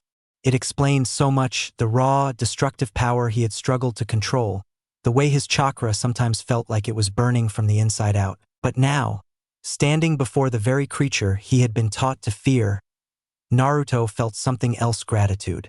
The Nine-Tails had kept him alive, had ensured that he could continue fighting, even if its reasons were selfish. Naruto took a deep breath, steadying himself. Thank you for helping me. The Nine-Tails blinked, clearly not expecting such a response. You're an odd one, brat. Most would be cowering in fear, but you're thanking me. Naruto nodded, his resolve hardening. Yeah, I may not like the fact that you're inside me, but I won't deny that you've helped me. I'm going to keep fighting, and I'm going to protect my friends. I don't care how much power it takes. I won't let them down. The Nine-Tails observed Naruto for a long moment, then let out a low, rumbling chuckle. You've got guts, I'll give you that. Very well, boy. Use my power, but remember, it comes with a price. The more you rely on me, the closer you'll come to losing yourself. Naruto nodded again, his mind made up. I'll take that risk. I'll do whatever it takes to protect my precious people. Naruto felt a surge of fiery chakra flood his body, overwhelming his senses with its raw intensity. The searing energy pulsed through him, making his heart race and his muscles tense with newfound strength. As he stood there, still within the dark corridor of his mind, facing the massive, caged form of the Ninetales, he understood that this power came with a heavy price. But Naruto didn't flinch. He had made his decision. He would use whatever strength was necessary to protect those he cared about. With a deep breath, Naruto clenched his fists, his resolve unshakable. "I won't let you down," he whispered to himself, before the dark corridor faded away, and he found himself back on the bridge. Back in the real world, Naruto's body began to radiate with the intense chakra of the Ninetales. The air around him crackled with energy, and his eyes, usually bright blue, turned a feral red. A red aura, tinged with orange flames, began to envelop him, distorting the space around him with sheer power. Haku, still within the dome of mirrors, paused for a moment, sensing the change in Naruto's chakra. This was not the same boy he had been fighting moments before. This was something far more dangerous. Naruto's eyes locked onto Haku, his expression fierce. "I'm not going to let you hurt my friends," he growled, his voice carrying a deeper, more primal tone. With a roar, Naruto surged forward, his speed and strength amplified by the Ninetales chakra. He crashed into the ice mirrors, shattering one of them with a single punch. The force of his attack sent shockwaves through the dome, causing cracks to spiderweb across the remaining mirrors. Haku, realizing the severity of the situation, moved quickly to try and counter Naruto's assault. But Naruto was relentless, moving with a speed and ferocity that Haku struggled to keep up with. Each of Naruto's strikes carried the weight of his determination and the raw power of the Ninetales, and one by one, the mirrors began to break. Sasuke, still weakened from his injuries, watched in awe as Naruto tore through the dome. He had seen Naruto's strength before, but this was something else entirely. Something that transcended anything he had ever imagined. Is this the power of the Ninetales? Sasuke thought, his mind racing as he tried to comprehend what he was witnessing. Hinata, who had been struggling to keep up with Haku's attacks, felt a surge of hope as she saw Naruto break through the ice mirrors. Her Byakugan activated. She could see the swirling chakra around Naruto, and while it was intense and frightening, it was also a beacon of hope. "Naruto, you're amazing," Hinata whispered, her heart swelling with admiration. Haku, now fully aware that his technique was failing, made one last desperate attempt to finish the fight. He gathered all his remaining chakra and launched a barrage of Senbon needles at Naruto, hoping to bring him down before the dome collapsed completely. But Naruto wasn't backing down. With a powerful roar, he unleashed a wave of chakra that deflected the needles, sending them scattering in all directions. The remaining ice mirrors shattered under the pressure, and with a final, devastating strike, Naruto broke through the last of Haku's defenses. Haku, realizing that he had lost, fell to his knees, his strength depleted. Naruto stood over him, his red eyes blazing, his breath coming in heavy, ragged gasps. For a moment, the two stared at each other, and in that moment, Haku understood that he had been defeated, not by brute force, but by Naruto's unyielding will. But even as Naruto stood victorious, he felt a deep sadness. Haku wasn't just an enemy. He was someone who had fought for his own precious person, just as Naruto was fighting for his friends. The realization of their shared struggle tempered Naruto's anger, and the red aura around him began to fade as he regained control of himself. "Haku," Naruto said, his voice softer now, "I don't want to kill you. I can see that you were just trying to protect someone important to you. But this has to stop. If we keep fighting like this, we'll just keep hurting each other." Haku looked up at Naruto, his expression filled with sorrow. I have no other purpose. Without Zabuza, I am nothing." Naruto shook his head, his eyes filled with empathy. "That's not true. You're more than just a tool for someone else. You're strong, and you've got your own path to walk. You can choose to live for yourself." Before Haku could respond, a loud, ominous laugh echoed across the bridge. Naruto turned to see Zabuza, now fully engaged with Kakashi, battling fiercely at the other end of the bridge. But the source of the laugh wasn't Zabuza, it was Gato, who had arrived with a small army of mercenaries. Well, Gato sneered, stepping forward with a smug grin. Looks like the demon of the mist isn't so tough after all. Maybe I don't need you after all, Zabuza. Kakashi, sensing the shift in the situation, glanced over at Zabuza, who had momentarily paused in their fight. Zabuza's eyes narrowed as he realized that Gato was about to betray him. Gato, you bastard! Zabuza growled, his grip tightening on his sword. Gato merely shrugged, his grin widening. You were useful, Zabuza, but I think I'll just take care of the rest myself. After all, why pay you when I can just kill you? Realizing that they were all in danger, Naruto, Kakashi, Sasuke, and the others quickly regrouped. They were outnumbered, and many of them were already exhausted from the battle with Zabuza and Haku. But there was no time to rest. The mercenaries were closing in, and Gato was determined to finish what he had started. Zabuza, despite his injuries, slowly stood up, his eyes blazing with fury. He looked at Kakashi and then at Naruto, who was still standing protectively in front of Haku. For a moment, the three shinobi shared a silent understanding. Gato was the true enemy, and if they didn't stop him, everything they had fought for would be lost. With a determined nod, Zabuza turned to face Gato and his men. Haku, forgive me, Zabuza muttered, his voice low and filled with regret. Haku, still weakened, looked up at Zabuza with tears in his eyes. Zabuza, but Zabuza didn't let him finish.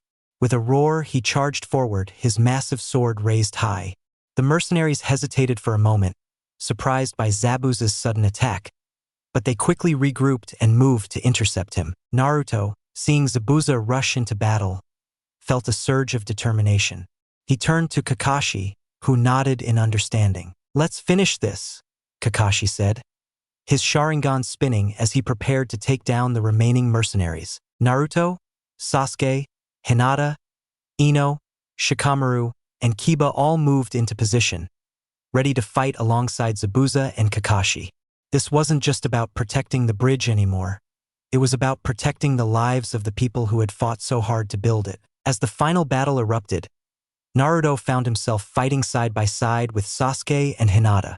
The three of them worked in perfect sync, their combined efforts overwhelming the mercenaries who dared to stand in their way. In the midst of the chaos, Naruto saw Zabuza finally reach Gato. With a single, powerful strike, Zabuza cut through Gato's defenses, his sword cleaving the corrupt businessman in two. The remaining mercenaries, seeing their leader fall, quickly turned tail and fled, their morale shattered. With the battle finally over, the bridge was silent, save for the heavy breathing of the exhausted shinobi. Zabuza, his strength finally spent, fell to his knees beside Gato's lifeless body. Haku, despite his injuries, crawled over to Zabuza, tears streaming down his face. Zabuza, you did it. Zabuza looked down at Haku, his eyes softening. Haku, I'm sorry. I used you, but you were always important to me. Haku smiled weakly, his heart full of pain but also relief. Thank you. Zabuza, Kakashi, Naruto, and the others watched in silence as the two shinobi shared their final moments together. It was a bittersweet ending to a battle that had cost them all dearly, but it was also a reminder of the bonds that could be forged even in the darkest of times. As the sun began to set, casting long shadows across the bridge, Naruto felt a sense of closure. The battle was over, but the lessons he had learned would stay with him forever. He had faced his own inner demons, met the Nine Tails, and learned the true meaning of strength. And in doing so, he had not only saved his friends but also found a new sense of purpose. Chapter: The Final Stand and New Beginnings. Naruto looked out at the horizon, his heart filled with resolve. He had made a promise to protect his precious people, and he would keep that promise no matter what. This was his ninja way, and he would never go back on his word. As the last rays of the setting sunbathed the bridge in a warm, golden light, the surviving members of Team 7, Team 10, and their allies stood together, taking in the aftermath of the battle. The once chaotic scene was now eerily quiet. The bodies of the defeated mercenaries scattered across the bridge. Zabuza, with his final act of vengeance, had fallen beside Gato, while Haku lay peacefully beside him, having finally found some semblance of peace in his final moments. Kakashi stepped forward, his eyes filled with a mixture of respect and sorrow as he looked down at Zabuza and Haku. "Even in the end, you fought for what you believed in," Kakashi said quietly, acknowledging the complexity of their opponents. He then turned to Naruto, Sasuke, and Hinata, who had fought so bravely alongside him. "You all did well today. You've proven that you're true shinobi of the hidden leaf." Naruto, still processing everything that had happened, nodded slowly. The weight of the battle was heavy on his shoulders, but he also felt a deep sense of pride. They had fought as a team, as friends, and they had overcome incredible odds. Sasuke, despite his injuries, managed a faint smirk. "Humph, we couldn't have done it without you, Kakashi-sensei." Hinata, who had supported her teammates with quiet determination throughout the battle, smiled shyly. "It was thanks to everyone working together." Ino, Shikamaru, and Kiba joined them, each of them showing signs of the intense fight they had just survived. Asuma approached, placing a reassuring hand on Naruto's shoulder. "You did great, Naruto. You've grown a lot." Naruto looked up at Asuma, then at his friends. Despite the exhaustion, there was a light in his eyes that hadn't been there before. A light born from the realization that he wasn't alone, that he had friends who would stand by him, no matter what. "We all did," Naruto said, his voice firm. "And I'm not going to stop. I'll keep getting stronger. For all of you." With Gato defeated and his mercenaries scattered, the villagers of the Land of Waves could finally breathe a sigh of relief. The threat that had loomed over them for so long was gone, and with the help of their newfound allies, they could begin to rebuild their lives. The next few days were filled with a mix of hard work and celebration.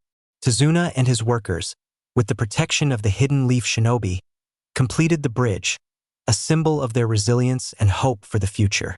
The villagers, inspired by the bravery of the ninja, pitched in wherever they could, determined to see the project through to the end. Naruto, Sasuke, and the others spent their days helping where they could, while also recovering from their injuries. There was a sense of camaraderie among them, a bond forged in the heat of battle that would only grow stronger with time. On the final day, as the last plank was laid, and the bridge was officially completed, Tsunade called everyone together for a small ceremony. The villagers gathered, their faces bright with hope and gratitude.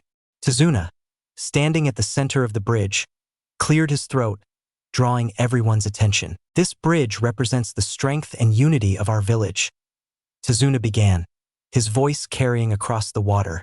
"And it wouldn't have been possible without the help of our friends from the Hidden Leaf.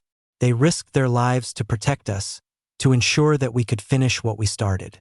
For that, we will always be grateful." The crowd murmured in agreement, their applause filled with appreciation for the ninja who had come to their aid. Tsunade smiled, then turned to Naruto, who stood at the front with his friends. "And I think it's only fitting that we name this bridge after the one who inspired us all to keep fighting, no matter the odds. From this day forward, this bridge will be known as the Great Naruto Bridge." Naruto's eyes widened in shock. "Huh? You're naming the bridge after me?" Tsunade chuckled. "That's right, kid. You've got the heart of a hero, and it's thanks to you that we found the strength to stand up to Gato. It's the least we can do." Naruto's face broke into a wide grin, his heart swelling with pride. "Thank you. I'll make sure to live up to that name." The villagers cheered, their voices filled with joy and hope for the future. For the first time in a long while, the Land of Waves felt alive again, and it was all thanks to the efforts of those who had fought so hard to protect it. As the celebration continued, Naruto found himself standing at the edge of the bridge, looking out at the ocean. The sun was beginning to set, casting a warm, golden glow over the water. He thought about everything that had happened, about the battles they had fought and the lessons they had learned. He thought about Haku and Zabuza, and how their lives had been shaped by the choices they had made. Naruto knew that he had his own path to walk, and while it wouldn't be easy, he was determined to keep moving forward, to protect his friends and the village he loved. As he stood there, Sasuke joined him, his arms crossed as he looked out at the horizon. So, the great Naruto bridge, huh? Don't let it go to your head. Naruto chuckled. I won't. But it's pretty cool, right? Sasuke smirked. Yeah, I guess it is. Hinata, Ino, Shikamaru, and Kiba soon joined them, all of them feeling the same sense of accomplishment. They had faced incredible challenges, but they had come out stronger, closer, and more determined than ever. Kakashi and Asuma approached, watching their students with pride.